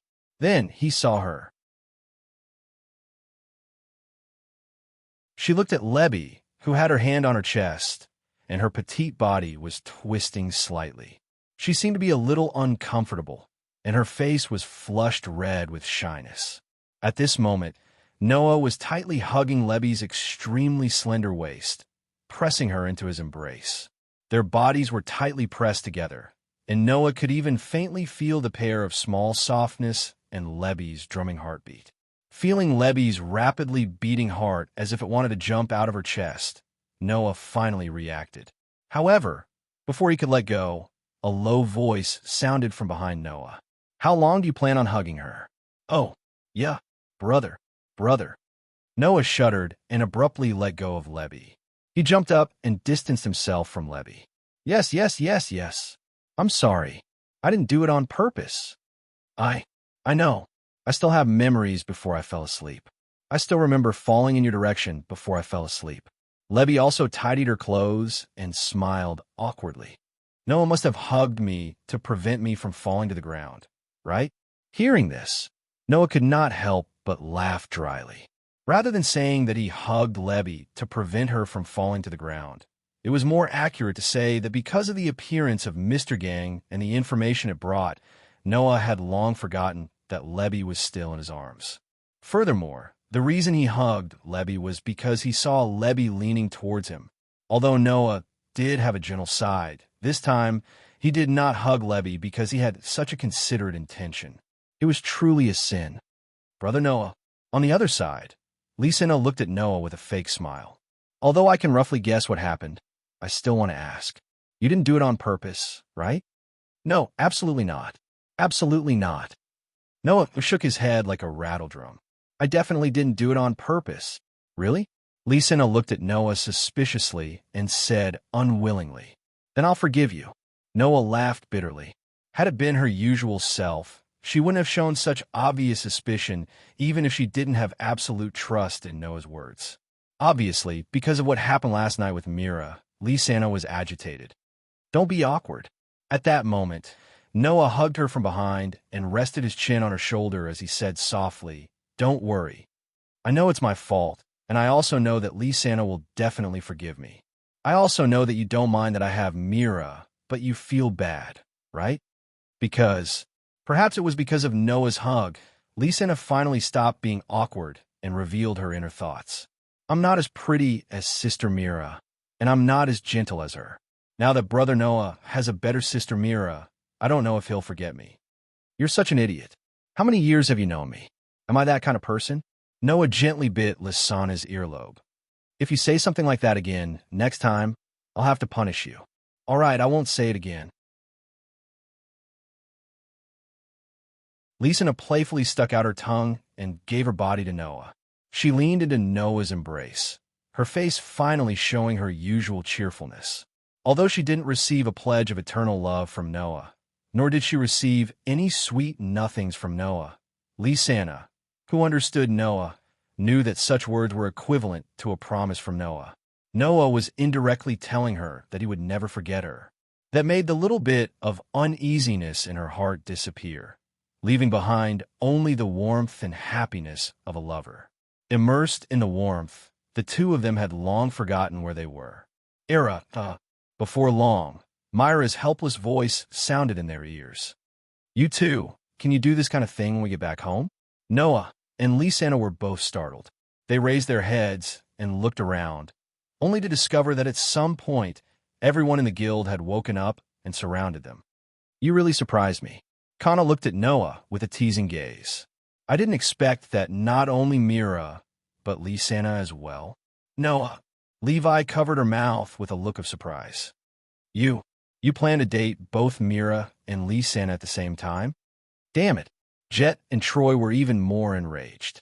It's not just Levi. You even hug Lysana, you hugging maniac. Yes. Yeah.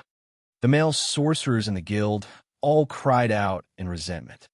You bastard, you're so enviable. You're too bold. The female sorcerers also laughed out loud. Since Mira, Lysana, and Levi all have a chance, Noah, why don't you give us a chance too? Levi was stunned and hurriedly clarified. No. It has nothing to do with me. As she said that, Levi seemed to recall Noah's hug just now.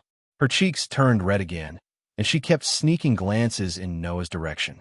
Seeing this scene, Jet and Troy burst into tears.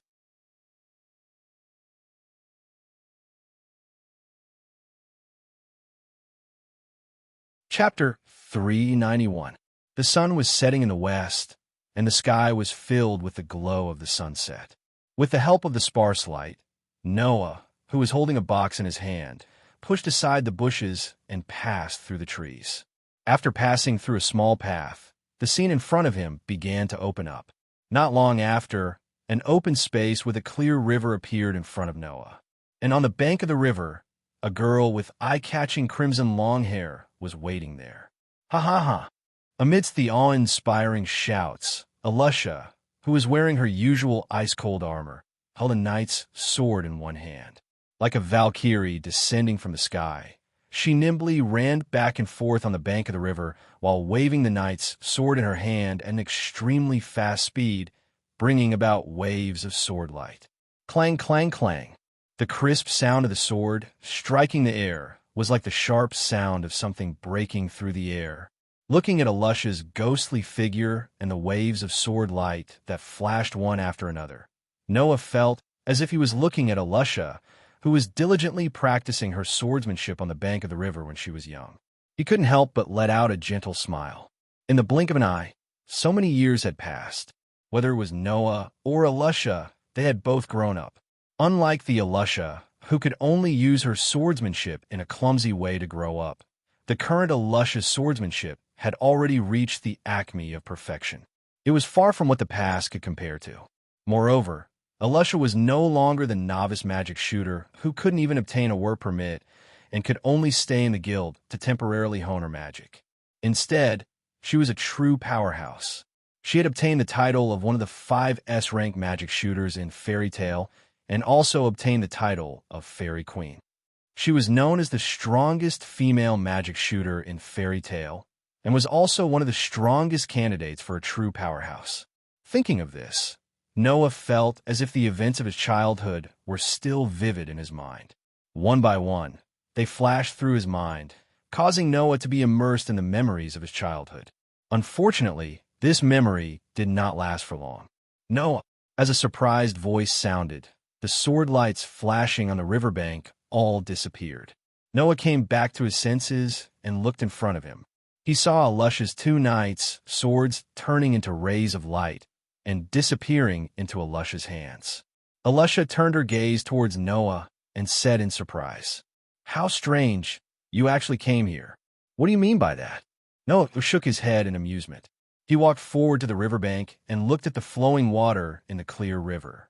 This secret base still belonged to me, didn't it? If I didn't want to learn sword skills from you, you wouldn't know this place, right? Why are you saying it as if it's your own? Speaking of which, there seems to be such a thing. Alusha couldn't help but chuckle. She came to Noah's side and stood side by side with Noah, looking forward. "I've been cultivating here all this time. I almost forgot that you were the one who brought me here. I didn't expect you to keep coming here. If it weren't for Mira and Lysina telling me, I would still be in the dark." Noah shrugged. "If I told Naz and Gray that you've been cultivating here almost every day, they would definitely understand why you're so strong, right? Don't say that. The two of them have been working very hard." Alusha turned her head and said to Noah in confusion, "Now that you mention it, it seems like you haven't been here for a long time." "That's right." Noah sighed as he said this. "After all, if it's just pure training, it's already very difficult for my strength to improve. Now, if I still want to become stronger, blindly training won't work. I need to temper myself in actual combat or life and death battles, or find another way to improve. Naturally, the chances of coming here have decreased, and it's very difficult to come again." "That's true." After hearing Noah's words, Alusha also recalled Noah's outstanding close combat ability and unfathomable strength. She couldn't help but sigh. "You're now indeed above me. When will I reach the level where you can't rely on pure training to become stronger? That will prove that I'm more or less caught up to you, right? Don't flatter me. You're already very strong." Noah pursed his lips and sat down on the ground. He placed a box in his hand on the ground. "I brought you a gift of consolation." With that said, Noah opened the box and exposed the thing lying in the box to the air. It was a strawberry cake. Alusha's eyes lit up, and she immediately sat down on the spot. Without hesitation, she grabbed the cake on the ground, picked up the fork placed in the box, and took a bite. Then, she said to Noah in a slightly cheerful tone while savoring the aftertaste, "It's still as delicious as always. Just as delicious as always." Looking at Alusha, who only behaved like a young girl in love when facing her favorite food, Noah couldn't help but smile. "I thought compared to before, the cake shop in Magnolia City has improved a lot in the way of making cakes, and the taste will also improve a lot." Hearing this sentence, Alusha was startled. "Don't tell me you haven't tasted it before? Compared to sweet things, I prefer to have a lighter taste." Noah casually responded.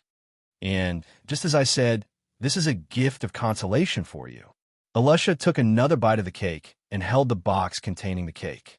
Her tone became ethereal. "Really? Eating the cake you brought? I can't help but think of the scene when you first gave me a cake when I was a child. At that time, Alusha had some problems with one of her eyes and used a medical eye patch to cover it. She was a quiet child who only knew how to stay in the corner of the guild and sit quietly by herself. At that time, I had just joined Fairy Tale not long ago. You were the first guild member who interacted with me. Just like now, you gave me a cake." Alusha shifted her gaze and looked at Noah again. "Actually, I always wanted to ask you, at that time, why did you want to give me a cake?"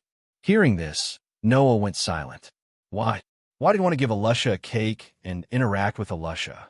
Noah did not forget his feelings at that time.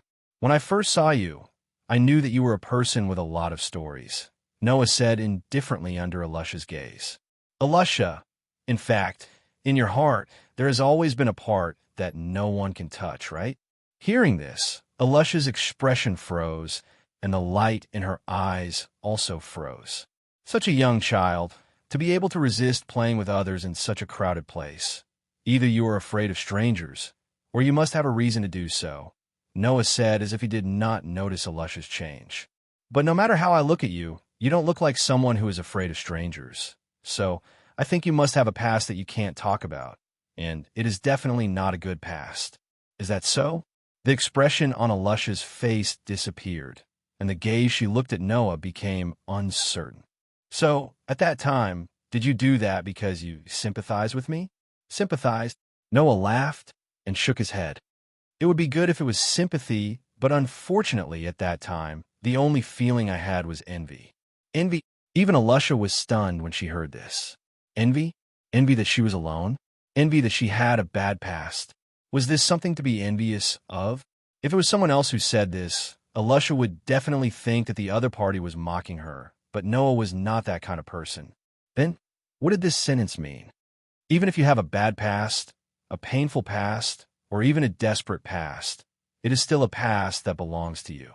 As if Noah saw through Alusha's thoughts, his expression became complicated. Having a past that can prove your existence, isn't it worth being envious? Alusha was stunned and immediately seemed to have thought of something. She fell into silence, unable to speak.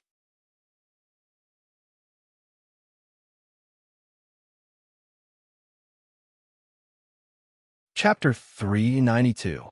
In Fairy Tale, very few people knew anything about Noah before he joined the guild. Now in Fairy Tale, except for the old members who had existed before Noah joined Fairy Tale, the rest of the members thought that Noah was Makarov's grandson. Only the old members knew that Noah was adopted by Makarov. However, even the old members only knew that Noah was an orphan who was adopted by Makarov after meeting him by chance. They did not know why Makarov adopted Noah.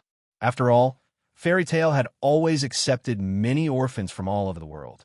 People like Alusha, Naz, Gray, Mira, Lisanna, and Elfman had all joined the guild when they were young, but none of them had been adopted by Makarov. Then, why did Makarov only adopt Noah as his grandson? As a childhood friend who grew up with Noah, Alusha naturally knew the reason. It was because Noah did not go there. According to Makarov, Noah seemed to have appeared in this world out of thin air. There was no trace of him living, existing, or leaving behind any traces, and no memory of anything before the age of 10. In Noah's memory, the first scene was when he met Makarov in the Nameless Forest. After meeting Noah, because of Noah's memory loss, Makarov did not hesitate to ask around about Noah's background. He helped Noah search for possible relatives and hometown, but the final conclusion was that Noah seemed to have appeared out of thin air. There was no trace of him ever existing. Under such circumstances, Makarov could not sit by and watch Noah, who did not even know who his biological parents were, appear in this world as if he had never existed. Therefore, he resolutely accepted Noah as his adopted grandson, hoping to bring him some familial warmth. To be honest, Alusha could not imagine how Noah felt when he had just joined Fairy Tale. He had no memories of his past, and he knew that he did not have any place in this world where he could or had ever existed. That kind of emptiness, blankness made Alusha shudder when she thought about it. Once, Alusha also had such thoughts. How good would it be if she could forget the past? But now that she thought about it carefully, was it really good to not have a past? Just like what Noah said, even if the past was bad, painful, or even desperate, it was proof of her existence. Compared to this, a life without a past, without any evidence of existence, that was the real horror. Fortunately, Noah met Makarov and joined Fairy Tale. He had a place that could prove his existence. Otherwise, Alusha felt that at that time, Noah, who had nothing in the real sense, would definitely be living a life worse than death. It would be like being in hell. I know that you may be very angry when I say this, but at that time, I really envied you. Noah laughed bitterly. Then, when I came to my senses, I had already unknowingly developed the idea of getting close to you. Everything that happened after that happened naturally. I'm sorry. Alusha said in a low tone. I reminded you of the bad past. We're the same, right? Noah sighed slightly. Am I not the same? I reminded you of the bad past, but I'm really grateful to you. Alusha's tone became sincere again. If it weren't for your share of the cake, perhaps there would never be today's Alusha Shukalito. You are the third person in this life to save me. The third. Noah looked at Alusha in surprise. Have you been saved by so many people? Yes, without you, I would have disappeared long ago. Alusha laughed self-deprecatingly. Because of Grandpa Luobu's rescue, I survived the hands of a group of demons. Because of your rescue, I have a new life, and perhaps even Alusha herself did not realize. Alusha's hands had long been clenched tightly, and even a touch of pain appeared on her face. And, Jalal? These words were uttered in an inarticulate accent that bordered on the utterance of a dream. However, Noah heard it clearly. He heard it clearly. Therefore, when the name Jalal drilled into Noah's ears, Noah's heart suddenly tightened, and his hand subconsciously reached for his pocket. In that pocket was lying the paper with the address of the Paradise Tower written on it. At this moment, Noah finally confirmed his previous guess. Sure enough, Alusha and Jalal had an extraordinary relationship with the Paradise Tower. That was the corner of Alusha's heart that no one had been able to touch, a secret that even Noah had no way to know. Since childhood, Noah knew that Alusha's heart must be hiding an extraordinary secret. Now, Noah had finally touched the tip of the iceberg of this secret. Don't think about the bad memories anymore. As his heart began to become active, Noah looked at Alusha, who had a somewhat painful expression on her face, and changed the topic. Although that's also proof of your existence. If one doesn't look forward, there's no way to move forward. You won't be able to move forward, and you might even fall back. That's not the Alusha I know. Alusha lowered her head, and in the next second raised it up again, regaining her previous heroic spirit. Is that so? That's true. With that said, Alusha suddenly leaned her head on Noah's shoulder, and her armored hand tightly hugged one of Noah's arms. Just a little. Let me lean on you. Noah, who was a little surprised that the always strong Alusha suddenly showed such a weak behavior, slowly relaxed his expression and body. He also raised his other hand and gently stroked Alusha's head, just like coaxing a child to sleep. No matter when, if you want to borrow it, I will lend it to you. So, please don't be shy and lean on me. After all, we grew up together since childhood, and no one can replace family. Hearing Noah's words, Alusha's slightly cold heart gradually warmed up, and a touch of peace and comfort appeared on her delicate face. She closed her eyes as if falling into a deep sleep and didn't speak for a long time. Under the setting sun, a man and a woman leaned on each other by the clear river bank until the sun went down, and it was still the same as before. Of course, Alusha didn't know. At this moment, Noah secretly made a decision. In the living room of the Strauss siblings' home, Lysana suddenly stood up and looked at Noah with a face full of anxiety. Big brother Noah, you're leaving again. Noah.